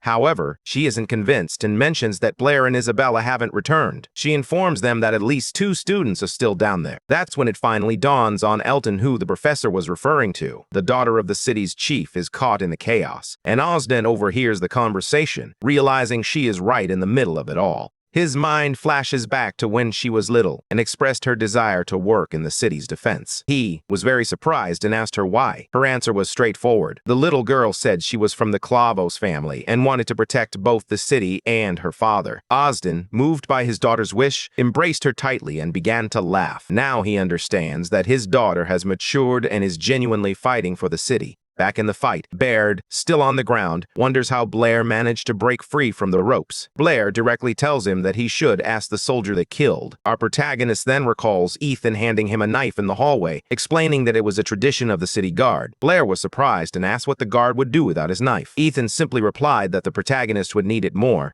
Bayard laughs and recalls that tradition, calling Ethan a respectable soldier. He then turns to Blair and asks if he truly intends to fight, despite having seen his memories. The protagonist immediately affirms his resolve, stating that he must save his friends and prevent that psycho from blowing up the city. Bayard states that they simply think differently and that it's time to stop talking. He quickly begins to prepare a spell, conjuring a massive fireball. The red-haired girl warns Blair that the mage possesses immense power. However, he remains unfazed, confidently stating that he has already figured out how to defeat Baird. The mage completes his spell and unleashes a torrent of fire at Blair. The fireballs hurtle toward him with full force, ready to incinerate their enemy. Just before the attack strikes him, Blair manages to raise a barrier for his protection. The flames crash against the shield, attempting to break through, but it's futile. The fireballs extinguish effortlessly as they pass through the barrier. The girls are stunned as Baird's attack penetrates the shield, yet it never actually touches the protagonist.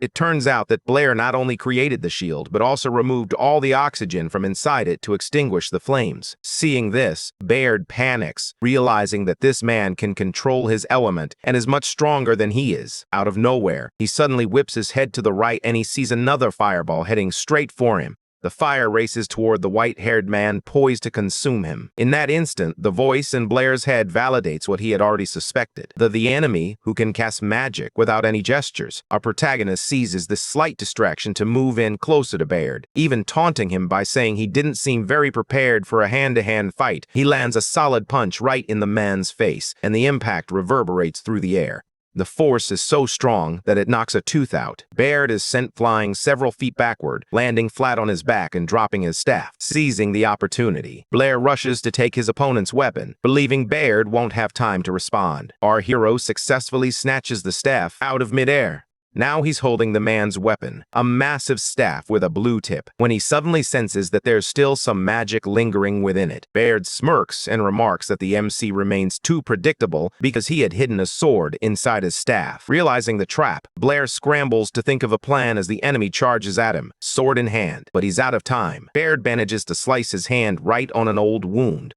Writhing in pain, Blair collapses, clutching his arm, which has been wounded twice. To really emphasize his dominance, Baird stomps his foot directly on the injury, causing our boy to thrash in pain. The mage admits he was surprised by the protagonist's skills, but notes that he lacks the killer instinct, pointing out that he had the opportunity to kill him earlier and chose not to.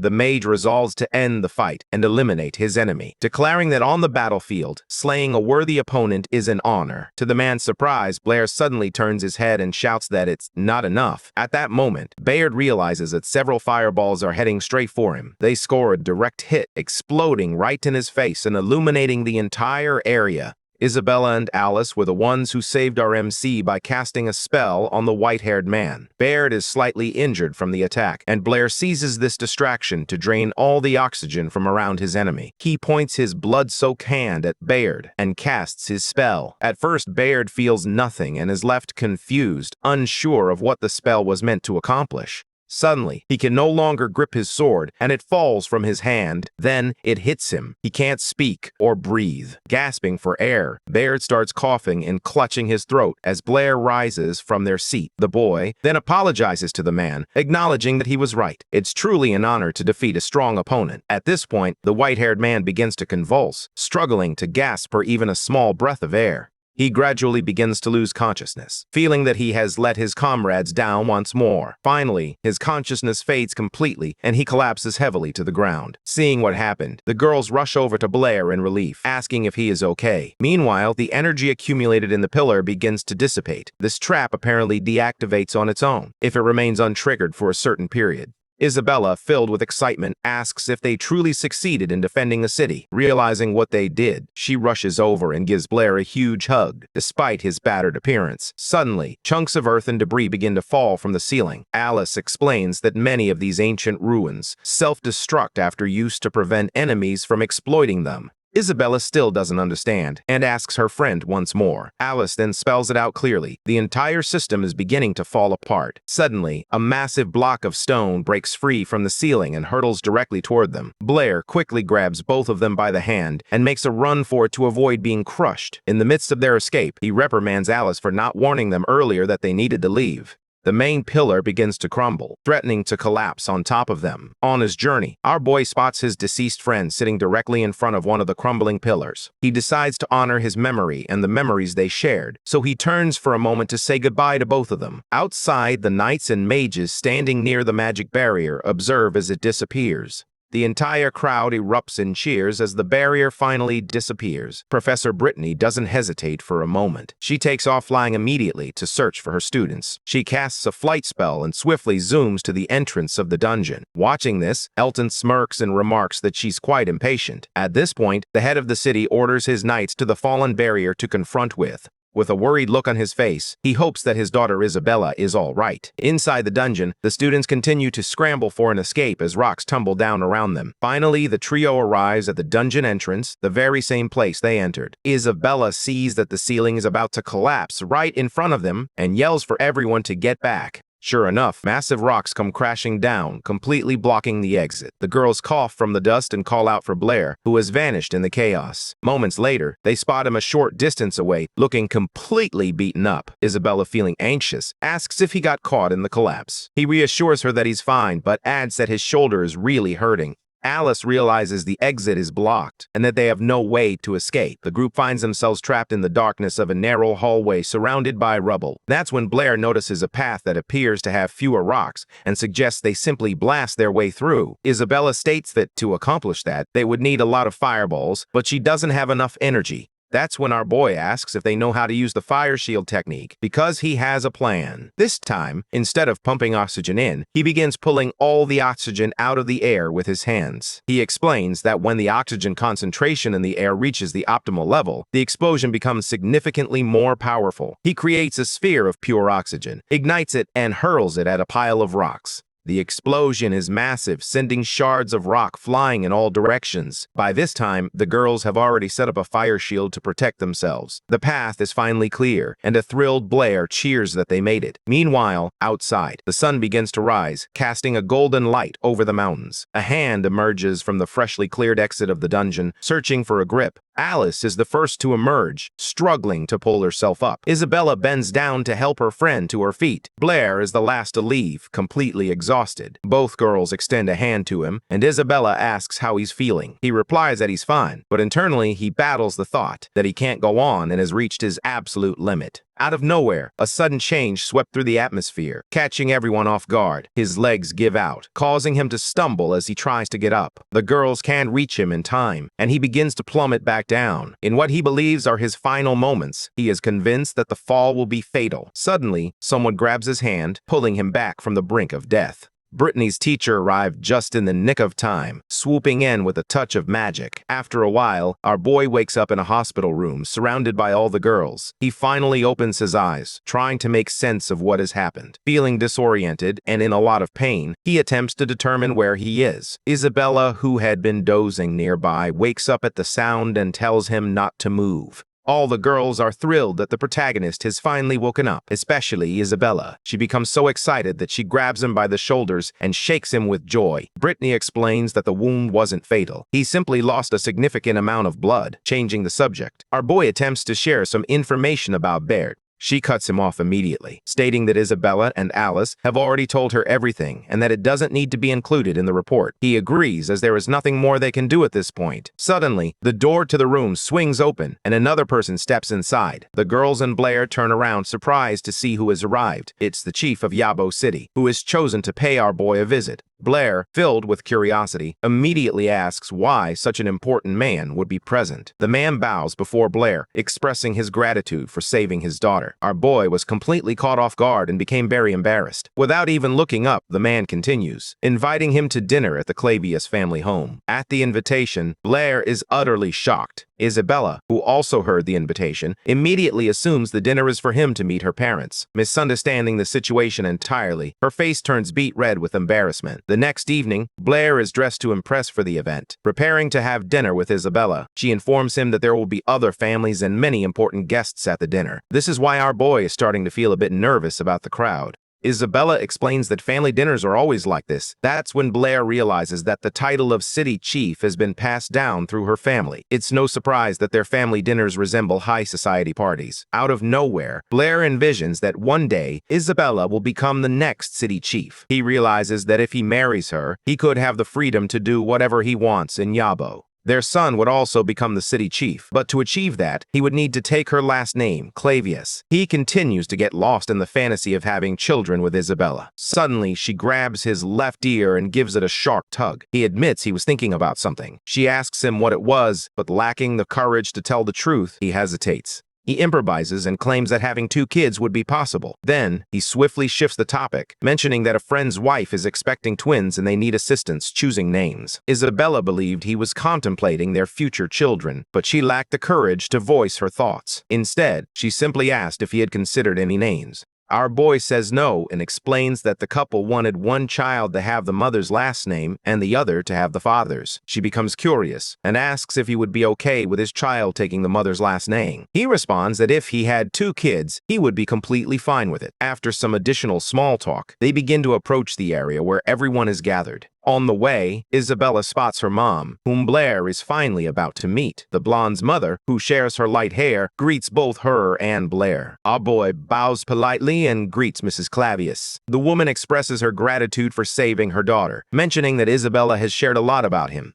Instantly, all the girls standing near Isabella's mom begin to eye Blair with interest. This sudden attention spooks the blonde, who suddenly grabs his hand and tells her mom that she's taking him to see her father. One of the girls even asks why Isabella is so anxious. She doesn't respond. Instead, she bolts from the scene with our guy following closely behind. With everyone watching, they swiftly approach the head of the family. Meanwhile, something intriguing was happening in the chief's office. A man named Abel Howard arrived in Osdown. The white-haired man claims that the finance minister, a man named Walter, is up to something. The old man simply replies that someone as insignificant as him wouldn't stand a chance against their power. Abel responds that it used to be that way, but in recent years, the capital has begun to strip power from the city leaders. Now the finances and military forces of each city are no longer under the control of the mayors. The king personally sends his own people to oversee everything. To make matters worse, the finance minister is the queen's younger brother. Every year around this time, auditors from the capital arrive. These individuals hold significant power, and if they discover even the slightest issue, they can arrest the city's top officials. Abel is already aware that Marcus Walter is set to arrive in the city of Iabel. He noted that the 2 of them spoke just a few days ago. It's almost certain they will pull something against Osdown. The mayor thanked him for the heads up and promised to stay vigilant. After sharing that intel, Abel said his goodbyes and prepared to leave. The mayor grows suspicious and questions why Howard chose to share this information with him. Abel explains that it's for his family's safety, as the Howards will need some time to get back on their feet. The city leader immediately understands what he's implying and gives him a suspicious glance. At that moment, Blair and Isabella arrive at the family office in search of Abel. He spots the black-haired boy and thinks that wherever there's trouble, the protagonist always appears, so he mentally wishes him good luck. The students finally arrive at Isabella's father's office. After greeting the old man, they sit down. Isabella, a bit surprised, asks her dad why he has been so quiet for so long. He then asks her to leave the office so he can speak with Blair privately. Without hesitation, she heads straight for the door, and our boy assures her that he'll catch up once he's finished. The girl responds that she will be waiting outside. As soon as the door closes, the old man rises, a grim expression on his face, and thanks Blair for saving his daughter. Blair maintains his composure, stating that a man must always protect a woman. Grabbing his sword, Osdow recalls that Isabella mentioned the guy took care of her at the academy. As he speaks, the old man begins to unsheathe the sword. Feeling a bit desperate, Blair mentions that they both studied under Professor Brittany and always looked out for one another. The head of the family presses the partially drawn blade against the boy's face and asks if what Isabella said is true. Blair confirms it. At that very moment, the old man yanks the sword out completely. His daughter mentioned in her sleep that he kissed her, hugged her, and even got a bit too touchy. Our protagonist is bewildered and asks when he ever kissed her. Receiving no response, the old man insists that he must have hugged her and then become overly familiar. Not understanding the old man's intentions, Blair decides to get straight to the point and asks if that is the reason he was called in. Osdow is genuinely surprised by the kid's attitude. He reveals that Blair is the first person to ever speak to him in that manner and explains that the entire situation was just a test. Extending his hand, the old man asks him to keep looking after Isabella. Our protagonist extends his hand as well, and they share a firm handshake. Afterward, at the old man's suggestion, they agree to keep their conversation to themselves. After a little time, the entire family finally gathers for a meal at a table near the mansion. Isabella, filled with curiosity, can't help but wonder what her dad and Blair discussed so extensively in the office. While selecting his silverware, our boy seriously stated that he couldn't reveal it to her as it was a secret between the two of them.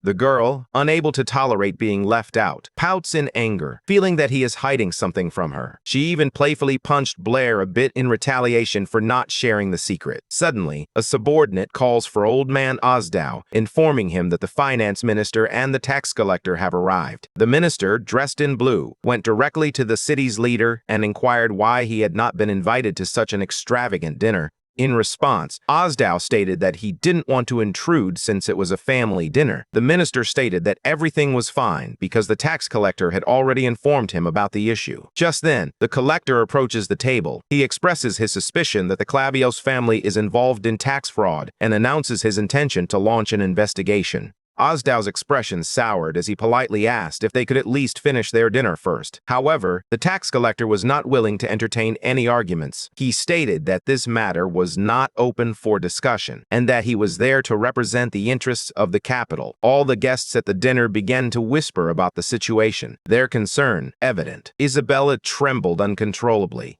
She placed her hand on Blair's knee, seeking support. Her face and posture clearly revealed how worried she was about her dad. The minister then spoke up, stating that it wouldn't be beneficial for Osdow to create a scene in front of so many people. He suggested it would be better for him to cooperate peacefully with the investigation. The old man became angry that they were trying to boss him around and started raising his voice. His wife stepped in to diffuse the tension. She announced to everyone that dinner was over and that Osdow needed to attend to some business. Blair attempted to soothe Isabella and suggested that they leave. That's when he noticed that Calvin and Brad had arrived for dinner. They stood at the back, behind everyone else. The blonde took Blair's hand and guided him away from the crowd, working to steady her nerves. She looked completely distraught. Our boy decided to ask how she was holding up, noting that the city's leader was in serious trouble. If they uncover anything, he will be stripped of his title and thrown in prison. According to him, since this Walter guy is the queen's younger brother, he essentially does whatever he wants in town. As they walk past a group of girls from dinner, they overhear them gossiping about the mayor. One of the girls expresses that she never imagined the Clavia family would crumble so easily. Hearing this, Isabella squeezed Blair's hand tightly. This caught his attention immediately. His expression turned somber, filled with concern for her. Before him stood a beautiful girl, now in tears. This deeply affected Blair. He began to ask, nearly in a panic, why she was crying. Isabella remained silent and simply threw herself into our boy's arms. She began to sob, terrified of what would happen to her father, and soon became hysterical. The protagonist chose to soothe her. He spoke softly, reassuring her not to worry. In his mind, Blair vowed that he would do everything in his power to protect her dad. A little while later, our boy succeeded in calming Isabella down, and they decided to go talk to Calvin and Brad. He greeted the guys, who asked what he was doing there. Blair replied that the clan chief was his friend's dad. Anyway, the guys changed the subject and thanked our hero for saving the city. Curious, our protagonist inquires about their presence and whether they arrive with a tax collector. Calvin explains that the tax collector is the vice president of their mathematics society, which is why they had to tag along. Brad's role was to serve as the collector's bodyguard. Our boy then wonders why the collector targeted the city chief for financial issues, as it should be the finance minister handling those matters. Calvin explains that the minister is accountable to the city chief, which means that ultimately the responsibility falls on him. Our protagonist confronts him, questioning whether Calvin truly believes what he is saying. The guy becomes a bit awkward and replies that they are just scientists, not government agents collecting taxes. He explains that they can't get involved in this situation. So, our boy shifts the conversation once more. He asks if they recall the individual who solved all the problems for the Mathematics Society and even developed a new technique for the Magic Society. They say they remember him very well. Suddenly, it hits Brad. He states that they never revealed what happened within the magic community. That's when our protagonist drops the bombshell. He is Chunlul, the one everyone has been talking about. The two presidents are in complete shock, unable to believe that such a brilliant mind was once just a student. They believe he's joking and politely ask him to stop messing with them. To prove his identity, the protagonist shares how much money he earned from the riddles and reveals the secret behind the new magic technique. The presidents finally understand the situation and apologize profusely to the man. Brad quickly begins to flatter, claiming that it now makes sense how he was able to defeat Baird. Calvin kneels and declares that he is willing to do anything, even give his own life, if our boy asks. The only thing he requests in return is help with the tax collector. With serious expressions, the two presidents state that their task is to protect the ministers, but they acknowledge that a mistake could happen, perhaps even tonight. Our boy realizes that these two, who have always been incredibly polite, are now behaving like a couple of teenagers. It seems the image of the god of mathematics, Chun-Luo, has truly gone to their heads. The two agree that, for Chun-Lu, they are willing to kill even this Walter guy. Following the plan, our protagonist states that the tax collector is the primary issue and must be dealt with. However, the presidents completely misunderstand the situation. They quickly declare their intention to kill the collector's entire family. This unwavering faith in their idol leaves our protagonist utterly stunned. However, he quickly clarifies that he doesn't want anyone to be harmed. He simply wants the man to leave Yabo City. Two presidents are feeling extremely embarrassed about their assumptions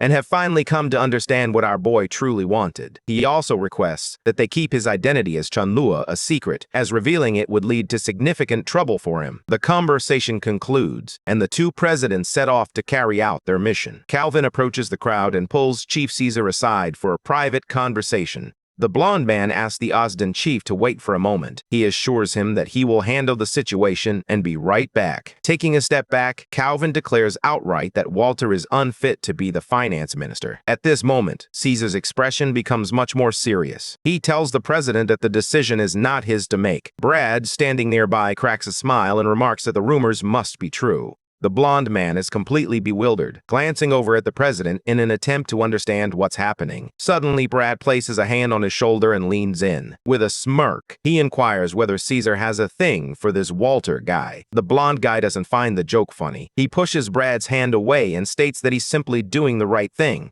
But then the president interjects, stating that the decision is not actually up to Caesar. Powerful figures want Walter to leave town, and if that doesn't happen, he can't ensure Caesar's safety. Calvin also points out that, before becoming a tax collector, he was the vice president of their math society. All this pressure causes the blonde guy to pause and reflect. He glances over at Walter, who is relaxed and enjoying the party, completely unaware of what's about to happen. And just like that, Caesar gives the order to the guards, arrest the man in the blue suit. The man begins to panic, shouting that they are supposed to arrest the head of the Ozdem family, not him. With no patience for the shouting, Caesar orders the guards to silence him. He approaches Ozdem and explains that they have secured proof of Walter embezzling money from the king. With that, he takes his leave, leaving the family head standing there, shocked by this sudden turn of events. As he watches the chubby minister being dragged away, his wife notices Blair nearby. At that moment, our boy was simply trying to find a way to slip out and locate Isabella. The wife, witnessing the bizarre scene unfold, begins to chuckle. Her husband asks her what's so funny. She pours a glass of wine for each of them. As they toast, she comments that Blair is actually a pretty decent guy. With all the tension lifted, they can finally relax and enjoy the rest of their night together. Meanwhile, Isabella sat on a nearby bench, lost in thought about Blair. Before she even realized it, he had approached and gently placed a hand on her head. Still in tears, she asks if it's really him and inquires about her father's well-being. Our MC responds casually, saying that everything has already been taken care of. He explains that his friends lent a hand and Walter has already been taken away. The city of Yaba will soon have a new finance minister, which surprises the girl. She asks how that's even possible, considering Walter was partners with a tax collector. With a slight smirk, Blair explains that his friends hold more influence than that so-called tax collector. Finally calming down, she excitedly asks who these friends are. He leans in closer, places a finger to her lips in a playful gesture, and tells her that she's asking too many questions. Moved by the moment, Isabella kisses him on the cheek, leaving our boy feeling all flustered. Unable to conceal her embarrassment, she runs off, insisting that dinner isn't over yet. Before the main event begins, the people in the courtroom are already arguing over money, placing bets on who will win the showdown. Amidst all the commotion, a gold coin slips from a man's pocket and begins to roll away. Right then, Isabella darts toward the table, while Blair rushes to catch her and stop her. Not paying attention to her surroundings, the girl trips over the very coin that was rolling toward her. She loses her balance and begins to fall, heading directly toward our protagonist. Blair, despite his broken arm, leaps in to try to catch her. He rushes in, attempting to break her fall with his own body. As he reaches out to grab her, his hand unintentionally catches the shawl covering her chest. Right in front of her parents, Blair accidentally exposes part of the blonde's breasts. Isabella bursts into tears on the spot, and our protagonist, panicking, attempts to ease the tension. Covering her chest, she accuses him of being a pervert and claims he did it intentionally. The girl begins throwing punches at him as he attempts to explain that he was only trying to prevent her from falling. Realizing her punches aren't making an impact, the blonde decides to escalate the situation. She closes her eyes and begins to conjure a fireball. In response, our boy turns to her parents with a look that practically screams for help. Suddenly, Isabella realizes that casting a spell in this situation is excessive, stops chanting, and begins to curse the guy out instead. He attempts to apologize once more, insisting that he didn't see anything. She pretends not to understand, which only makes the girl feel even more embarrassed. Ozdem's wife, observing the entire scene, chuckles and remarks on how young people are. The family head seizes the moment of silence to invite Blair for a private conversation. Meanwhile, the mother explains to her daughter that the young man has already done a lot to help their family, and, by the looks of it, he seems to be interested in Isabella. However, she plays hard to get, responding that she never asked for any help. Finally, Blair and the old man arrive at the office and begin their conversation. Ozdem begins by stating that our boy isn't as straightforward as he appears. He notes that while our protagonist appears to have a handle on everything, the situation is actually quite complicated. The truth is, two men named Calvin and Brad owed the old man money, and today, with this victory, that debt has finally been settled. Our protagonist responds that it was an honor to defend Isabella, but then seizes the opportunity to raise another issue. The finance minister has been unilaterally manipulating taxes for 3 months. The old man wonders if these are the only reasons he assisted him. Blair clarifies that if the price of pork has increased significantly, then the price of everything else in the city will rise as well. The taxes impact the economy and the lives of the people, and if they allow the minister to act freely, the citizens will face significant struggles. If the people have nothing to eat, the entire city will lose hope. The old man agrees, acknowledging that he bears the responsibility, but our guy reassures him not to blame himself. As the men engage in their serious conversation, the women choose to peek through the crack in the door to find out what's happening. Inside, Ozdem and Blair smile as they discuss the importance of selecting a responsible individual for the new minister's position. Suddenly, someone places a hand on Isabella's back and pushes her toward the door. Unable to regain her balance, she stumbles into the room, tripping and flying straight toward Blair. As she tries to stop herself, she throws her hands out and collides with him, spilling her glass of wine in the process. Upon impact, the glass flies out of his hand. The wine soaks through both of their clothes before the glass even shatters on the floor. Isabella's mom arrives just in time and advises her daughter to be more careful. She instructs the girl to fetch some clean clothes for Blair, and while she's at it, to assist him in setting up his room. The woman interrupts as they both attempt to speak.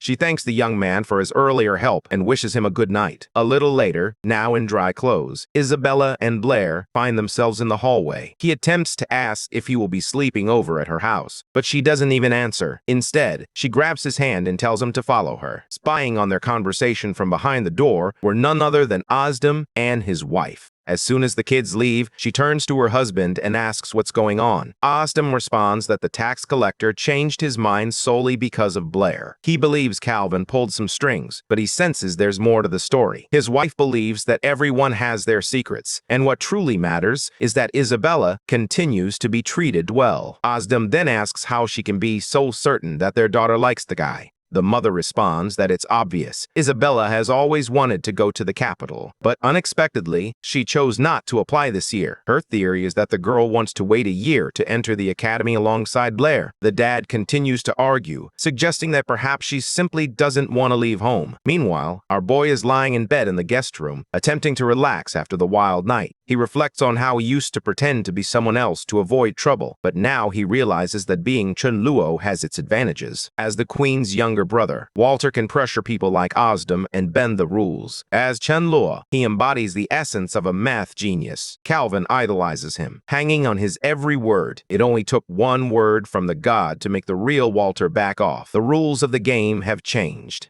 Now they even control people's lives. Our protagonist understands that he must protect himself and those who stand with him. The conclusion is clear. To succeed in this world, one must attain status and power. Out of nowhere, he hears a knock at the door. He quickly gets up to open the door, but when he looks outside, no one is there. Then suddenly, the person who knocked just hops right in through the window as if it's the most normal thing in the world. As our boy grows increasingly annoyed, questioning why she didn't just use the door, the girl is already bouncing on his bed. She explains that she didn't want anyone to see her. Our boy asks if she's crazy, pointing out that if anyone saw her climbing in through the window, they would get the completely wrong idea. She plays along and asks why he couldn't sleep, then suggests that he must be excited to see such a big bed. Blair decides to play along, suggesting it would be even better if she took her clothes off. Immediately, the girl becomes flustered, calls him a pervert, and insists that she came to discuss something serious. She wanted to know what he had discussed with her dad in the study earlier. A bit awkwardly, our protagonist asks if she is certain she wants to know, and she firmly insists that she does. Blair confronts her directly, looking straight at the girl's chest as he remarks that her father thinks she's small and is concerned about it. Because of that, her dad asks Blair to take care of her. The girl feels a bit annoyed, questioning why her dad thinks she's small. But then, all of a sudden, it clicks. She realizes that our boy is just messing with her. In a panic, she starts screaming at him and jumps out of bed.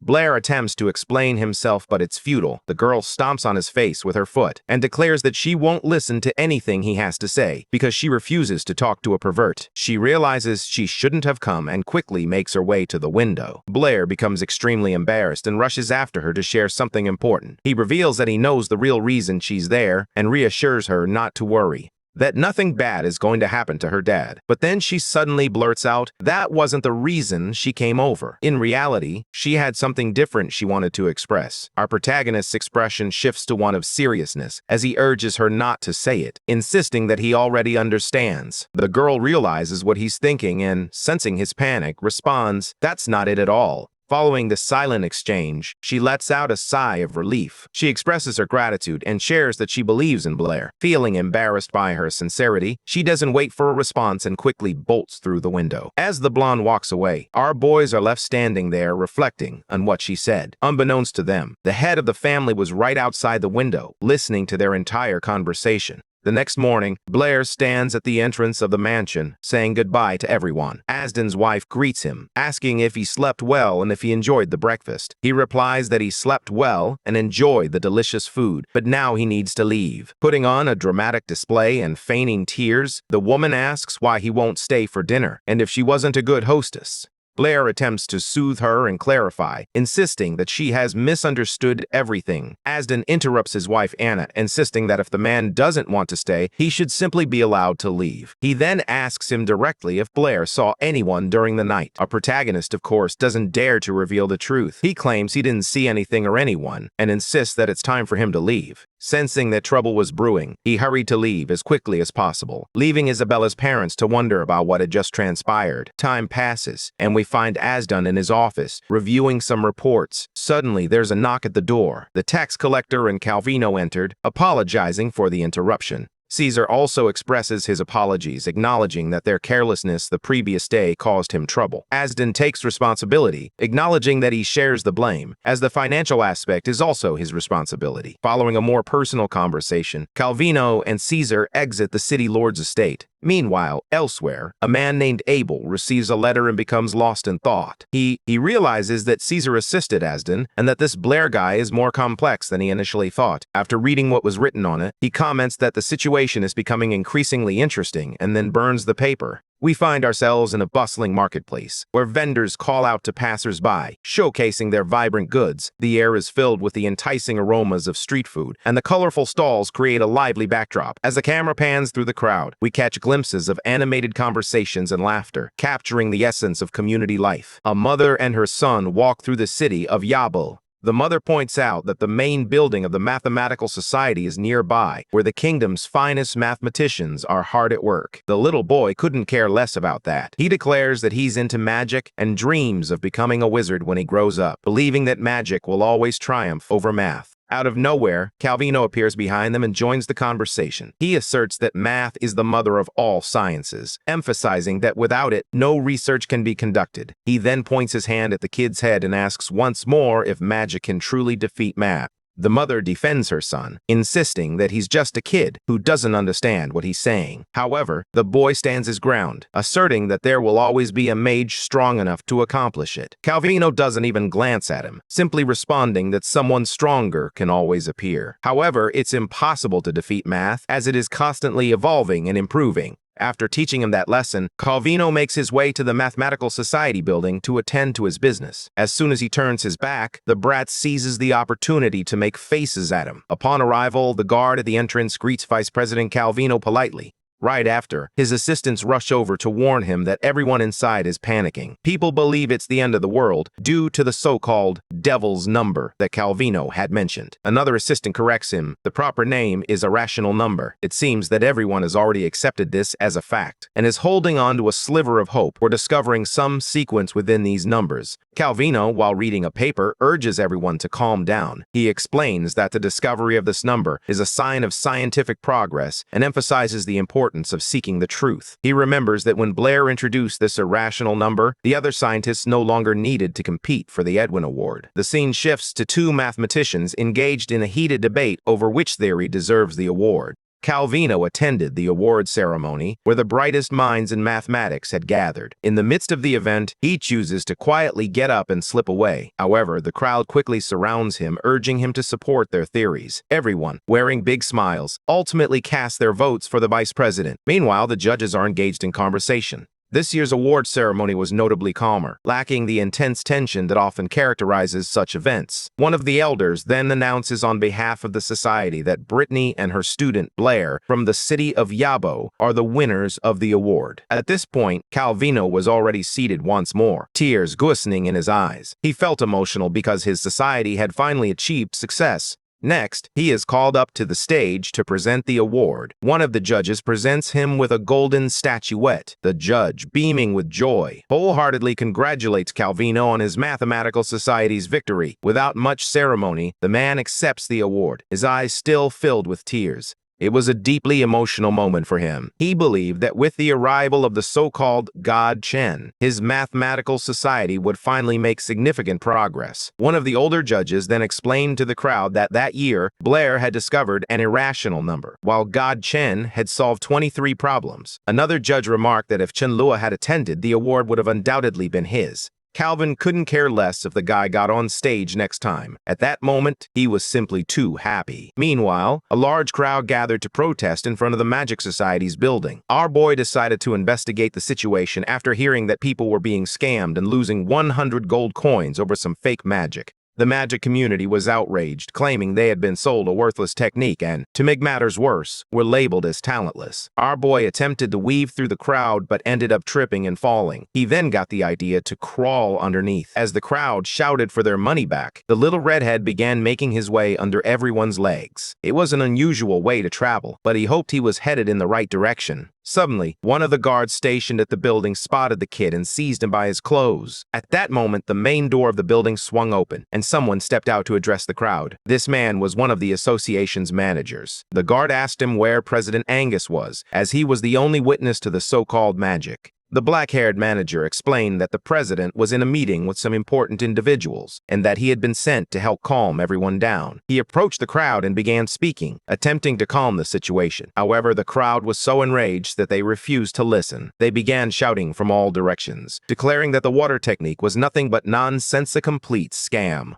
Our boy chimed in, saying that his mom always says liars must be punished. The guard, gripping the kid's shirt, simply tossed him aside to avoid interrupting the adult's conversation. With a forced smile, the manager insisted that the technique was genuine and that a few individuals had already successfully utilized it. One of the mages in the crowd was infuriated by being labeled mediocre. He grabbed the manager by his clothes and demanded a refund. The man sent to calm everyone down reiterated that the technique was genuine and that some individuals were capable of using it. A red-headed mage in the middle of the crowd shouted for someone to bring out at least one person who knew how to use the technique, insisting that everyone would quiet down afterward. Suddenly, everyone turned around upon hearing a woman's voice asking what was happening. It was a noblewoman, and as soon as she arrived, all the protesting mages immediately bowed in her presence. She wondered why everyone was gathered in front of the Magic Society. The red-headed mage explained that the association was breaking the law by selling a fake technique at an outrageous price. The blonde noblewoman expressed her disbelief that the Magic Society would engage in such actions. In response, the black-haired manager defended himself, explaining that it was a new technique that demanded a high level of skill. The crowd was unconvinced by the excuse, continuing to shout that it was all nonsense and that Chunluo was nothing but a big, fat liar. Noblewoman took charge and proposed a straightforward solution. The Magic Society would need to demonstrate the technique. The manager pulled out a scroll containing the spell's description and assured them that they would demonstrate the technique without any issues. He even mentioned that the magic required a combination of fire and water elements. The woman reached for the scroll. They inquired whether there was anyone in the Magic Society capable of controlling two elements simultaneously.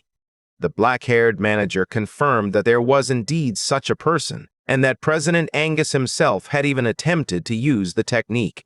The red-headed mage interrupted once more, advising the noblewoman to disregard all that nonsense. Then the blonde glanced at the technique, and just like that, she was effortlessly conjuring fire and water magic simultaneously. The crowd's jaws dropped at how effortlessly she accomplished it. The other mages began to whisper in disbelief, astonished that someone could truly control two elements. The girl was surprised she had never considered using magic in that way. The black-haired man explained that someone named Chenluo refers to this combination as magic, and that the Magic Society is currently debating the theory. That's when the blonde recalled hearing that famous name somewhere before. Meanwhile, the annoying kid continued to taunt the red-headed mage, reminding him that he had promised to apologize if someone succeeded in performing the magic. The boy insisted that the blonde had already demonstrated the technique, yet there was still no apology. The red-headed mage lost his patience and, rather than apologizing, raised his hand to slap the boy. The boy flinched, attempting to shield himself from the slap. But the blonde was quicker. She didn't give the guy a chance to react and effortlessly lifted him into the air with her magic. The mage began begging her to put him down and she complied. On the ground, he began apologizing to the girl, who simply told him to think carefully about his actions. He caused a scene due to his lack of skills. With a slight smirk, she warned him that she typically doesn't offer second chances.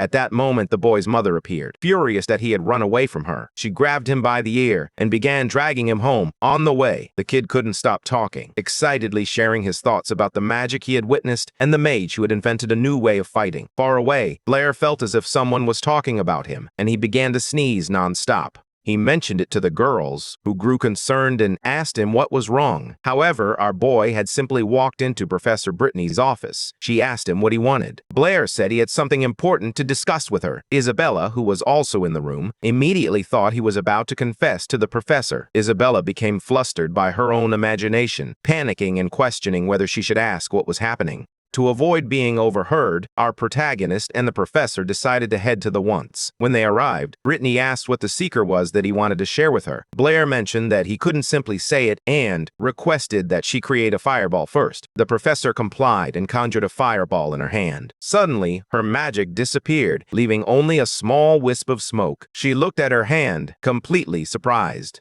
He asked Blair if he was the one responsible for that. He confirmed it and asked if she recalled the entire situation regarding the additional elements. He began to explain his theory, revealing that fire requires another element to burn: oxygen. Without oxygen, fire simply goes out. The professor was impressed and asked if he could extinguish a fireball simply by manipulating oxygen. He replied that he could, adding that without oxygen, everyone on the planet would suffocate. That was precisely how he had defeated Bayard the last time. By removing all the oxygen around him, Brittany finally realized that Blair had the ability to control these additional elements. The key difference is that normal elements are controlled through spells and gestures. However, these additional elements, since their discovery, have never been successfully controlled by anyone. Now, Blair had demonstrated that it was possible. The prevailing thought is that if a group of people can achieve something, they are regarded as geniuses. When only one person can accomplish something, they are often viewed as an anomaly. People can be quite cruel to those who stand out as different. Brittany, clearly worried, asks if he has told anyone else about controlling the additional elements. Blair insists that she is the only one who knows. She then makes him promise to keep it a secret, revealing that not even Isabella or Alice can know, unless one of them becomes his wife. Our boy becomes flustered by the marriage talk, but assures her that he won't tell anyone else, aside from her. The girl, with a serious expression, tells him to swear on it. He's somewhat taken aback by all the pressure. He places his hand on hers and makes the oath. They hold hands for a moment, and she even manages a small smile. Suddenly, her expression shifts to one of seriousness. She warns him that he must remember her words, as this information could cost him his life, and that he shouldn't have even confided in her. Blair confidently declares that he trusts her completely. The blonde asks why he trusts her so much, and he responds that she wouldn't be so concerned about him if she intended to do him harm.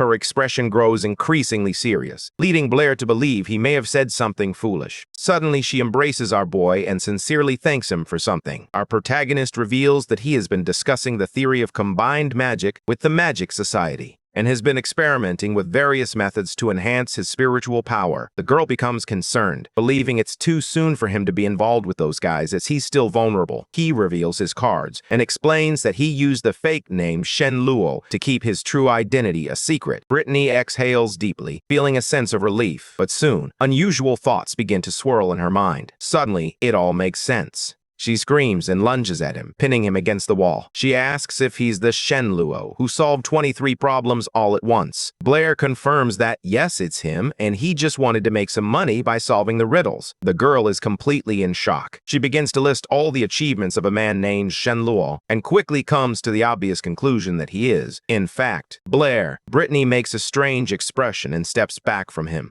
She acknowledges that there's no way she can teach him math or magic any longer. Despite having one of the best teachers in the kingdom, she feels she can't even compare to Blair's level. She assures him that she can still assist with the magical aspects, as her teacher is also an archmage. Brittany promises to ask her to accept him as a student. Blair is taken aback by her genuine reaction and, feeling a bit shy, accepts the offer. Then he realizes something. If Brittany's teacher takes him on, they will become classmates. He asks her why she decided to stay at the academy when she was already a student. But the blonde dodges the question and, just like last time, promises to share her story later. He gets off the roof and decides to head back to the office where Brittany is. But before he can enter, Isabella appears unexpectedly. She grabs his hand and starts dragging him away. He tries to pull back and asks what's happening, but she ignores him, her expression flustered. Curious, she asks him what he and the teacher discussed in private. Our boy gazes thoughtfully at the door. He recalls their conversation clearly and remembers his promise not to share his secret with anyone, not even her friends. As expected, instead of sharing anything with Isabella, he simply states that they didn't discuss anything important.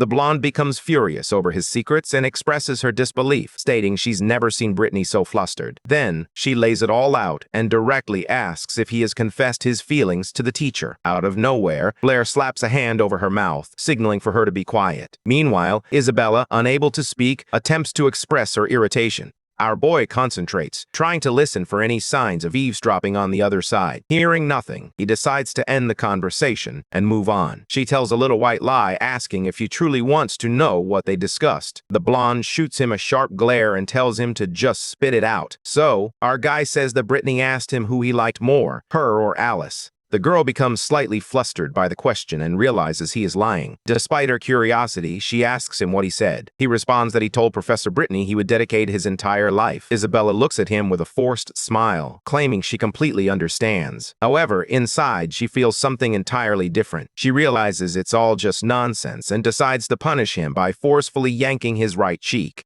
The girl gives him one last chance to tell the truth while simultaneously starting to. She conjured a fireball in her hand. Our protagonist urges her to pause and have a conversation. Continuing with his deception, he explains that he told Brittany Alice was merely a classmate and that Isabella was his closest friend. He hoped the compliment would discourage the girl from pursuing any wild ideas. At that moment, she began to wonder, if Alice is merely a classmate and Isabella is just a friend, then Blair must have feelings for someone else. She huffed in anger and began to leave the room, lost in thought. Connecting the dots, she concluded that the guy was actually interested in his teacher Brittany. Although he didn't understand why the girl was so angry, Blair felt relieved that she had believed his story. A little later, he arrived at the classroom and noticed a crowd gathered by the windows, whispering about him. He really didn't like that, feeling like an animal in a zoo, constantly watched by everyone. Suddenly, the hallway fell silent. Alice appeared at the door, searching for Blair. He doesn't notice her at first, but the complete silence strikes him as odd, prompting him to investigate what happened. The man begins to rise from his chair, preparing to leave the room, and turns toward the door. Suddenly, his face crashes into something soft and comfortable. He even feels that this situation seems familiar. Alice feels a wave of embarrassment from the sudden closeness and asks if he's this friendly with everyone. Blair's face flushes with embarrassment as he begins to apologize, insisting it was an accident. The girl finds the situation amusing and even apologizes, admitting that she was the one who got in his way. She calls him silly and mentions that she has a few questions for him. Alice seeks assistance with some problems she couldn't solve by herself. Feeling a bit confused and slightly annoyed, he took her notebook and promised to help. The crowd outside the window was discussing their awkward encounter. Suddenly, Isabella appeared in front of them, asking what they were doing there. A voice from the crowd inquired if she had also come to see Blair. At that exact moment, Alice walked out of the classroom and stepped into the bustling hallway, her mind racing with thoughts about the day's lessons. She came face to face with her. The blonde asked what she was doing there. A sense of rivalry filled the air as the redhead got straight to the point, directly asking the blonde if she liked Blair. Isabella looks away, clearly irritated, and tells her to stop talking nonsense, insisting that nobody likes the black-haired guy. Alice quickly responds, asserting that she does like Blair. Isabella becomes furious and genuinely angry, while the redhead calmly states that she has fallen in love with him. She then adds that, since the blonde doesn't like him, she won't attempt to steal him away. Isabella quickly becomes sad and explains that despite everything, her friend doesn't stand a chance because Blair loves someone else. Alice remains unfazed and confidently states that she'll compete with the other girl. However, the blonde advises her not to even try, insisting that she's no match for her. The redhead realizes Isabella's game and accuses her of wanting the guy, claiming that's the reason she's trying to discourage her rival. Upset, the blonde walks past her, stating that she doesn't want to steal anyone. She adds that if Alice likes Blair, that's her problem. The girl sits down next to our protagonist, still contemplating their earlier conversation. Noticing the sour expression on her face, Blair chooses not to provoke her today. Suddenly, the blonde asks the guy whom he would choose between her and Alice. This question catches Blair completely off guard, and as he contemplates his response, the girl glares at him with anger. He even attempts to be reasonable, questioning why he should have to choose between the two of them. But the blonde stands firm and tells him to choose, insisting there will be no more questions. The guy's brain short-circuits from the pressure, and the first thought that comes to him is that, between the two, he'd choose magic. Isabella quickly shuts him down, insisting there are only two options. Our boy's face lights up with a smile as he asks if he can add another option. The blonde is taken aback and asks if he wants to include Brittany as a third option. He responds that it would be disrespectful to her. Then, he drops a surprising line asking if he can choose both of them. Isabella becomes even angrier and firmly states, absolutely not. Blair continues to tease her, asking if she would lend him some gold if he chose her. The girl's face flushes with anger, her eyes burning with fury, and she urges him to take this seriously. Finally, our MC decides to respond and asks if he's supposed to choose one of them as his wife. The blonde tells him to choose however he likes. The guy responds without hesitation, saying he would choose Isabella. This response leaves the girl completely flustered. With her anger dissipated, she asks him why he made that decision. He casually responds that Alice is older, more delicate, and has bigger breasts. However, in every other aspect, the blonde is superior to her. Blair's statement came across more as an insult than a compliment to the girl. Moments later, the man gets struck across the face. Our poor MC panics for a moment as he realizes he has made a mistake. After that, the blonde rushes out of the room, and our protagonist decides to pick up a book to read.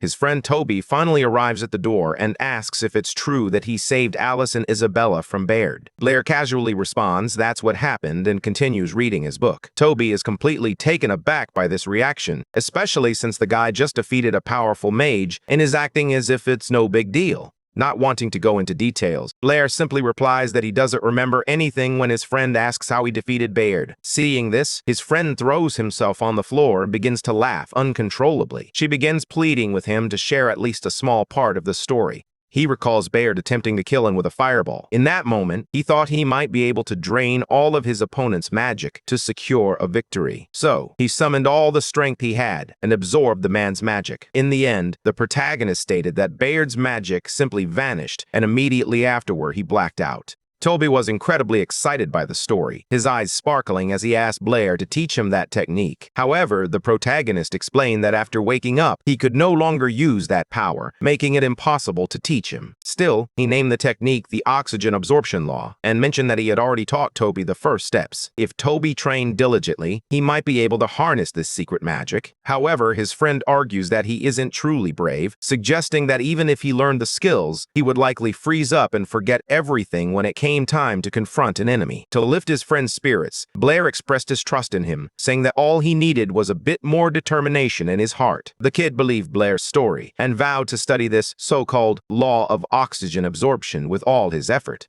Toby informed him that the spot in the academy fence they used to jump over had now been sealed off for security reasons. This news sent our boy into a frenzy. He sprang up immediately and began running toward the Magic Society. Toby had no idea why his friends suddenly took off, leaving him to watch in confusion, lost in thought. Meanwhile, our protagonist changes and becomes Shunluo, arriving at the association. He went directly to the front desk on the first floor and requested that the woman call the manager, Molly. The receptionist quickly noticed the honorary Magic Society member pin on his chest and understood she couldn't keep someone like him waiting. The blonde escorted him to Molly's office and informed him that he could enter. He didn't even knock. He just threw the door open. The girl was clearly in the midst of something important, as the sound of the door startled her so much that she fell to the floor and even lost her glasses in the process. Our protagonist, who had just entered, spotted Molly sprawled awkwardly on the ground. Without wasting a moment, he rushed over to help her up and extended his hand.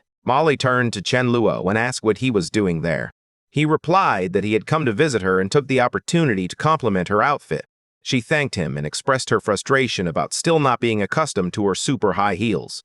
Out of nowhere, he grips her hand more firmly and he pulled her closer to examine her forearm and noticed a bruise from her fall earlier. The girl kept complaining about her shoes, saying she was always twisting her ankle. However, she insisted on wearing them because they made her appear taller. Flirting with Molly, Chen Luo remarked that she was a real hard worker, and it was no wonder he had recommended her for the manager position. The compliments left the girl flustered, causing her to look away. Finally, the guy got straight to the point and asked how much money his new technology had generated. Molly handed him a report indicating that the total profit had reached 800 gold coins. The boy thought to himself that he hadn't expected his technique to earn him so much money. The issue was that this was a one-time score. Once everyone realized that the magic couldn't actually be used, no one would buy the technology with so much hype surrounding it anymore. The protagonist asks Molly where the money is kept, and if he can take it now. She responds that the cash is in the office, safeguarded by magic. Without any hesitation, she begins to cast a spell and a golden circle materializes around her. Suddenly, a shower of gold begins to rain down in the middle of the room. The man quickly realizes that if he collects all this cash, Isabella will certainly notice, and he feels stressed, unsure of how he will explain it to her.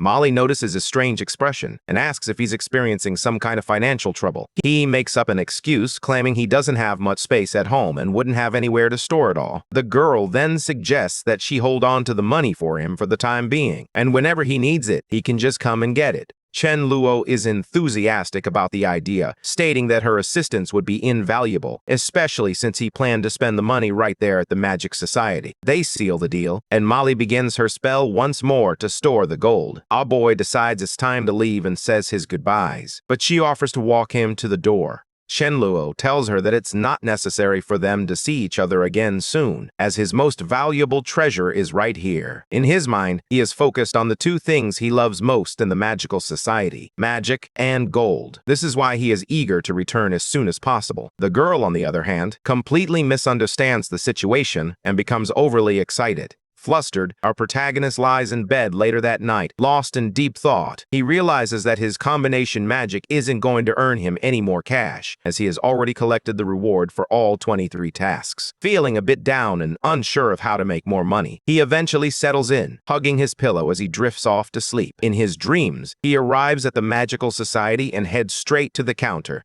Filled with pride, he announces that he has killed Bayard and demands his reward immediately. The lady at the counter explains that the reward is substantial and asks if he wants to take it all at once. He replies that one can never have too much gold and envisions himself atop a mountain of it. Suddenly, the dream takes a strange turn as he is astonished to see gold raining down from the sky. he notices that all the gold around him is beginning to freeze, so he lies down on the mountain. Feeling cold, he decides to call Isabella for help to warm up. As he wakes, slowly opening his eyes while still half asleep, he grumbles about how chilly it is. Suddenly, he notices Isabella standing right beside him, her hands stretched out toward him. The guy gets so spooked that he jolts up in bed as if he's trapped in a nightmare. He realizes that the mountains of gold were just a dream, while Isabella stands there, looking at the protagonist with complete confusion. Now fully awake, he asks her why she entered his room. She says she came to wake him up because he has visitors. She also mentions that he was yelling about gold the entire time,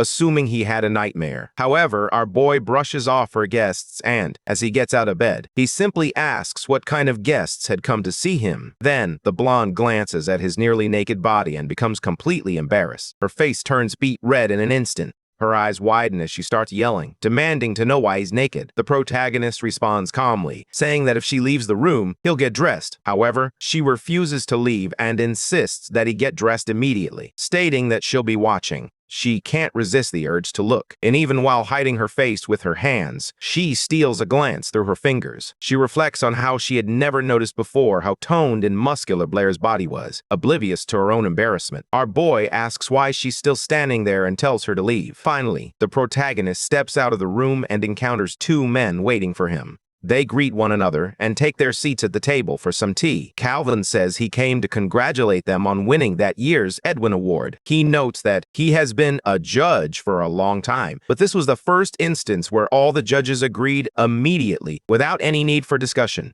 At this point, the protagonist realizes he should have called Isabella. The award didn't come with any prize money, and he had hoped she would be so happy that she would treat them to a nice meal. Calvin also notes that he saw Brittany's solution to two problems that were also competing for a prize, and he remarks that her way of thinking felt familiar. The girl praises him for his sharp guess, as she actually drew on Blair's ideas from when he solved the 7 bridges of the capital problem. Calvin continues to praise Brittany, noting that while everyone was aware of the solution to that particular problem, no one had considered applying the same logic to tackle other issues. The girl becomes flustered by the compliments and explains that she only succeeded because she tried every other method first before finally using Blair's approach. Continuing the conversation, Calvin asks if that was when she coined the term topology. The girl explains that Blair had mentioned it previously and that he was the one who created this field of mathematics. Calvin believes that the combination of our boy's skills and Brittany's dedication will help elevate topology into a legitimate science. As he sips his tea, the protagonist reflects on the significance of topology as a vital science in the modern world, contemplating the likelihood that it may never be fully developed.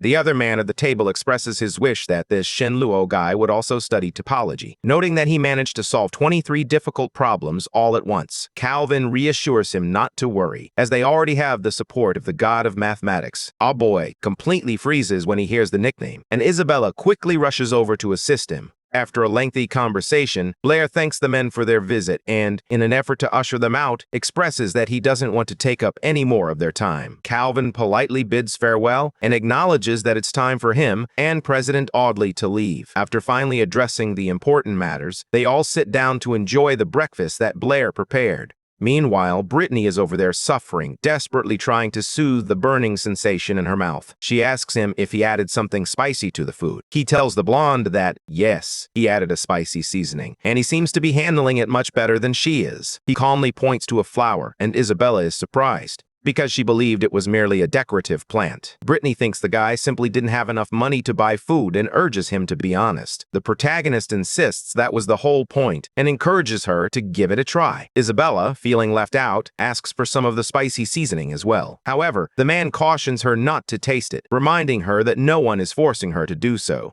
Then Brittany jumps in as well, telling Isabella that she absolutely should not eat the pepper. The blonde feels a bit down as both Blair and her teacher team up against her on the issue. Noticing her friend's reaction, Brittany changes her mind and asks our boy to share some, reminding him that Isabella was the one who bought them a rabbit to celebrate the award they won. The man responds that, as far as he's concerned, she can take whatever she wants from the table. After that, the blonde notices the ice-cold water in Brittany's mug and decides she wants to try it as well. Immediately, Blair tells him not to give her the drink, insisting it's for her own health. This infuriates Isabella. Feeling sympathetic toward her friend, Brittany casts a spell that fills Isabella's glass with a multitude of ice cubes. With a triumphant smile, the girl drinks the ice-cold water in one swift gulp. Naturally, that didn't end well. A short time later, she began to feel unwell. Lying under the covers, she pondered the reason behind her intense stomach pain. Seeing her condition, Blair decides to look after her. She brought some hot tea and placed it on the small table by the bed. Isabella sees it and, surprised, asks what he brought, as the drink looks quite unusual. He explains that it's black tea with sugar, and if she drinks it, her stomachache will go away in no time. The girl notices the unusual color of the drink and remarks that it resembles blood.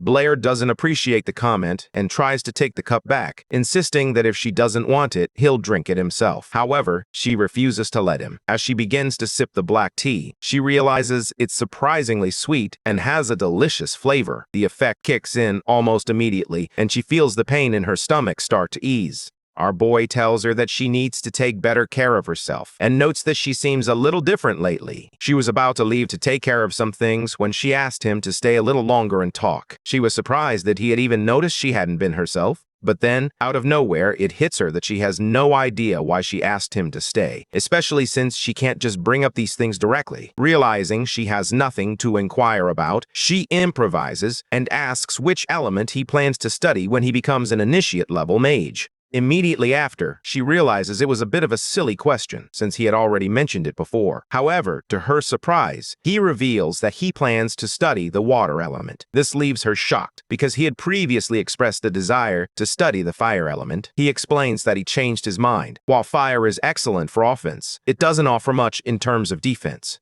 Water, on the other hand, strikes a good balance between the two. He notes that people often underestimate the water element, and he plans to use that to his advantage. His enemies will underestimate him, believing he's weak. He'll feign casting a simple water ball, only to catch everyone by surprise. Isabella then states that, in that case, she plans to study the fire element. Blair is surprised as well, since she has always wanted to study the air element. He asks her why she changed her mind. She fires attack powers on another level, allowing her to protect Blair until he becomes a stronger mage. The protagonist expresses her confusion, stating that studying magic is a lifelong journey and that she doesn't need to be protecting him constantly. He can't even finish his sentence before she cuts him off, declaring that she's already made up her mind. Blair looks at her, confused. With tears beginning to well up in her eyes, she asks him if he believes in her. The guy doesn't respond. He simply tells her to take better care of herself instead of worrying about him. A day passes. As our protagonist makes his way through the crowd, he encounters Brittany, who asks for his assistance with some issues she's facing. Isabella was already feeling better as she watched Blair, who had agreed to help, gather some sheets of paper filled with notes. After that, Isabella bids them farewell, mentioning that she's going to practice her magic. As soon as she departs, Brittany turns to our boy and asks why Isabella has suddenly become so withdrawn. She remarks that the old Isabella would have joined them to study math, but Bollier clarifies that she is now taking her magic studies very seriously, and that is indeed the case. At that moment, Isabella realizes she needs to become stronger to remain by Blair's side. She heads to the training room to practice. Out of nowhere, Alice appears, searching for Blair specifically. She inquires about Isabella being there alone and demands to know where Blair has gone. The blonde replies, sounding a bit down, that he is studying math in Brittany's office. The redhead explains that she didn't mean to interrupt. She simply had some good news to share. However, now she'll have to tell Isabella instead. The jab misses its target, and Alice finds it odd that Isabella didn't react at all when she mentioned Blair. Alice hands her a document, announcing that she has become the first student at the academy to advance to the initiate-level mage. Isabella grabs the paper and quickly retorts, saying that now she'll have something to aim her fireballs at. Alice takes the bait and responds that the blonde seems to practice that one technique all day, suggesting she must have burned away all her emotions in the process. Suddenly, Isabella gazes out the window, contemplating when she should attempt the initiate level exam herself. Time passes, winter arrives, and with it comes the first day of winter break. Despite the snow falling outside, the blonde tells herself with unwavering certainty that she is going no matter what. As she steps out onto the street, she runs into Blair, who has been waiting for her in front of the house. He has decided to walk her to the exam. She advises him to stay home since it's freezing outside. He tells her that he is also taking the exam to become a beginner mage and wants to join her. Isabella is shocked and asks if he has already gained the necessary spiritual power. He explains that he just mastered the basic level of the 4 elemental magics a few days ago. Honestly, he doesn't really need the certificate. What he truly wants is the water mage's robe, and this is the only way to obtain it. They walk silently through the streets for a while. Suddenly, Isabella calls out his name, eager to say something. He stops, turns to face her, and asks what's going on. With a serious expression, the blonde says she needs to ask him something. Our boy is surprised, but he has a good idea of what's coming next. He asks how his spiritual power increased so quickly, reminding him that when they first met, he couldn't even conjure a single fireball. She continues, noting that it's only been 1 semester, yet he has already mastered the 4 elemental magics. Once he levels up, the power gap between them will only continue to widen. He simply replies that everyone learns magic at their own pace and reassures her not to worry about it. He gently places his hand on her head and promises that he will be the first to reach the highest level so he can protect her. The girl becomes flustered but refuses to back down. She slaps his hand away and declares that she will be the one to reach that level first. The protagonist stands his ground, asserting that he will be the first, and just like that, they make their way toward the association. Upon entering the building, Isabella informs him that the fire mage's exam is on the 2nd floor. They will need to split up. The lady behind the counter warns that today's examiner is Mr. Halls, a man known for his exceptionally high standards.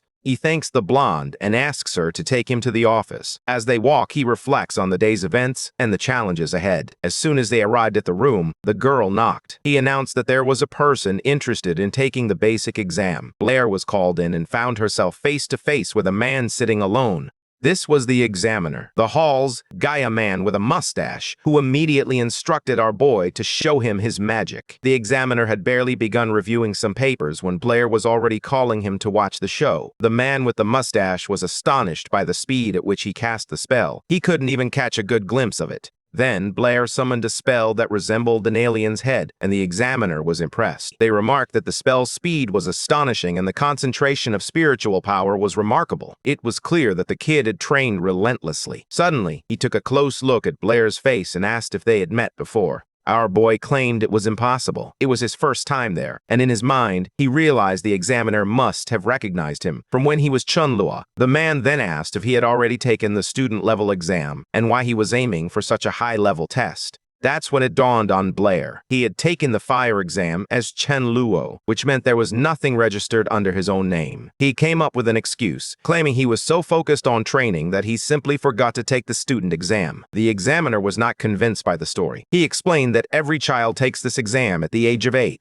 If Blair didn't study, it could only mean he was a natural talent who excelled without needing to. Without that talent, it would take him far too long to learn magic. At just 20 years old, he was already strong enough to surpass the basic level. The math simply didn't add up. The examiner concluded that the only explanation was that the child had used a forbidden elixir and trained with illegal texts. This accusation sent our protagonist into a panic as he frantically attempted to explain himself, but the guy wouldn't even listen. He told him to take it up with the judge and to stop trying to trick him. Blair said he would wait for the examiner to calm down so he could explain everything properly. Suddenly, he concentrated and summoned a water dragon. This Hall's guy was shocked because even a mid-level mage cannot easily summon one of those. Seeing this, he decided to cast a powerful water spell to stop the boy. He raised a massive water barrier directly in front of him, bracing for the impact of the approaching dragon. At the last moment, Blair's dragon transformed into a gentle stream of water, providing a refreshing splash that helped calm the examiner's nerves. Blair then revealed the truth. He failed the apprentice exam because he selected the wrong element. As a child, he dreamed of becoming a fire mage, but lacking the talent for it, he made no progress in his pursuit. Only later did he discover his talent for water magic, prompting him to resume his studies. To demonstrate his lack of strength, he admitted that he couldn't even control the water dragon properly. Halls became angry and began yelling that he wouldn't be deceived. Calmly, Blair replied that he was a student at the academy and that his teacher was Brittany. He added that the examiner could check his file if he wished. Halls agreed to the proposal but warned that he would be calling the higher-ups and instructed Blair to wait right there. As he was leaving, he began to reconsider his opinion of the kid, realizing that only those from important families or exceptional talents typically attended the academy. The man with the mustache slammed the door and went to gather more information, leaving Blair behind to ponder how strange he was. Suddenly, someone knocks on the door. Blair goes to open it, assuming the mustache guy has returned much too quickly. The person there is a girl named Molly, who is struggling to balance a huge stack of papers. Without even looking up, she begins to explain that she has brought the list of everyone who took the exam. Our protagonist informs her that the examiner has just left, but from his voice, she suspects she is speaking to a man named Chen Luo. When she finally looks up, she finds herself face to face with Blair, and she is so shocked that she drops the entire stack of papers on the floor. The girl stares at Blair, completely confused, as she was certain she heard Chen Luo's voice. To eliminate any doubt, she asks him directly if he's the one. At that exact moment, another girl, Isabella, arrives and sees the two of them. She does not like what she sees. From her position, it looks like Blair and Molly are getting a little too close. Our boy is confused by Isabella's anger and asks what she is doing there, completely irritated. She responds with another question, asking why she couldn't be there. Molly moves closer to Blair and tells him she'll let it slide this time, but next time, he will have to tell the truth. Isabella sees this and completely misinterprets the situation, believing that the two of them are sharing secrets. Filled with jealousy, the blonde quickly begins preparing a spell while scolding our boy. Blair asks Molly to let him go so he can explain the situation, but she refuses. In desperation, the man begins to scream for help. Noticing the commotion, Molly steps in to clarify the situation. She explains that she was only present because she had been assigned to watch over Blair and apologizes for the misunderstanding. Isabella immediately halts her actions and gazes in surprise at the blue-haired girl. Isabella asks why someone would have Blair watched, but Molly simply replies that she was following orders. She picks up the papers from the floor and mentions that she needs to deliver the documents. As she simply walks away, our protagonist remains standing, reflecting on the entire situation. Isabella attempts to stop Molly, claiming she has seen her at the academy before, but her efforts are in vain. She then turns to Blair and asks why he was being watched and what he was doing there. The protagonist responds that it's a long story and begins recounting everything from the beginning, starting with his exam. After hearing the entire story, Isabella bursts out laughing at the examiner's impression of our boy. He clarifies the confusion with Molly, explaining that Hall's associate had left and assigned the girl to watch duty. Just as they are deep in conversation, the doorknob turns and the door swings open. It's Hall's. Blair asks if he has discovered everything he wanted to know, and the man with the mustache replies that he no longer has any doubts. He didn't come back alone. He brought President Angus with him, who wanted to speak with our MC. The president enthusiastically praises Blair's remarkable talent in both magic and mathematics. Our boy greets him politely and humbly, stating that he's just an ordinary person. Then, Angus sees Isabella and asks her what she's doing in the room. A bit confused, she responds by reminding him that he was the one who invited her to the Magic Society, and that she is also a student from Shandanasa. Angus simply smirks and claims he doesn't remember any of that. Then, without a hint of shame, he asks if it's true that Blair is dating Isabella. Our boy is surprised to learn that she has already become a member of the Magic Society, and the blonde, of course, immediately starts to brag about it. The president then expresses his desire to invite Blair to join the society. Blair accepts and inquires if this means he has passed the test to become a novice mage. Halls admits he was feeling a bit out of it, and finally hands our boy a robe along with an honorary membership order. With that, Blair is now officially a novice mage. As he touches the robe, our protagonist finally feels a sense of belonging in this world. After he leaves, Halls and Angus discuss how the black-haired boy reminds them of someone. Meanwhile, as Blair walks home, he contemplates the need to get more cash, realizing that magic at his level is expensive. It seems he will have to spend all the money he has just to capture this dangerous guy. As he levels up, the prices are bound to become outrageous. He realizes he needs to find a new way to earn money, as studying magic is incredibly costly. Blair is lost in thought, spacing out, when suddenly, he gets hit in the head with a snowball. Isabella, feeling delighted about her little prank, was the one who threw it. Playing along, our hero decides to get his revenge by using water magic to create a massive snowball. But the blonde wasn't about to let that slide. Instead of forming a snowball, she began creating a fireball in her hands. Our protagonist, brimming with confidence, declares that she's going to regret that. A little while later, while in the shower, he admits to himself that he actually did get burned for real. He steps out of the bathroom and finds Brittany sitting there.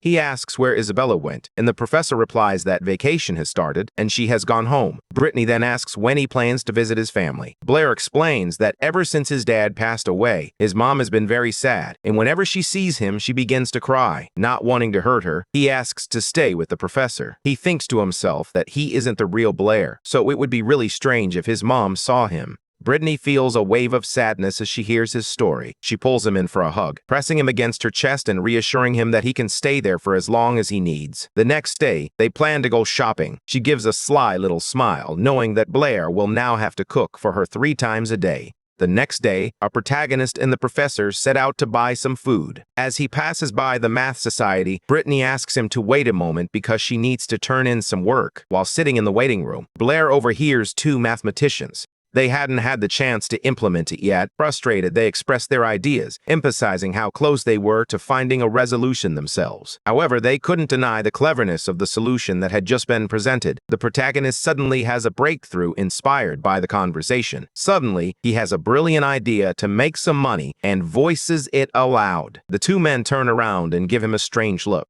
When Brittany leaves the building, she's startled to see a bunch of vegetables spilled on the ground. He admits that he dropped them by accident. The teacher becomes concerned that someone might step on everything and urges him to hurry up and pick it all up. Joking around with a tomato in his hand, he claims it's all under control and adds that there's even an egg right under his foot. He looks down and sees the damage, a broken egg and a squashed tomato on the ground. Panic sets in for our boy, as his plans for the tomato and egg dish that Brittany loves are now in jeopardy. Seeing this, she grabs another tomato, crushes it in her hand effortlessly, and, with a visibly annoyed expression, insists that she's not mad at all. At that moment, our protagonist realizes that his top priority is to save his own skin and worry about the money later. They finally arrive home. Brittany appears genuinely happy and even remarks that Blair is a good boy. He wipes the sweat from his face with his shirt and expresses his happiness at seeing her happy. Brittany licks her fingers and exclaims that the food is incredible, saying she wants seconds, but our boy completely shuts that down. He reminds her that she already had 3 servings of potatoes and eggs for lunch. A huge plate of potatoes and peppers sits on the table for dinner, accompanied by 2 bowls of soup. He advises her to take it easy, and she heeds his words. With a sad expression, she says she'll go study math while he does the dishes. He assumes Brittany is upset and promises himself to cook much more food the next day. However, it turns out she wasn't actually mad. Suddenly, she appears with a bag of money and tells him to buy more food tomorrow. Excitedly, he replies that he'll prepare 5 servings of fried chicken and potatoes, and now he's going to devise a plan to make some cash. He finally figured out a way to acquire gold. He just lacked the startup capital. However, now, with this cash, he has a chance. Here's the plan. Tomorrow, he will create a math problem and offer a 1-coin reward to anyone who solves it. However, there's a catch. Anyone who tries and fails must pay him 1 coin. The goal is to allow the reward to accumulate until it reaches a substantial amount. Then he goes in, solves his own problem, and takes the entire jackpot. Instead of going to sleep, he decides to put his brilliant plan into action. He grabs a pen and begins to contemplate what kind of problem would be suitable for and. Perfect idea strikes him. He dips the pen in ink and begins to write. His brilliant move is to create a problem involving the butterfly theorem, a type of challenge that mathematicians in this world truly enjoy. The following day, he confidently heads to the mathematical society. However, the people there reject his proposal. The man at the front desk explains that there are rules in place. The minimum reward for a challenge must be 10 gold coins, and the society takes 1 coin as a fee. Without hesitation, the protagonist decides to spend nearly all the money Brittany gave him to resolve the issue. The clerk nods and reaches for the bag of money, but he hesitates, gripping it tightly. Just then, as Brittany walks by, she sees the scene and mistakenly believes it's a robbery. Without a second thought, she smacks the mathematician right on the head. The protagonist hurriedly tries to pull her out of there, but the problem is that with the little money they have left, he can barely afford anything. As a result, their meals for the day are going to be quite meager. A few days pass, and they return to the market to gather more food. Blair does his best to impress the teacher with the little money they have left. He believes that once he receives the prize money for solving the problem, he'll buy her the chicken she's been wanting. Suddenly, Brittany vanishes from view. He feels a wave of confusion as he searches everywhere for her. With her gone, he seizes the opportunity to make a quick trip to the Math Society to check on the prize for his challenge.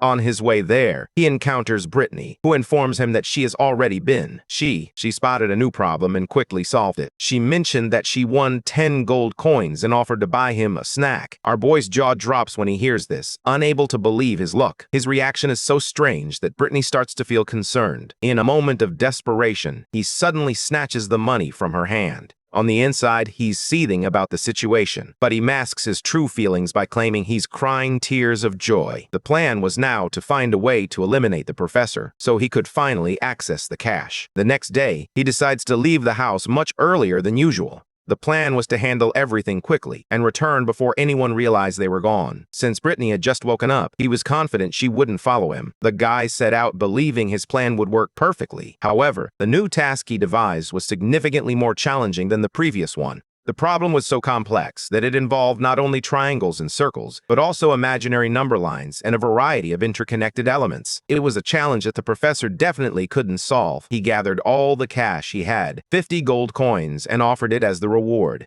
The man from the association questions whether Blair is truly certain about investing all that money. With a slight smirk on his face, Blair hands over the coins and tells the man to just take it, leaving the issue unresolved. He rushes out of the math society and heads to the market. The employee is left behind, wondering if the kid had stolen the goods. 3 days pass, and the reward has already risen to 200 gold coins. The moment had come to claim the prize. Early in the morning, he quietly attempts to sneak out of the house to avoid waking the girl. Suddenly, she appears in the hallway, having heard his footsteps. She simply asks where Blair is going so early in the morning. The guy quickly comes up with an excuse, claiming he wanted to go shopping before all the best items at the market were sold out. The girl feels a bit embarrassed, realizing he was sneaking out to buy food without even bringing a basket. Without hesitation, Blair sprints toward the math society. When he arrives at the task board, he discovers that the problem he had posted is no longer there. Furious, he lets out a scream of rage. An employee arrives and explains that the issue was resolved the night before, and the reward has already been collected. With a furious look in his eyes, Blair demands to know who the genius was that solved his problem. The answer is a man named Mr. Abel.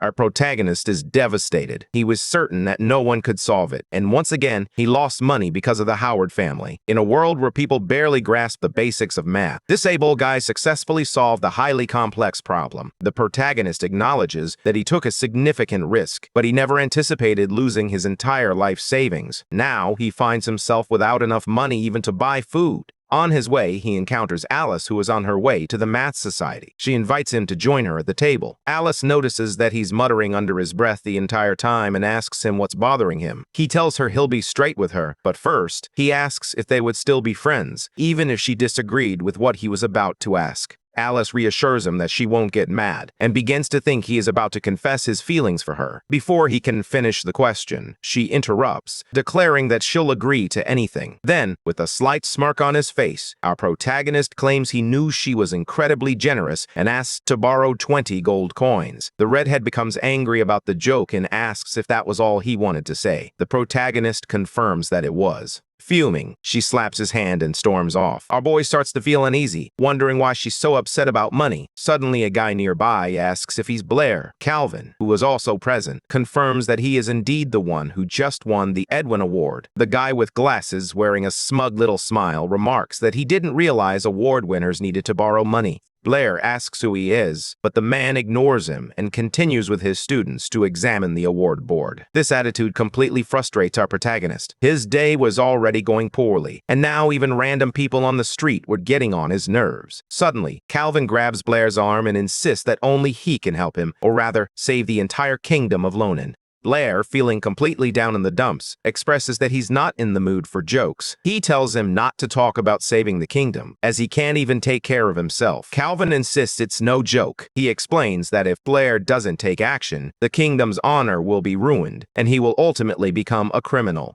The president becomes emotional, kneeling in front of the man and pleading with God to save him. Our protagonist is left completely confused by this scene. Calvin says he will only get up if Blair promises to help him. Brittany, who has just entered the building, is stunned by the situation unfolding before her. Calvin quickly concocts an excuse, claiming he nearly twisted his ankle but was saved by Blair. He adds that he was only at the Math Society to wait for the rain to pass. Blair supports the story, stating that he witnessed Calvin fall and simply extended a hand to help. Brittany skips the details and simply invites the guy to a conference. This conference featured scientists from GI who had come to town and already solved some of the toughest math problems in existence. New problems were emerging, but none compared to the old ones. And these scientists had the freedom to pursue their work as they pleased. The city of Yabo was essentially their final destination. If the locals couldn't devise a challenge that these scientists couldn't solve, the prestige of the Lonan Kingdom would plummet. The president then inquired if anyone present had any ideas. At that moment, our protagonist could only stare at Abel, suspecting that he was likely the one who had taken the 50 gold coins.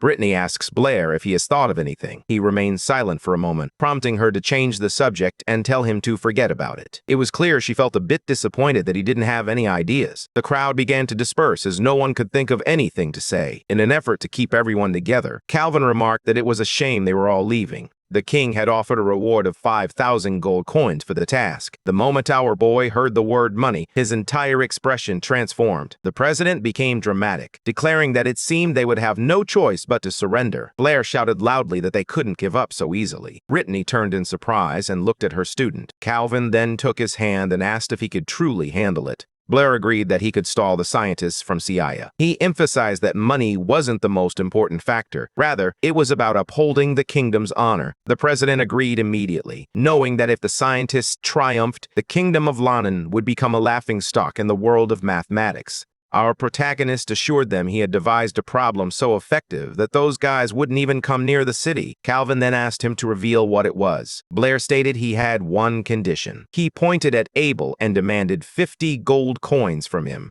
The white-haired man remarked that it was no surprise he had such a mysterious reputation and promptly offered 200 coins for the job. However, our protagonist stated he only needed 50, as he simply wanted to recover his money. Abel agreed immediately. With a smile on his face, Blair asked Calvin for a pen and some paper. He began writing down the problems one after another, continuously, and prepared to share them with everyone. Calvin picked up one of the sheets and found the drawing on it to be extremely simple. Brittany also took a moment to look and picked up the paper from the president. She noticed that the first task involved dividing a given angle into 3 equal parts. The second task focused on transforming the area of a circle into the area of a square. The third task was similar in nature. The crowd around them began to voice their complaints, believing the tasks were far too easy. Brittany shared the same concern and directly asked him if he truly believed these 3 minor issues would be sufficient to deter the scientists. Our boy expressed complete faith in them and suggested that everyone grab a pencil and attempt to solve the problems. It turns out that dividing an angle into 3 equal parts, constructing a square from a circle, and doubling the volume of a cube are all impossible tasks using only a compass and straight edge. Super complex problems from ancient Greece have fascinated scholars for centuries. They encompass a range of topics, including mathematics, philosophy, and astronomy, showcasing the intellectual achievements of that era. They may seem simple at first, but when you actually try to solve them, you quickly realize they're a nightmare. With each passing generation, attempts were made to find a solution, but it took 2,000 years for scientists to finally prove the truth. These problems may appear simple, but in reality, it is impossible to solve them using only a ruler and a compass.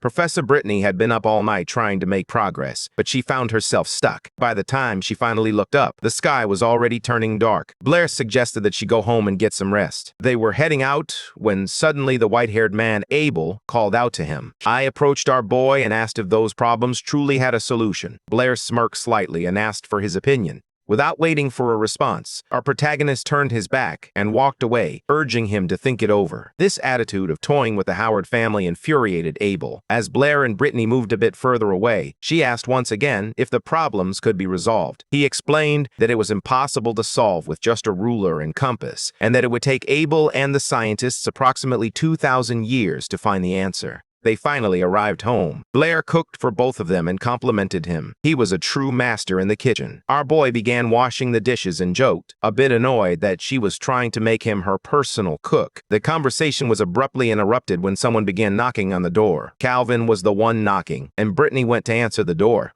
They let him in and offered him some hot water to warm up, as the president of the Mathematical Society was covered in snow and freezing. He got straight to the point, asking whether it was true that the visiting scientists were unable to solve the new problems. Blair said he could relax, noting that no one in the world could solve those problems. Calvin felt an immediate sense of relief and remarked that, after hearing that, he could finally calm down. He thanked Blair and promised that once this was all over, he would personally go to the capital to speak highly of him. But our boy interrupted, stating that none of that was necessary. The only thing that truly mattered was the king's promise of cash. Calvin told him to relax, assuring him that the King of London would never default on the payment. After that, he said his goodbyes and left. As soon as he left Brittany's house, Calvin headed straight to the Mathematical Society. On his way, he encountered Jiaya's group, who were already heading out. They claimed they had already solved all the city's problems and had nothing left to accomplish there. The group's leader, a blonde man, they said they were heading back home that very same day, but Calvin wasn't about to let them slip away that easily. He raised a hand to stop the man and said, with a hint of irony, that they couldn't just leave without offering a proper thank you. The blonde guy replied that they just wanted to grab the money and use it to pay for their expenses.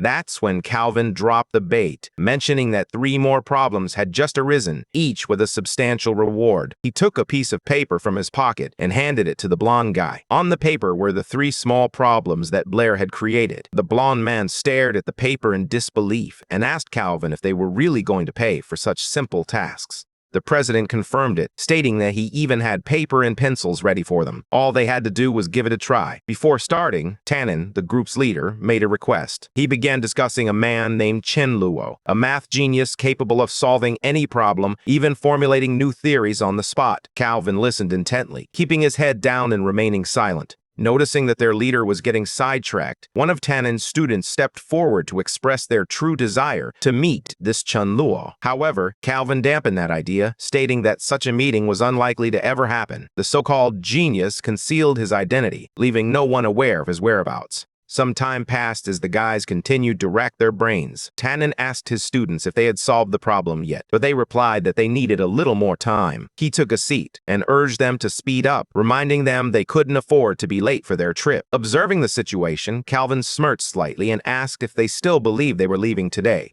Tannen, still confident, stated that once they resolved the issues, they would be on their way. He even asked Calvin to arrange for their belongings to be picked up from the hotel. Calvin, aware that they would be stuck there for quite some time, asked the hotel manager to extend the guy's stay for another month. Time passes in the hall, illuminated by a grand chandelier. The blonde guy, attempting to solve the problems, realized that this was far more complicated than it appeared. He begins to feel nervous and calls out for Calvin. When Calvin fails to show up, the guy begins to panic, shouting for the president once more. Then, Audley approaches and informs him that Calvin is away on business. He suggests that the blonde guy should talk to Tannen. Tannen, completely confused, asks who the blonde guy is. Audley explains that the guy is also the president of the Math Society, and that he can ask for the blonde guy quickly expresses his eagerness for the mustached man's assistance. Mr. Tannen, ever so polite, inquires about what he requires. Suddenly, the blonde guy's expression darkens, and he becomes visibly angry. He snaps back that he doesn't need anything, leaving Tannen confused about why he asked for help in the first place.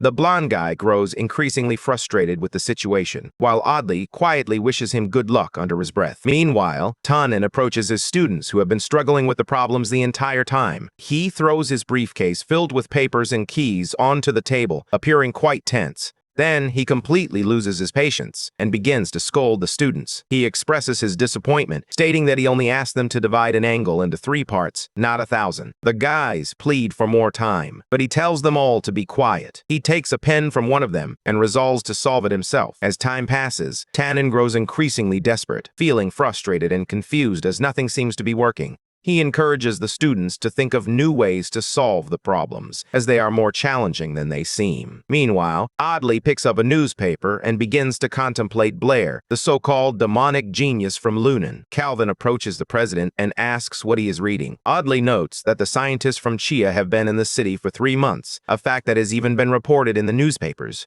The issue remains that they still haven't managed to resolve anything. Audley then expresses his hope that this time, their country, Lunan, can save face. Calvin immediately agrees, expressing his own worries about the situation. After all, they nearly embarrassed themselves in front of the Chia folks. Now, no one will be able to tarnish the reputation of Launen's mathematicians. Oddly, it is said that their math skills have always been on a higher level. He adds that if it weren't for Blair, Launen would have been in serious trouble. He recalls how Calvin always envisioned their country becoming a powerhouse in mathematics. With his eyes sparkling, he declares that if Chenlo can outperform the Chia scholars, he will set a new standard himself. However, Calvin kills the vibe by claiming that Blair is only interested in money. He suggests that if they announced a reward of $1 million in gold, perhaps the guy would finally show up. Sometime later, the president decides to invite Blair in for a conversation. He begins by expressing gratitude on behalf of all the scientists and the people of Launen. Blair couldn't care less about the thanks. He wants to cut to the chase and get straight to when he will receive the cash from the king. Calvin explains that the reward has already been approved, but he can only collect the money once the scientists from Chia leave the city.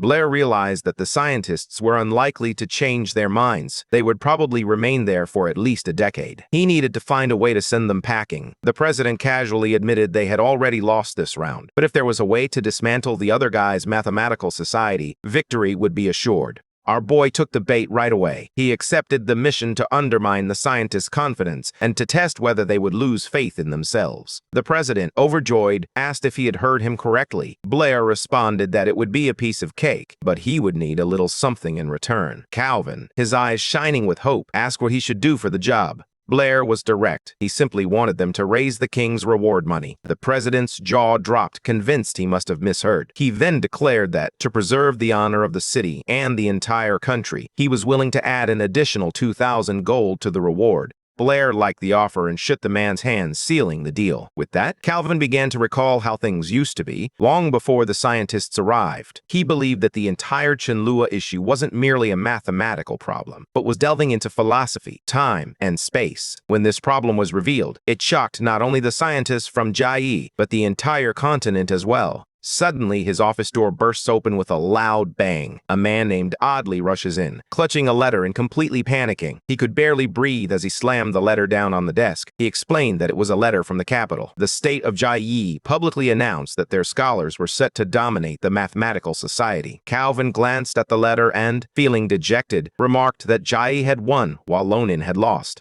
Audley agreed, acknowledging their defeat. However, he mentioned that there was still one chance. If they could solve 3 extremely difficult problems before the scientists arrived, their country would be celebrated as the winner in the papers. But Calvin wasn't having it. He crumpled the letter and questioned why Audley was already acting as if they had lost. He angrily declared that the competition wasn't over and that they couldn't simply give up. He vowed on the spot that he would send those people from Jai to hell. Canon students continued to rack their brains over the problems. Suddenly, a wad of paper soars through the air and strikes one of them. A friend threw it away, claiming it was a waste of time to keep trying. However, the kid who got hit disagreed, stating that he was close to finding a solution. At that moment, one of the students began to panic, frustrated because he couldn't solve a problem that appeared simple. Another student urged someone named Vincent to help the kid. Without hesitation, Vincent sprang into action. He grabbed the panicking child by the collar as the child clung to the floor, begging to stay. During this time, one of the boys spotted a new challenge that had been posted on the bulletin board. The guys went over to read it. The problem involved a tortoise walking down a road while Achilles chased after it. The question posed was how long it would take Achilles to catch up to the tortoise. A guy named Melky quickly remarked that it was easy. If you know the speed of both and the distance between them, even an 8-year-old could figure it out. Vincent warned him not to be so hasty, reminding him that Blair was the one who created that problem. They then noticed a sentence at the end of the notice that read, "No matter how fast Achilles runs, he will never be able to catch the tortoise." Vincent decides to lift the paper to read the message underneath. Then, a guy with glasses clicks his tongue and bursts into laughter. He claimed the entire situation was nonsense, insisting that even his nephew could catch the tortoise. Annoyed, Vincent nudges his buddy and says that Blair didn't leave that message without a reason. Melky agrees with him, but admits that he still doesn't understand any of it. Noticing the small commotion, Calvin approaches to ask if everything is all right. Vincent explains that they are unable to determine Mr. Blair's problem and requests assistance. The man replies that, to his knowledge, TA's scientists have always claimed that time and space can be divided infinitely. However, unexpectedly, he turns to the crowd and questions whether that is actually true. The crowd begins to panic, expressing that it's not only their mathematicians who think this way, it's the entire world. Calvin explains that they are mistaken. The issue isn't about speed or distance. The catch is that every time Achilles gets closer to the tortoise moves forward a little bit as well. The distance between them continues to shrink, yet this process can be divided into infinite segments. Viewed from this perspective, he will never catch up to the tortoise. One of the guys finally grasps the logic and panics, realizing he truly wouldn't be able to catch the creature. Vincent claims this is just nonsense that Blair made up and you can clearly catch the tortoise, but on the other hand, it meant that the truth the entire mathematical society of TA believed in was completely wrong. A young man named Ron tears the paper from the board, declaring that he will show it to his master, who will definitely know what's wrong with it. As the kids run off, Calvin believes that at this rate, he's going to lose his mind as well. A while later, even Tannen declares that Blair is a demon after reviewing the problem. He just couldn't wrap his head around the mathematician's theory and its implications. The solution to this problem could exist simultaneously. Meanwhile, Calvin sat in his office, gazing at the tortoise and contemplating whether it could truly be resolved through mathematics. Suddenly, the door bursts open as a man barges in without knocking, instructing Calvin to go address the situation at GIA. Since all their team members had abandoned them, the president responded that they were already struggling to solve the previous issues. With the new tortoise problem on their hands, he would have left as well. After this challenge arose, the scientist from TA had no reason to remain. Staying would only lead to more questions. Audley begins to argue with the president, expressing frustration that he isn't taking action regarding the uproar surrounding the issue and the scientists from the other country. Without saying a word, Calvin abruptly stands up from his chair and turns to face the mustached man. He places his left hand on the guy's shoulder in a friendly gesture, preparing to speak. Calvin then lays it out for him. If he wants an explanation for all these problems, he needs to bring him 7,000 gold coins. As time passes, night falls, and the moon rises high in the sky. Blair stands there, gazing at 3 enormous chests overflowing with money. The gleam of the gold completely mesmerizes him as he considers how much cash he has now. It takes Calvin a moment to snap the guy out of it, and when he finally does, Blair smiles and says he hadn't even noticed him arrive. The president gets straight to the point. He wants the solution to the tortoise problem. However, our boy understands that the situation is far more complicated than it seems. This is Zeno's paradox. The issue extends beyond mathematics. It challenges our fundamental understanding of what is possible and what is not. To explain it properly, he would need to delve into quantum physics. However, the people in this world don't even grasp basic physics, so no one would understand a thing. If he shared that kind of knowledge with them, people would just freak out. To keep it simple, Blair admits he doesn't know the answer, even though he realizes the real issue is that he wouldn't be able to explain it to them. Calvin refers to him as God Chen and questions why he would create a problem that even he cannot solve. At that moment, Blair interrupts the man and tells him to lower his voice, as he doesn't want anyone discovering his secret identity. The president grows desperate, offering to put more money on the table and urging him to consider it a bit longer. This offer nearly ensnares our protagonist once more. His eyes are fixated on the man's hand, forming a money sign. However, he manages to control himself and reiterates that he truly doesn't know the solution. Calvin realizes that it's not going to work and decides to leave, already contemplating how he will explain to the king that not even money could motivate the man. In a final attempt before leaving, he shouts that he can add another 5,000 gold. However, it is too late. The door slams in his face, leaving him to talk to himself. Inside, Blair nearly succumbs to temptation, but realizes he must regain control and avoid overwhelming this world with knowledge that is too advanced. If he fails, disaster is inevitable. Suddenly, he hears a scream from Brittany's room calling out for him. He rushes over, filled with fear, and throws the door open, demanding to know what happened. Excitedly, she shares her idea about the problem. She proposes that if you divide a number an infinite number of times, what remains is so small that it might be considered zero. Our protagonist is taken aback, realizing that ever since he introduced this problem, everything has spiraled beyond his control. Professor Brittany has already begun to understand the concept behind the paradox. Even without, he begins to wonder if the scientists in this world can find the answer on their own. He is lost in these thoughts. When Brittany asks if he's still listening, he replies that he is, with a small smile. She then inquires about his thoughts on her reasoning, causing him to become flustered and unsure of how to respond.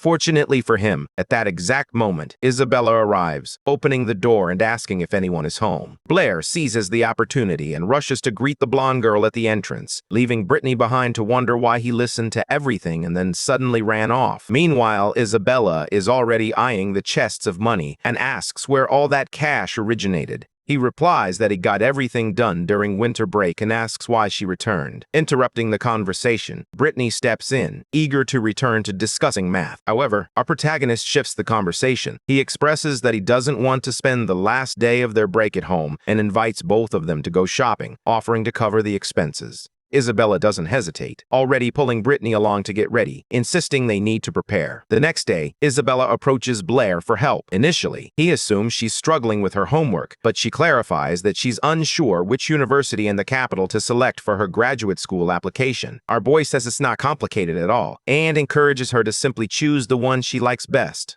Blair missed Isabella's hint, and in her frustration, she snatched the paper from his hand. Our boy attempted to explain that he couldn't choose her college for her. In response, the blonde took a different approach and asked where he wanted to go. He shot back that he wasn't going anywhere and wanted to stay right there at the academy, so she simply told him to get out. The protagonist was completely bewildered by the conversation and concluded that she must be on her period. As he walked down the hall, lost in thought, he heard someone call his name. It was Alice. With an awkward expression, she said she wanted to talk. She explained that she would soon be graduating and moving to the capital. Even if they no longer saw each other, she would wait for him there. Blair got straight to the point and told her not to wait, as he wasn't going to the capital. He was staying right here in Yabo City. The girl was so shocked by the news that she dropped her paper on the floor. Out of nowhere, Alice grabbed him by the shoulders and began to tell him that with his talent, he could gain admission to the best university in the capital. And Blair thanked her for her concern, but expressed his preference for staying in his current city. Upset, she turned away and told him not to get the wrong idea, explaining that she had to leave. Suddenly, our boy ran over and grabbed her hand to tell her something.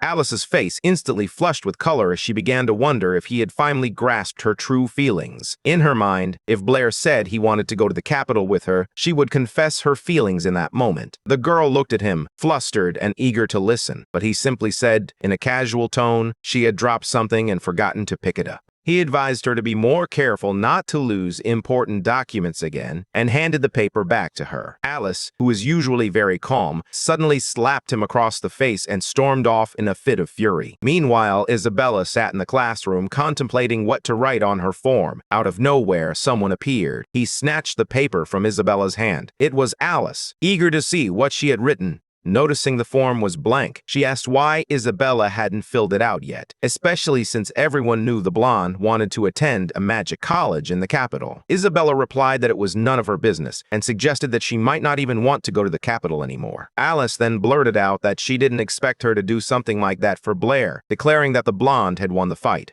With that declaration, Isabella blushed deeply, at a loss for words. A few days passed, and then Blair felt that familiar tug at her ear once more. The teacher assumed he appeared pensive due to his struggle with Alice's departure, but he clarified that he was simply reflecting on life. She began to remind him that at the farewell party, the redhead had hugged him for an entire minute. And out of all the guys there, she only hugged him. In her mind, this meant he couldn't get over Alice. He tried to explain that it wasn't like that at all. Isabella refused to listen and finally released his ear. Our boy explained that Alice only hugged him out of politeness, as it was merely a custom. In reality, he could gauge her interests. He was curious about her preferences, hoping it might lead to a conversation that could spark some ideas for making money. Instead of revealing his thoughts, he encouraged her to choose a book from the nearby vendor's selection. He could give it to her as a gift. Although Isabella insisted he didn't have to, he chose to buy her a book. When he inquired about the price of the blue-covered book, the vendor replied that it was 20 gold coins. The girl began by saying that the book looked really good and that he should buy it. Suddenly, our protagonist begins shouting, claiming that 20 gold coins is an absolute ripoff.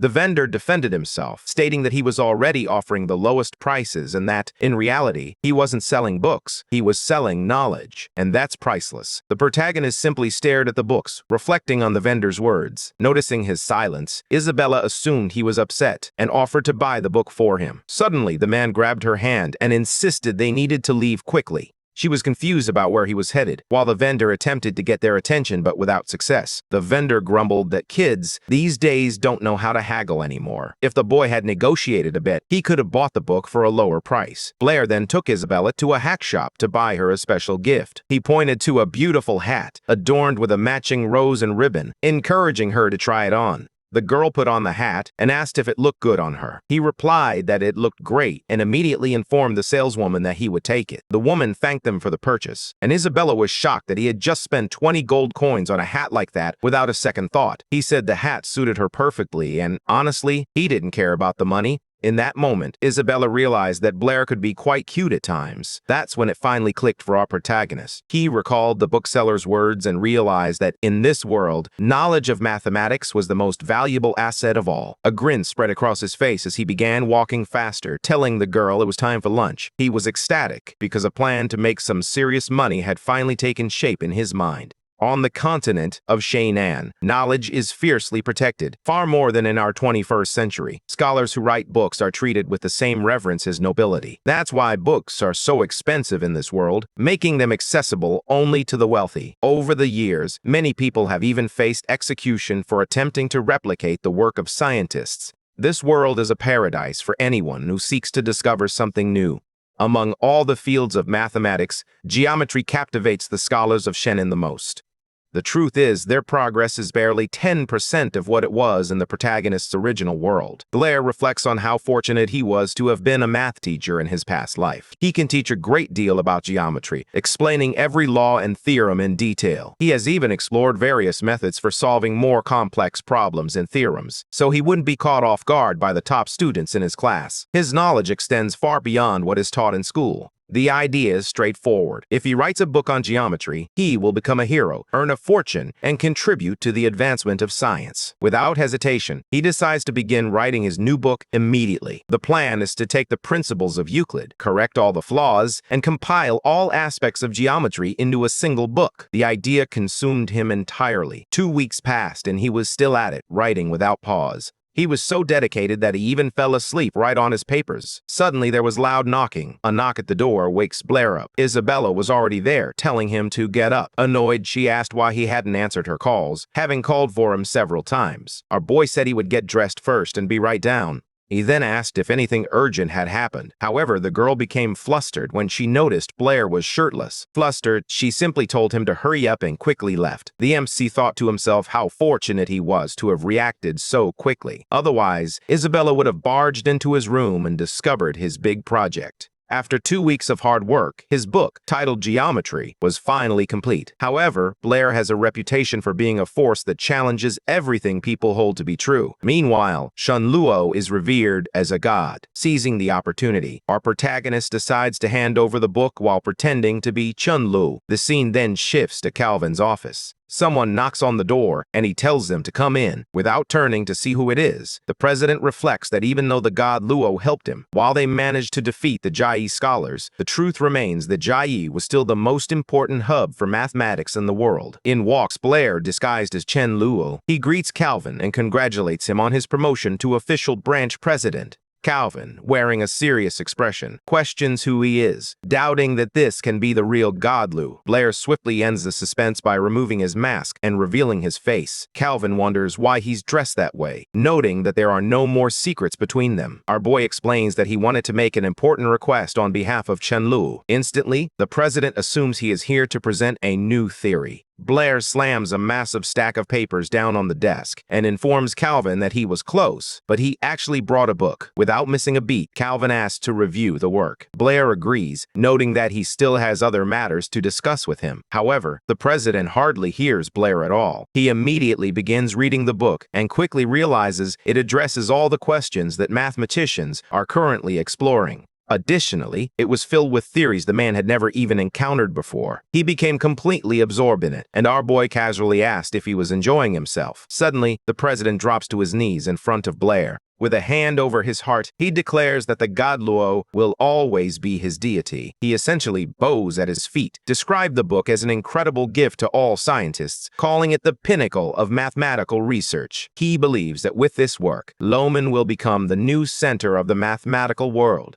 He also claims that this book will go down in history and that every scientist, perhaps even the entire world, will want to buy it. At that moment, Blair decides to get straight to the point. He states that he brought the book to request the association to publish it under the title Geometry and inquires about the payment they could offer for it. Calvin responds that the book is priceless, with a minimum value of 10,000 gold coins and the potential to reach as high as 100,000. Then, completely out of the blue, Blair states that 10 gold coins would be just fine. Calvin is in total shock, unable to believe what he just heard. He even asks him to repeat it, just to be sure. Our boy explains that he didn't write the book for money, but to advance the field of mathematics. He states that if they set the price at 100,000, no one will be able to afford it. Hearing this, Calvin is deeply touched by the child's kindness and essentially calls him a saint. In Blair's mind, however, the logic was entirely different. He believed he didn't know anything about business, but it seemed much more profitable to sell a large number of copies at a lower price. He also informs Calvin that this book will be his final contribution to mathematics. From now on, he will focus entirely on magic.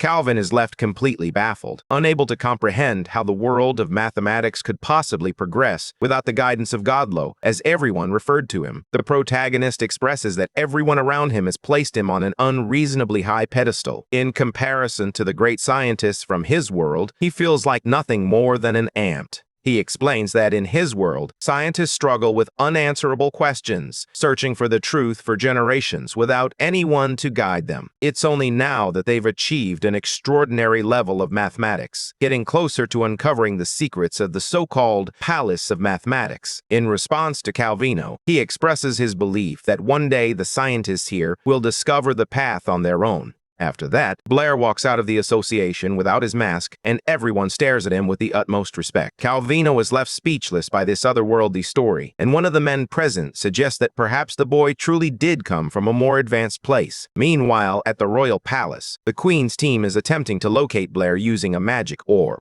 Just as one of the servants reports their failure, the orb suddenly explodes, sending the maids flying in all directions. They throw themselves on the ground, terrified, begging for forgiveness and pleading to be punished for failing to find the man. But the queen, sitting calmly on her throne, simply tells them to try again. She insists on seeing the boy in person.